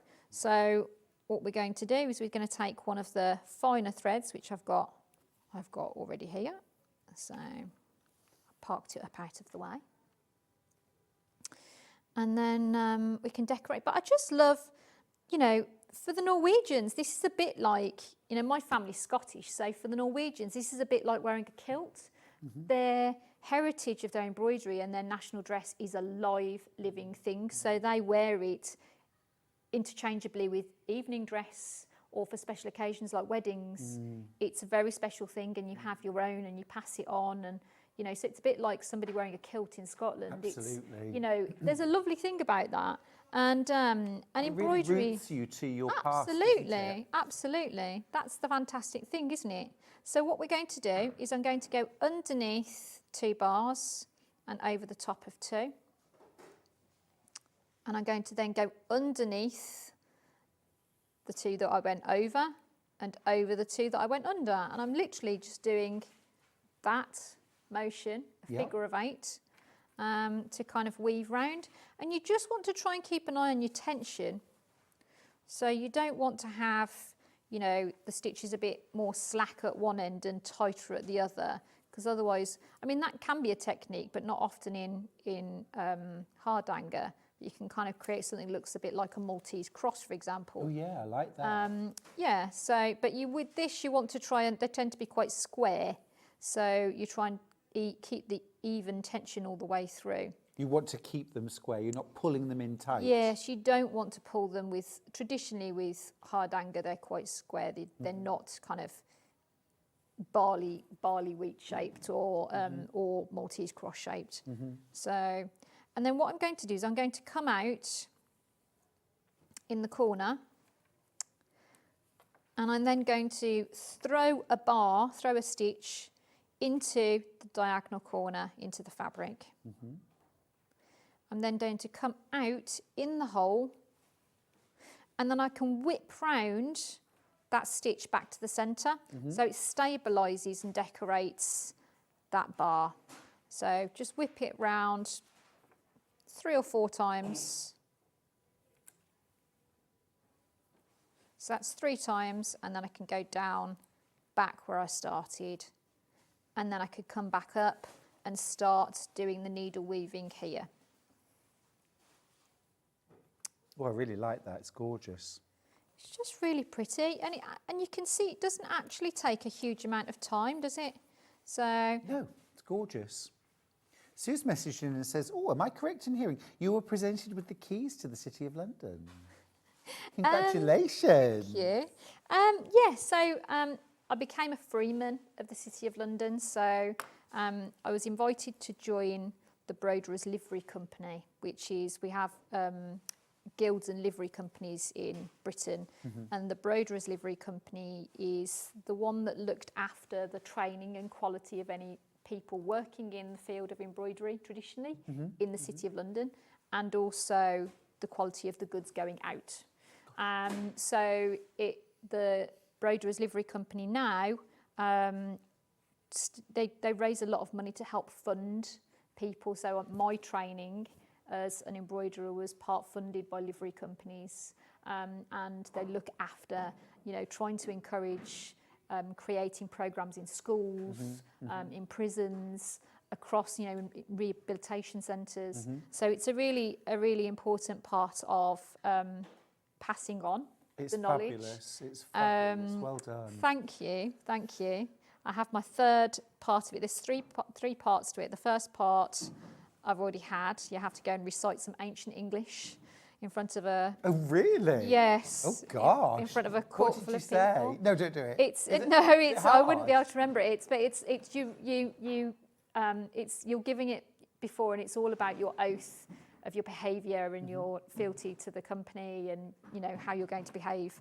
As an embroiderer, do you have to display sort of higher sort of standards of behaviour than the hoi polloi like me? I think it's because it's funny, because we were always, when we were training, we were always told that things like discretion are very important, because we work with clients. Where I trained at the Royal School of Needlework, we work with clients from all walks of life. Is it because you see their smalls? No, it's because, well, possibly. Wouldn't be the first time I've seen the smalls in embroidery. Wouldn't be the first time, but I'll have those monogram, please. But no, we work with a lot of different companies, a lot of individuals, but also with institutions. And some people are really happy for you to share the imagery of what you've worked on and the details of those jobs, and where you've been and what you've seen. Other people want you to sign non-disclosure agreements and to not discuss those jobs, and that's everyone's personal choice. It doesn't mean that they're fantastically famous or rich or important in hierarchy terms or whatever, but it means that anybody can go and have a job worked on there, but also know that you will treat their job and their business with the same discretion as anybody else expects to have. Fascinating. So it's a really important part of being trustworthy. And also, I think, when I was training, it was really important, that I knew that I wouldn't have been able to afford, from my background, to go to have this training for 3 years post-degree. So I spent 7 years post-A-level training. Wow. So I did a degree first, a foundation, then a degree, and then I trained at the Royal School of Needlework for 3 years. So I couldn't have afforded that. And a lot of people who had the training couldn't have afforded that. So this funding that was created for us was really important. So you want to give back into that, and, and as I say, people just want to know that you're going to be able to create something beautiful. You're going to treasure their items as much as they do and look after them, sometimes better than they do, and that you're going to be able to be someone that will meet a deadline within budget, to time, with discretion. It's fabulous. So, thank you so much for giving us that insight. It's really, I could talk to you all day. It's really fascinating. Thank you so much for sharing your knowledge and your skills as well, Helen. It's been a wonderful morning. We've had so many lovely comments as well. June can see you getting a damehood for services to work. I mean, doesn't it come from the public? Absolutely wonderful morning. We would recap, but we've sold out of everything. Hurrah! Well done, Helen. Well done for getting the things. I mean, they're beautiful things that will last you a long time. So well done. Good choices. Beautiful things. Thank you. World needs more of them. Thank you. Safe journey home. Thank you. Now, after the break, our final hour, Delphine Brooks is back, and she's got the most beautiful ombre butterflies, the most amazing kits for those as well. Stay tuned. I will see you after a short break.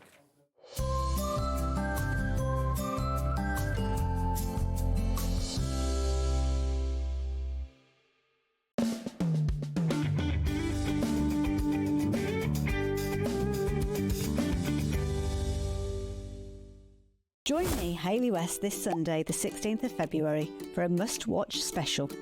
We're bringing you the incredible Husqvarna Viking Quartz 29, a powerhouse sewing machine packed with precision stitching, an easy-to-use touchscreen, and a spacious sewing area to bring your creative projects to life.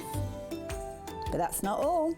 I'll be showcasing the Kabuki quilt, a stunning quilt I've personally designed. I'll be sharing the inspiration behind it and how you can make your own. Don't miss out. Tune in this Sunday on Sewing Street. Head over to your App Store now and search Sewing Street and simply download to your smartphone or tablet.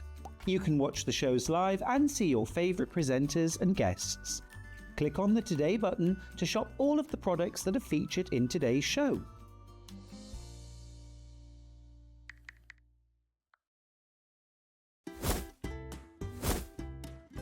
Join me for my birthday show on Thursday. Yes, it's actually my birthday that day.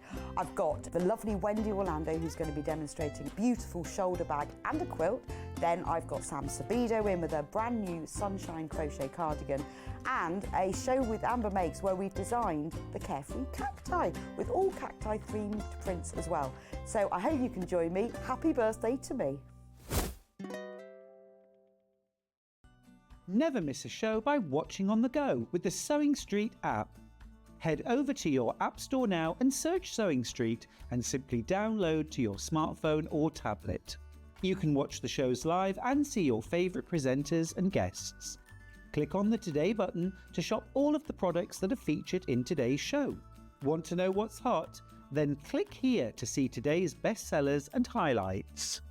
Have you missed a show or want to watch one back? Then click the schedule button and you can go back 7 days to watch and shop, and you can also see what's coming up over the next 7 days. Want to say hello or ask a question to our guests? Then send a message to the studio. You can also keep in touch with all the latest news, events, product launches and much more by clicking here for our social media pages. Never miss a show by watching on the go with Sewing Street.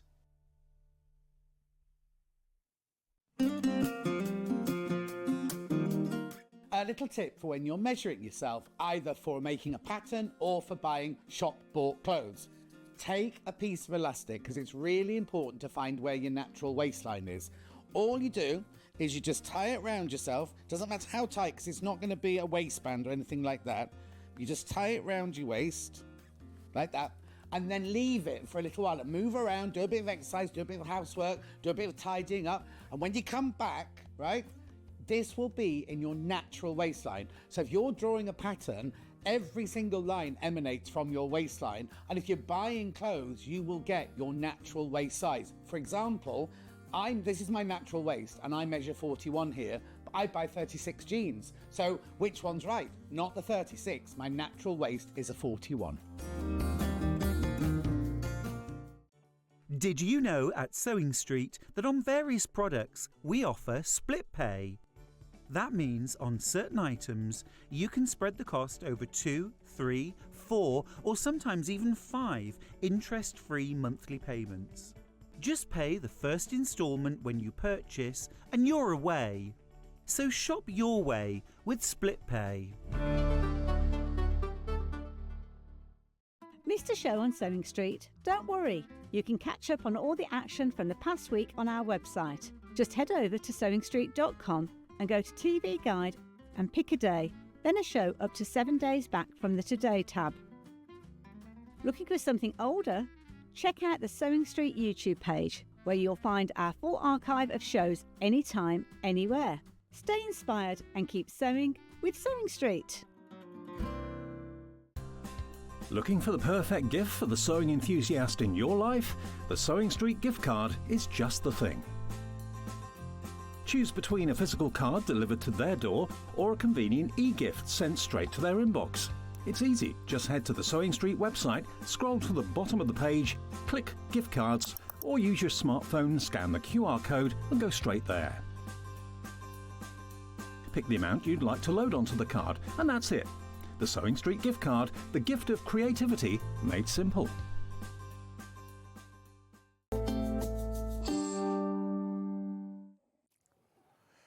Great to have your company for our final hour here on Sewing Street. It's me and Delphine Brooks. Hello. Well, you've set us all on fire today with free motion quilting. Yeah. But also this project, these absolutely gorgeous ombre butterflies are absolutely flying out. Now, this is a brand new project from you. Gorgeous. Showcasing this amazing ombre fabric. So the hardware is almost done for you. In the fabric. Yeah. Gorgeous, but also the quilting in the background is absolutely gorgeous and is a bit of a feature. What I might do is just lay it down on the table so you can see how that free motion quilting really, really accentuates and fills the background. It is just gorgeous. So you start off at the bottom with those real dark butterflies, the largest, and as you work through, you're getting lighter. It's such a beautiful, elegant wall hanging, and something that you could have a gorgeous weekend making, perhaps, and then this would make a really lovely gift. Yes, it would. Beautiful. Yeah. Really beautiful. And I'm thinking especially those sort of hard to gift sort of teens and tweens and, you know, or decorating little girls' bedrooms. Oh, that would be amazing. Also, I know I often say this, but what a lovely surface to embellish with beads or crystals. Oh, lovely. Sequins, yeah. Yeah, absolutely lovely. Now, I've got 5 different kits for this project, and they're all flying out. They're all $19.99, and that's for all the fabric and the binding and the pattern as well. It's incredible value. I'm going to go through the different options that are available. We're going to start with the lilac, which is the one it's made in. This at the moment is in the lead. Mauve, I beg your pardon. Just show you the fabric. It's ever so clever. So it kind of ombres in towards the centre. And you've got this fabulous overprinting of gold on the surface as well. You just flip that around so you can see. You've got that gorgeous overprinting, really pretty fabric.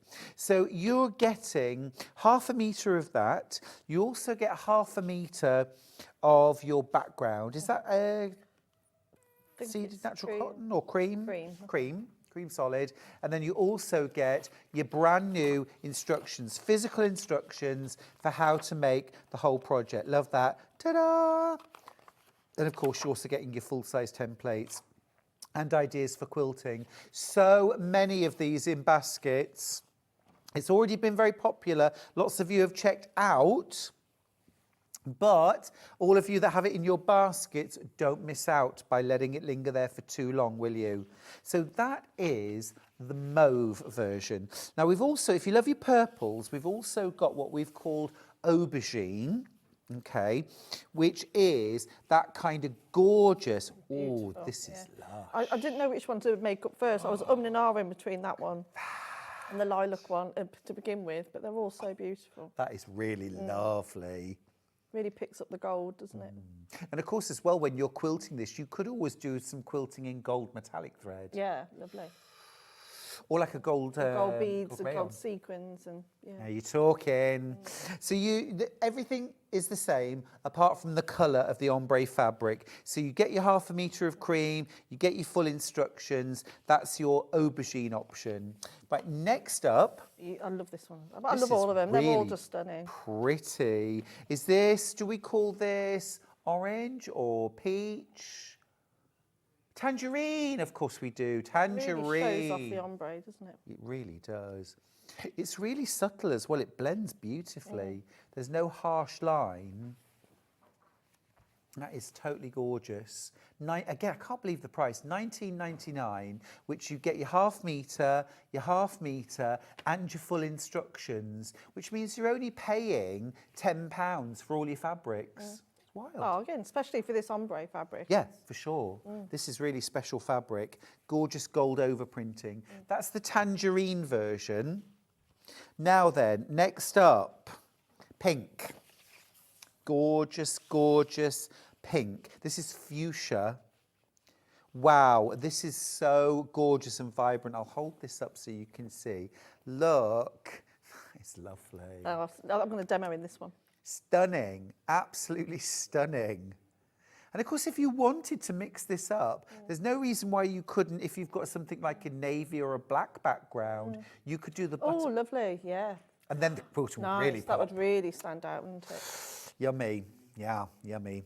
Absolutely gorgeous. That's the fuchsia version. And then last of all, I've got cherry. And you won't use it all either, so there's a lot left over. Oh, really? Nice. So the cherry, look. Over half left over, actually. Oh, really?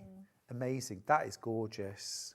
That is gorgeous. That's a real kind of lipstick, pop, gorgeous. Plus your cream, plus your pattern for £19.99. Superb. Really gorgeous project, this.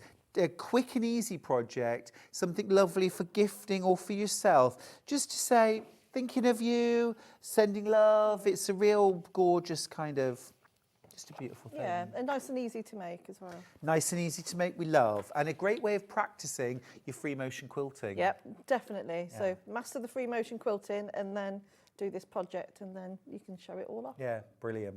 Now, if you want the pattern on its own, this is physical pattern for the ombre butterfly, £9.99. Because, of course, this could be rainbow coloured scraps. Yeah. This could be black and white. Yep.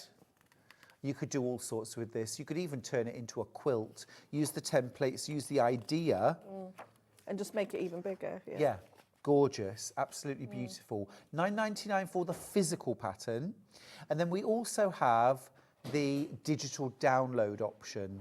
So if you're going for physical, use those numbers. If you want a digital download, that's an instant purchase and instant download, EHDH 06. And that's that automatic download. Amazing. Should we dive straight in? Yeah. May we? It's, yeah. Great. Hopefully I'll get lots of sewing done as well. Let's do one. lots of sewing. So with you, if I just use this one for an example, so what you'll do is you'll need some bond web, and what you will do is you'll trace over your butterfly sections. Yeah. And then from the fabric itself, so from the width of the fabric, what you'll do is you'll cut a big strip out of your fabric. It's about 6.5 inches long. And what you'll do is that you'll press your butterfly templates with the biggest ones on the dark, and then you fade off into the lighter ones, and to the smaller ones to the lighter of the fabric. So you're changing the size and the shade. So I want to give it the illusion so that the smaller ones are further away and flying off into the sorry, I'm not as practiced at folding the fabric. Oh, I'm terrible at folding fabric, Delphine. That's not too bad. That's pretty good. Not the best. That's pretty good. And then you'll have your back, so you can backing of your choosing, but I'm just going to show you on this one today. So then you'll have your background. I'm just wondering whether to give this a press or do I get another board? Do you want me to? I can give that a little press. Do you want me to just get rid of the creases? Yeah, if you I can do that for you. And then, so these are all my butterflies that I've prepared earlier, which the lovely Lou has helped me cut out upstairs.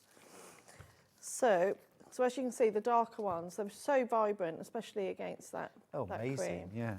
So what we're going to do is just peel them off the background. Always make sure you're happy with the placement of your pieces before you press them into place. So we have got a full-size,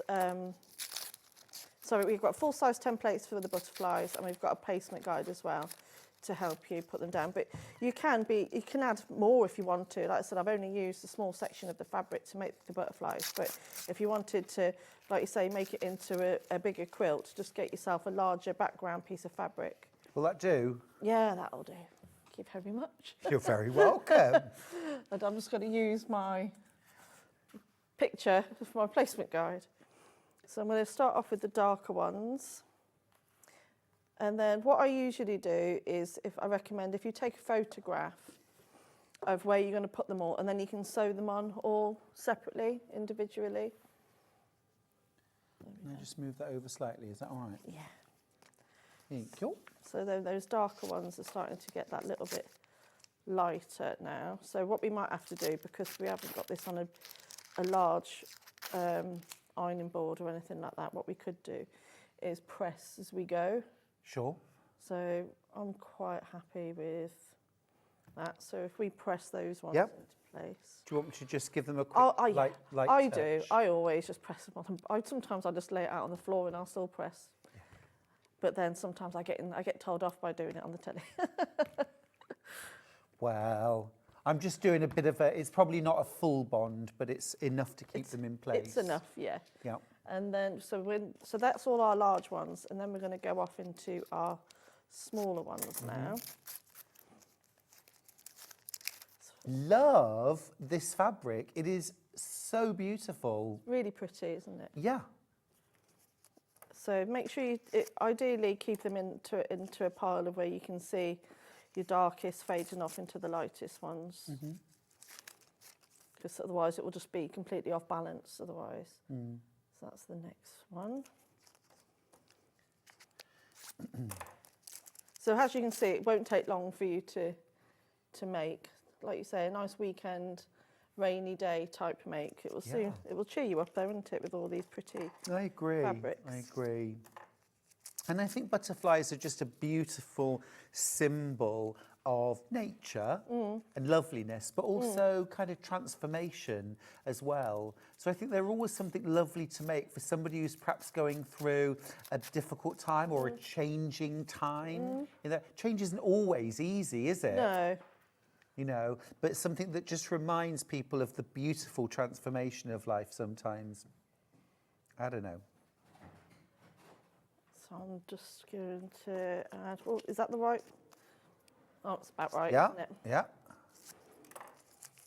Like you say, if you lay them all out first of all and have a bit of a look, take some pictures. Yeah, I do that quite often actually, just take a photograph of it and just to see how it's flowing.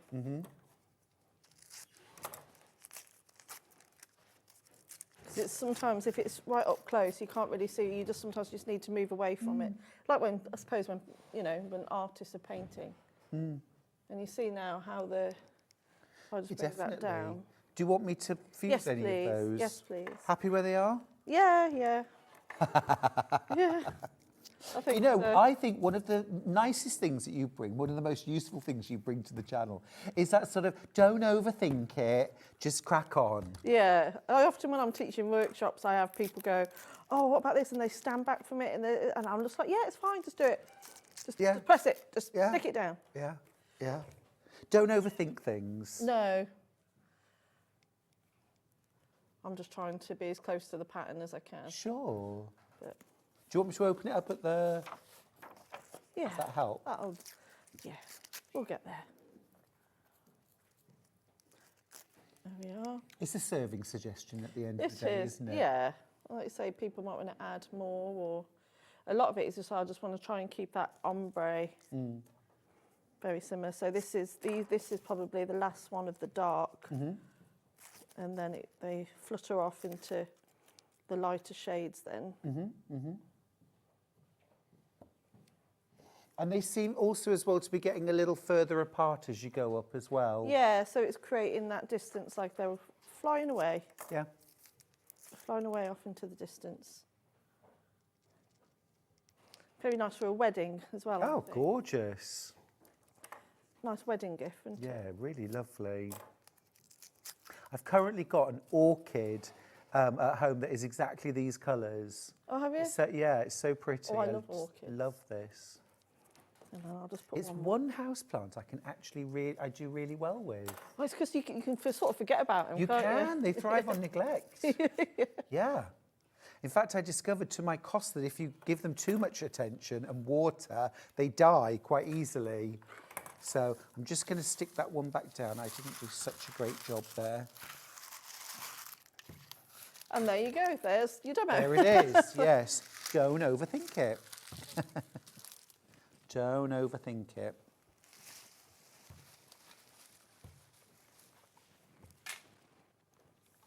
Lovely. Yeah, I think that's pretty secure. And then, should we sew a few down before? Let's do it. So I was gonna go straight into doing some more free motion, but I've got loads of time, so I can. The floor is yours, Delphine. It really is. I'll just quickly change my. So I'll just show you that. Isn't that lovely? So gorgeous. Beautiful. This is the fuchsia version, which the details are on screen right now. Lots of the stock has gone, but there is still a few opportunities left if you want to go for fuchsia. And so clever as well that is one fabric to create all of those different butterflies. It's just sometimes, like you say, it's about not because when I first looked at the fabric, I thought, oh, what am I going to do with this? And I thought, well, what's the point in overthinking something or making something overcomplicated? Exactly. Now, this is Ben being nerdy, Delphine. Oh, yeah. He's just asked me the question, do I know what a group of butterflies is called? And I don't, but I'm going to say a flutter of butterflies. Do you know what the collective... I would have probably said a flutter or something like that. No, I've got no idea. Oh, now this is a kaleidoscope of butterflies. I should have called it that, shouldn't I? Next time. Lovely.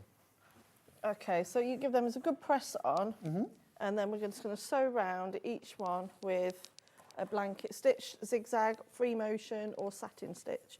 My go-to is always a blanket stitch. You keep that stitch quite small, Delphine? I like to keep it quite small. I think you can start off quite large, but the smaller it is, then you can get it quite neat. If you're confident of getting quite close to the edge. Yeah. Or you go to, or it could be a 1.5, but yeah, if I'm at home and I'm up close to it, I go to a 1.2. So 1.5 to 1.2 width and length? Yeah. Perfect, thank you.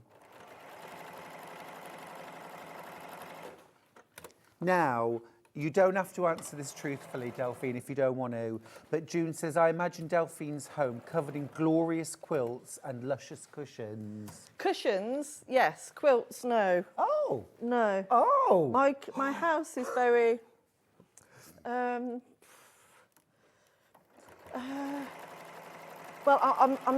I'm very tidy. Yeah. So my house is... So my cushion... So, for example, my beds are... Picture the scene. Sure. They're like something that you can bounce a coin off, you know. Ooh. I like a very well-made bed. And Is that your military probably. past, do you think? And my mum was very house proud. And I think, so yeah, so the whole beds and the cushions have to be a certain way. But I've also made, so I've got two boys, and they've both got, obviously, their own beds. Of course they've got their own beds, bedrooms. And they've got cushions and things on their bed that I've made out of clothes or whatever. And they all have their blanket on, and but they have to make it to a certain standard. Sure. So I've always said, if you've not achieved anything that day, you've made your bed. So you could have had a really bad day, but getting into a nice, well-made bed can't beat it. So important. But cushions, I've got them everywhere. Yeah, like in my snug, I've got all the cushions are different, completely different. I've got patchwork, William Morris ones, Voyage Mason. Do you know Voyage Mason? No, I don't. They're all like watercolour paintings, and they're really pretty. So. But yeah, I love a good cushion. Yeah, lovely. Hence why I make so many of them. Yeah, for sure. It's also a fantastic way of trying out different techniques, isn't it? Yeah. On a cushion or a wall hanging like this. And I love having a room where my lounge is a bit more formal, but I like to... You know when you see houses and they're all different, like in a village? I love that. And that's what I'm like with cushions and decor. I like things that are going to bring nothing, not too matchy-matchy. Right. So I like things all a bit very quirky. Love that. You know, I'd have like a really modern one next to a traditional William Morris one. Same as... Yeah, definitely. And I tend to bring colour through cushions or lampshades and pictures and works of art, things like that. Do you have your own like pieces of like embroidery and stuff like that framed on the walls? I did have in the old house, but they're still in framed in boxes. Okay, fair enough. I've got some of my artwork because I did a lot of needle-felting artwork, so I've got some of that out. Gorgeous. But my husband's really into planes, so we've got a lot of. And he's an engineer, so we've got clocks made out of piston engines, or we've got propellers on the wall, things like that. Fascinating. So it's very, very, very different. Ah, I like that. I love it when you go into someone's home and you feel like you know who lives there when you look around, or you get clues. You know, a bit of kind of, who lives in a house like this? Yeah. Yeah, so we've got a lot of football and racing in our. Okay. Because Louis does a lot of football, so there's a lot of football memorabilia. Yes. Charlie, as you know, does a lot of racing, karting, and for his 13th birthday. Is he still enjoying that? Yeah, he's away Amazing. karting this weekend, and then for his 13th birthday, his auntie gifted him a was it 1970 something Grand Prix with Michael Schumacher, like a limited edition sign of Michael Schumacher. So we've got that on the land, but it's really cool, you know. Yeah. Fabulous. Great new project from Delphine today. It's the ombre butterfly wall hanging. It's such a beautiful piece of work. The aubergine has been the most popular. I'm rather taken with that. This is the mauve. This has also been very popular. We'll pop the graphics up for mauve. So under £20, you've got all of your fabric for your front and your binding as well. Plenty of fabric to do this, absolutely gorgeous. This is the mauve version. You get that brand new pattern as well from Delphine. This is the most perfect vehicle for free motion quilting.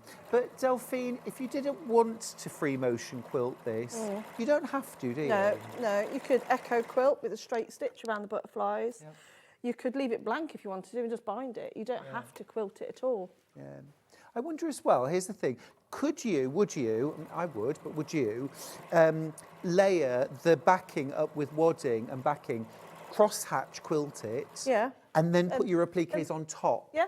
And then stitch around them. You could do that too. What would look really nice if you did that, if depending on what wadding you use, you don't want to be able to see the sewn lines come through. Right. So what I did do years ago for a christening gift, I did pretty much exactly that, but I sewn around all the edges of the butterfly, leaving a small gap, and then I used toy stuffing. And then sewn them up so they were 3D. So that would look That's a lovely idea. It's a lovely idea. Oh, now you've set my creative juices flowing. This is the mauve. I'll just show you the colour options again. So this is the, actually, yeah, let's do web images, that's fine. So this is the mauve. Sleeve art, that's a creative idea, I like it. That's the mauve. Then we've got aubergine. I'll show you aubergine next. Aubergine. Love an aubergine. Oh no, I'm not a fan. Aren't you? No. Charlie's not a fan either. It's frustrating because there's all sorts I love. Moussaka. I don't like moussaka. No. Do you not like the texture? I don't like, and I don't like cheese. Moussaka is cheese, isn't it? Okay, there's some cheese on it, Yeah. But no, aubergine and courgettes. Oh. No, not a fan. I'll show you the aubergine. Just look away. I love the colour of the Delphine, look aubergine. away. I just don't like the Yeah, the colour's incredible. The colour's absolutely incredible. It's beautiful. That's your aubergine. Remember, you get half a metre of that, half a metre of your cream background, and then you also get your pattern. So just need a bit of wadding and something to back it with. That's aubergine. No, and I love... what's the dip made out of roasted aubergine? I don't know why I'm asking you. Is that not tzatziki? No. Baba ganoush. This is the fuchsia. This is the one that poor man's caviar, we call it. Gorgeous. It's almost lunchtime, isn't it? Warm flatbreads.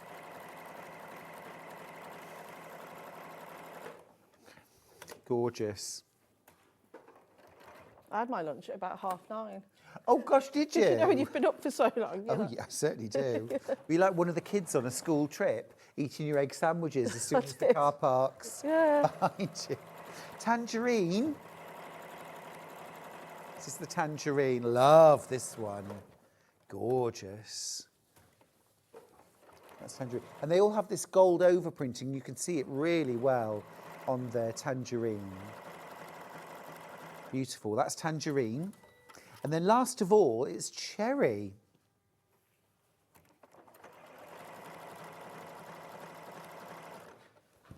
The cherry's gorgeous.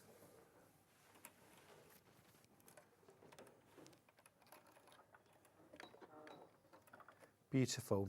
So those are your 5 options. Or, of course, if you prefer, you can go for pattern only, digital or physical, and then you could raid your stash, raid your scraps, and you could do a scrappy version. It could be rainbow butterflies flying away. It could be black and white. It could be your favourite colour, whatever that might be. It could be a selection of Japanese or Oriental style fabrics that you use, like we had on this morning. It could be Liberty butterflies. Well, that'd be pretty. And that'd be fun. And you don't need much of each fabric if you do every one different. It could be a Tilda butterfly. Gorgeous. Or even overlay them over a patchwork piece, you know, like I did, you know, you could do like a really light coloured barge yellow and then do the butterflies. Oh, amazing. So your background have as patchwork. Yeah. I love that idea. And then like a really fabric that's going to really stand out for the butterflies. That's a gorgeous idea. So I've just sewn a few down, and just to show you how quickly. So I've sewn 4 medium butterflies down there, and I've only been doing that for a few minutes. So, you know, half an hour, and then you'll have all those sewn on. And then, so imagine all those are done, and then we can come to how we quilt it. Yep. So, I did have a... What do you need?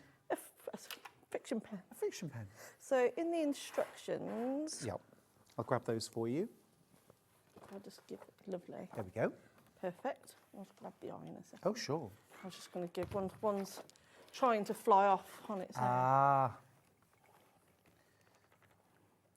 There we are. I think that's still a little bit lifted. Let me just check there isn't. I think Probably, there's paper. yeah, there is. A bit of bondweb on the back. I know we're ironing on the surface, but it's fine. Nothing's going to burn. It's fine. Do it all the time. There we go. Right. Yeah. Have another pop. There we are. There we go. Awesome. Thank you. So as you can see on the placement guide here, sorry, I had a little bit of a fluff in my eye then. So what we can do, so you can do this as a fake trapunto if you wanted to, but on this version I didn't. So you can just draw on these reeds of grass, so it's almost like the background, they're coming out of reeds of grass. So you can copy it, you know, just draw them on, and then you can sew over the top of them. So just draw them on, use them as a bit of a guide. So I'll just do the middle section because that's where I've sewn. So I'm just doing this freehand now. And then I'm going to use a matching thread to the fabric today, only so you can see them. But sorry, not a matching thread, a darker thread, only so you can see them. But otherwise, I recommend using a matching thread to the fabric. So cream on cream. Yeah. So I'm now going to, or not, you can. There's no rules to say you can't use just a normal, a darker thread, because it just makes it part of the story of it then. Oh, Delphine, you don't have to give up moussaka. Derek's written in to say the recipe I use for moussaka replaces the aubergine with potato. Oh. See, that's lovely. Can you replace the cheese with something else? And Mo says, I agree with you, Delphine, about courgettes, but I have a friend that makes a beautiful courgette loaf. Oh, yeah, you can have them in cakes and all sorts. Courgette cake, yeah. No, it's just... There's no vegetable I don't like. I think they're the only ones. Are they? Well, no, I love my veg usually, otherwise. But if you introduce cheese to anything, no. Really? Oh, I hate... Ugh. Yeah. Don't like dairy. Don't like dairy at all. Fair enough, yeah. Never have done. No. Even when I was little, my mum would give me, you know, milk on my cornflakes, and I wouldn't eat them. No. Just don't I like had a mate she used to put water on cornflakes. Oh, really? Just have a bowl of cornflakes for breakfast every morning with cold water out the tap. I have. In fact, I like the only dairy I do like is fruit flavoured yoghurt. Yeah. But I wouldn't eat plain yoghurt. Oh no, I love it. Oh, Greek yoghurt, yum. Oh no. Oh yes. Oh yes. I'll use it to marinade. So say if I was making a chicken tikka, or Yeah. I'll use it for the marinade. Uh-huh. But it's just, yeah, milkshakes, yeah, just, yeah. No, I'm a bit ambivalent about a milkshake. Wow. When you come for dinner, I shall know exactly what not to cook. Definitely. What would be your perfect dinner? I love a roast dinner. Get done. Done. Spag bowl. Yeah. Can't go wrong with a spag bowl. Oh, yeah. Oh, my favourite cuisine is Indian though. I love really spicy food. Gorgeous. So I'm one of those that I'll go out for dinner with Nick, and you know I'm ordering the really hot dish, and Yeah. he'll have the more mild Okay. dish, and they always think it's the other way around. And then you don't have to share. No, because it makes him cough. So if he tastes mine, I was like, don't, because you'll just be coughing the Yeah. whole time. Good. But no, I love my my favourite thing to do, apart from obviously sewing and being with the kids, go to the football on a Saturday and watch Stratford Town play, and then we go home and have a curry. Best Saturday ever. Yeah. Yeah. Curry. Love it. Football and then a curry.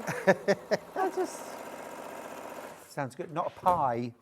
A lot of people have a pie, don't they? With a yes, we football. sometimes have a pie, curry pie. They do curry pies now. Oh yeah, the football. that is huge in Australia. Pies.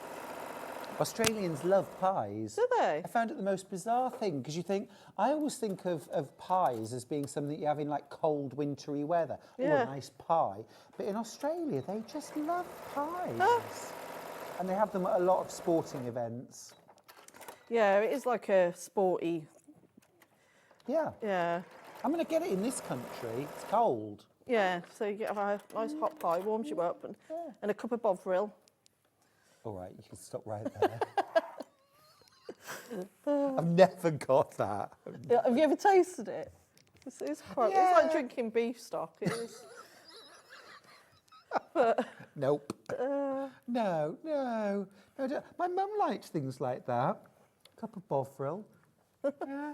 I love Marmite. oh, Nick does as well. But, oh, really? Yeah.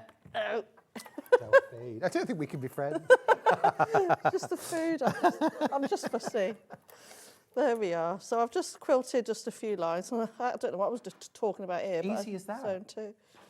So yeah, it's easy as that. And then So that puts the structure in.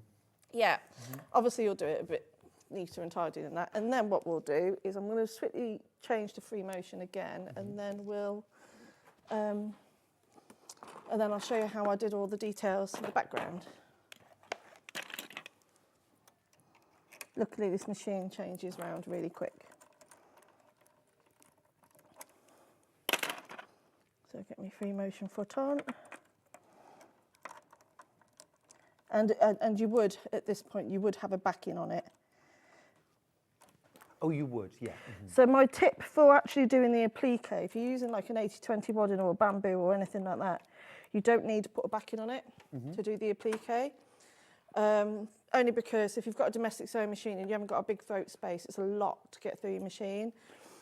And then what I would do is I'd flip over, and then I'd get my 505 spray, give it a really good press, give my backing a really good press, and I'll only 505 spray where I don't need to sew.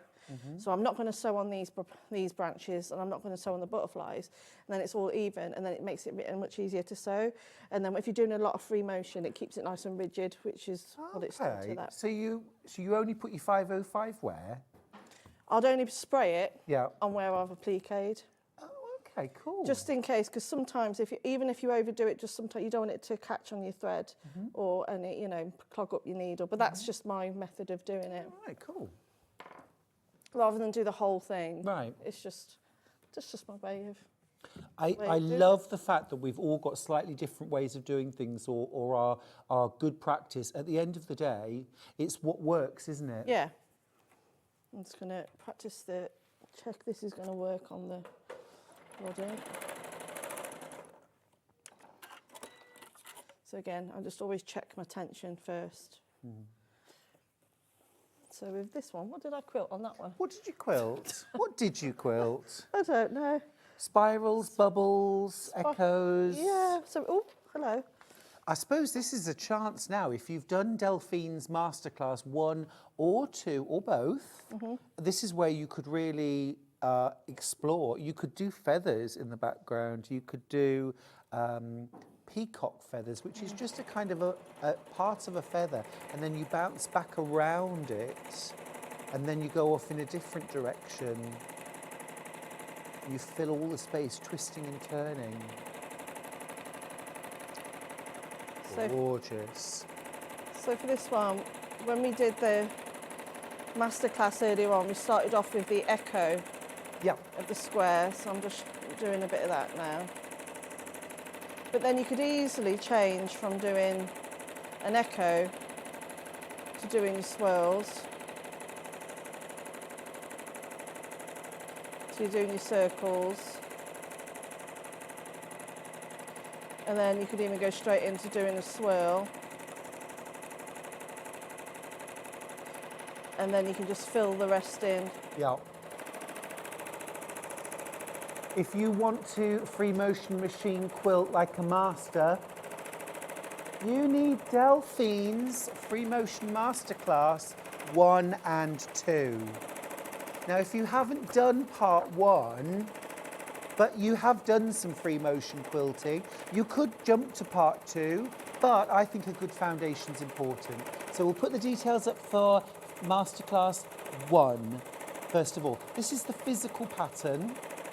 Oodles of different ways to free motion quilt your quilts with ease, with confidence. It's how to practice. It's knowing what to practice. Delphine's broken it down. How to prep your quilt, how to get your layers secure together, and then how to confidently quilt your quilts. So that's the Free Motion Masterclass physical pattern. So many have gone for these.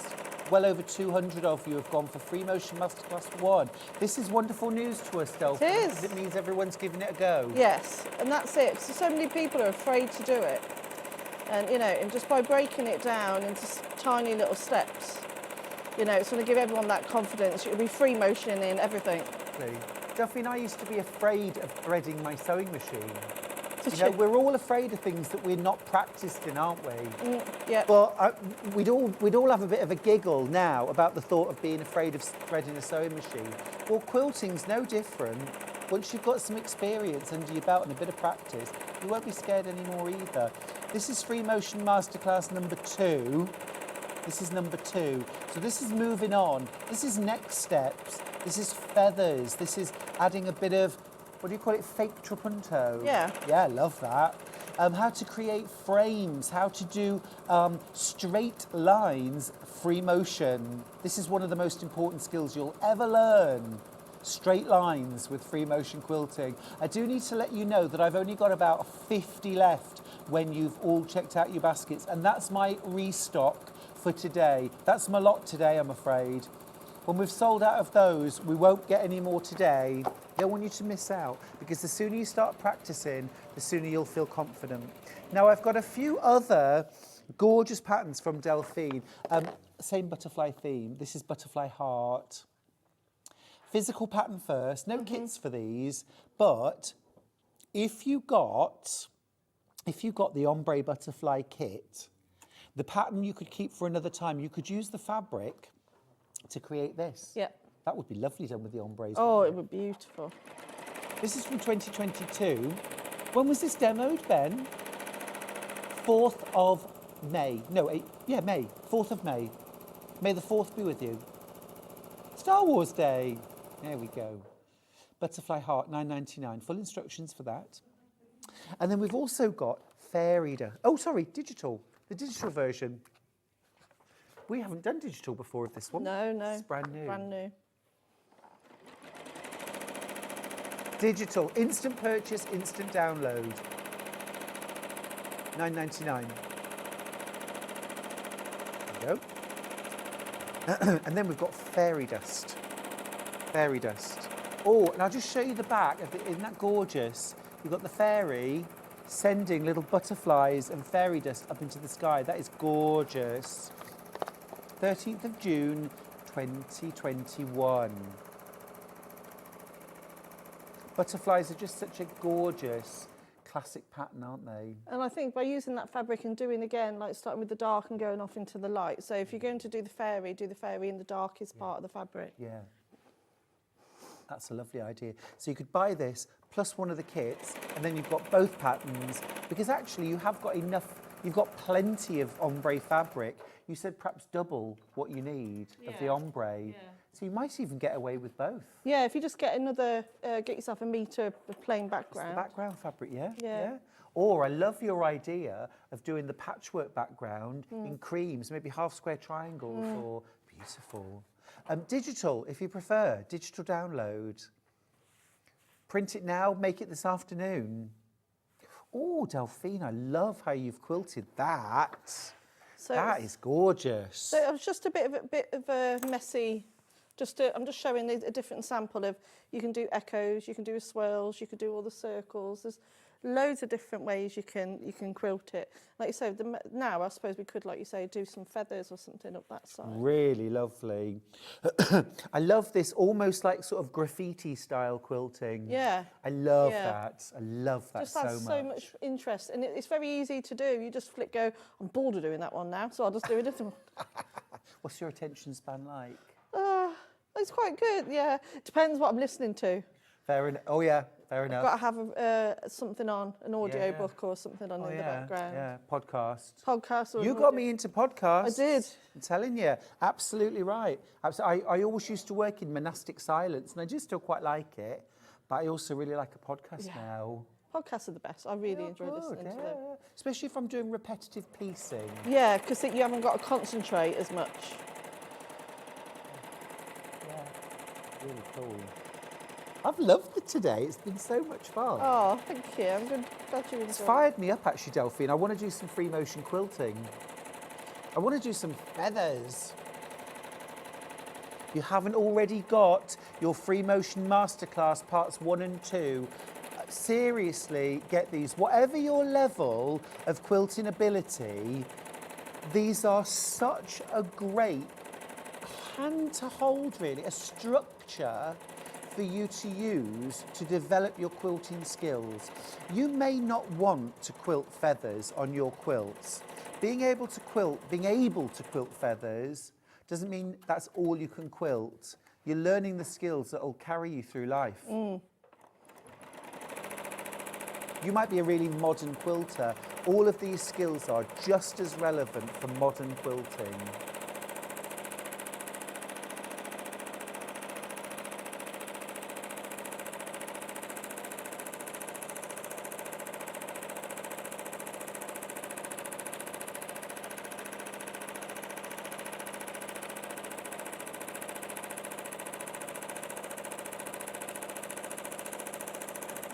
So I've just played around with the free motion. Well, I should have done a little thing there, but then you can just keep filling it with all these different feathers.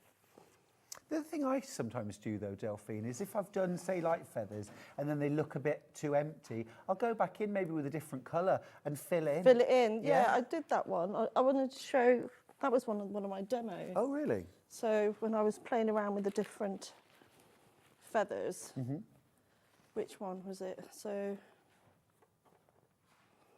this one. Oh, wow, nice one. Look at that. So you can quilt back over. That is fabulous. So you can add the extra swirls, but you see the difference between how heavy you are. I love that. I did do that one. I did that one quite a lot, actually, by just doing sporadic circles and this really, really tight sewing in between. And you see how, so this one's obviously the quickest to do. That was just an echo of a feather. And this one, I followed the curve of the feather and adding the swirls, but also going back over the feather on top as well. So you can add more texture there. But then this is probably one of my favourites to do. So it's very sporadic, and it really enhances that. So you're sort of stitching a pebble and then filling in the background. Yeah. Love it. But rather than do all your pebbles first and then stitch in the background, not everyone's brain is, I don't know, everyone's different, aren't they? Sure. So some people might want to do all the circles, but what I do is I'll do a circle, then I'll just carry on doing the colouring in, and then I'll have another circle there. Ah, okay. No, I do all the pebbles and then go back and fill in. Yeah. So, but there's different. So you can do it that way as well. Yeah. So I'll just show you an example. Really I'll cool. just do it on the bottom so you can see. So I'll do one small circle, and then I'll just go straight to the colouring in of it. And then I might think, oh, I'll have one there. And then you start colouring in between those two circles then. And then again. So if you do get bored easy, you won't get bored doing this one because there's always something you've got to think about. For sure. You know, we always learn something new here on Sewing Street. I haven't been, not a single day in 4 years have I been here and there haven't been some fabulous new things to learn. But today has been exceptional, don't you think? Thank I think you. we've all learned such a lot from you, from Helen McCook as well. Really have had a fantastic Good, day. good. That's what it's all about, isn't it? Love Every day's a school day, they say. Yeah, absolutely gorgeous. The trick now is you've got to keep that good work going. You've got to practice. Yeah. Practice, practice, practice. You never. I don't think anyone ever just masters something just like that or perfectly. You know, we can always find improvements. You know, I might look back at some of my work from years ago and go, oh, why did I do it like that? I can do it like this. I've learnt that, and I'll do the exact same in another 5 years, hopefully. Yeah. And I'll revisit and, you know, and add more 100%, skills. 100%. Yeah, it's been absolutely fantastic. Now, let's just recap the options with ombre butterfly. So pretty, been super popular. I'm going to start with, lock your ears, aubergine. You love the colour? Love the colour. The deepest purples. The deepest purples is gorgeous. Beautiful.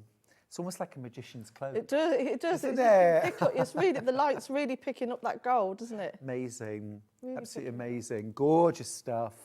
Because I suppose of course you've used that ombre in the binding as well, haven't you? Yes, yeah. And all I did was just cut my strips, and I didn't really think about it. I did 3 strips, I think.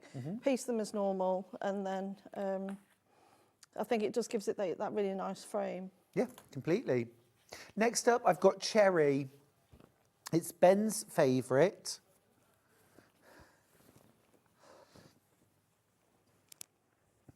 This just kind of makes me think of like lipstick colours. Yeah. Very pretty. It's gorgeous. One of my favourite quilts I've ever made, Delphine, was called Lipstick and Nail Polish. And I remember that. Paper-piece lipsticks and bottles of nail polish. You could use this fabric for all of them. I so want to make that quilt again. Do you ever have quilts that you want to remake? Yeah, I do actually, yeah. But again, like going back to what I was just saying, remake, but add more, Yeah, they'd have to be different. They'd have to have more feathers on. More feathers?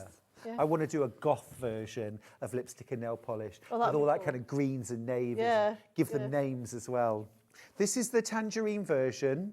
So in all of the kits, you get the 1/2 metre of cream background fabric, you get the full instructions, and then you get 1/2 metre of this beautiful ombre confetti hearts fabric. This version is tangerine. You've got those really deep orange tones right through to this really soft coral blush. That's tangerine. Next up, we've got fuchsia. That's the version that Delphine's been working on. We're going back to the fuchsia. Do you like what it is? Oh, dear. I've been awake too long for this morning. Don't worry, I'm going home today. There it is. Again, absolutely stunning colours. Really, and look at that glint of gold. Who doesn't love a bit of gold? Love it.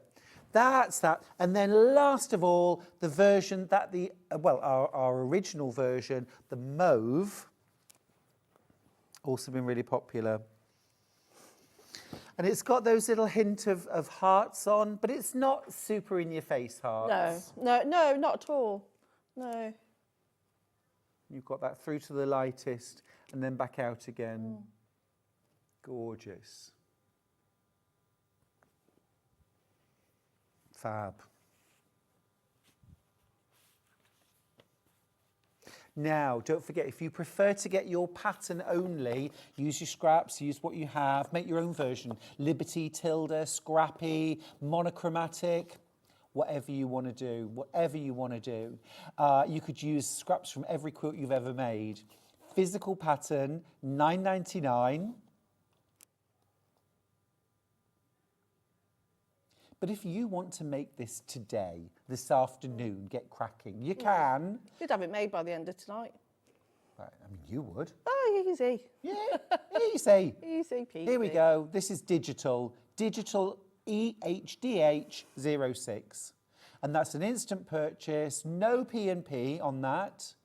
Instant download too. EHDH 06. Fab. Have you shown us everything you want to show on that? Oh, I can show you more. I don't mind. I could do anything We've you got want. 4 minutes. Shall we recap the free motion masterclass? Yep. Because this has been an absolute huge day for us for free motion quilting. Yep. First of all, what is it you love about free motion quilting? Why have you spent so much time creating these amazing instructions I for think us? for me, because I'm very big on how so a finished quilt, like an applique quilt, I don't want it to just be about the applique itself. I want to add more artwork to it. And to me, it's like it's drawing with thread. Yep. And I love to draw and having that freedom, but also just being able to create even more beautiful designs. And it just takes a pretty quilt to a showstopper quilt. I think that's so true. Yeah. There was a very good book many, many years ago called Quilting Makes the Quilt. And it's not a quilt unless it's quilted, unless it's all layered up and quilted, and that makes it a quilt. If I can't draw, Delphine, lots of us say I can't draw. You've got templates. You've got templates. You can trace. Exactly. Yeah. Exactly. And also, so much free motion quilting is an arc, a curve, a squiggle, a wobbly line. It's not Michelangelo. No. And like I say, using matching thread to the fabric is very forgiving. Yeah. Very forgiving. Yeah. But always practice using a different coloured thread to the fabric. I think that's such good advice. It's a little bit painful. It can be a little painful at first, can't it? When you look and think, oh, it's so wobbly, because it shows every flaw. Yeah. But it is a way to see what you're doing and how to get better. And exactly. So it's if you see, did something like this and go, oh, that swirl wasn't very good. I need to practice on my swirls. And then you just keep doing them over and over again. Before you know it, you know exactly where to put the needle to stop and where to come back out. You're getting used to the distances between each part because the key is about free motion is consistency, both with speed and shape. So the more you do it, the easier it becomes. Yeah. Yeah, it's not always about having things that are a perfect shape. It's consistency, isn't it? I think that's such a good point. So if it's bad, can keep it consistently bad. And it was meant to be. I can do that. It was a happy accident, So never be too hard on yourself because we all get better with practice. Yeah, for sure. I can't wait to see what you do with Delphine's great instructions. Let's look at tomorrow's menu and see what's coming up. It is actually Rebecca Reed's birthday tomorrow, so I'll be the first to say it. Happy birthday, Bex Reed. We all love you. Have a fabulous day. So 8 a.m, happy birthday, Rebecca Reed. At 9 o'clock, Wendy Orlando is powering through the Lowena shoulder bag. Love that. At 10 o'clock, have you seen these carefree cacti? They are amazing. That's what Amber makes. At 11 o'clock, we've got the Flourishing Flowers applique quilt with Wendy Orlando. And then at 12 o'clock, Sam Sabido is in the house for a wonderful hour of sunshine crochet with a brand new cardigan pattern on Yarn Lane. That looks like a fabulous morning to me. Yeah, oh, Wendy and Rebecca together, that's lovely. Yeah, wonderful, fab. It's been fabulous to have your company over the last couple of days. I won't be back now until the channel's birthday, our 5th birthday week, which I think starts on the 24th of February. So put that in your diary. I will see you soon. Don't hit that dial, stay where you are because Hobby Maker is up next. See you soon.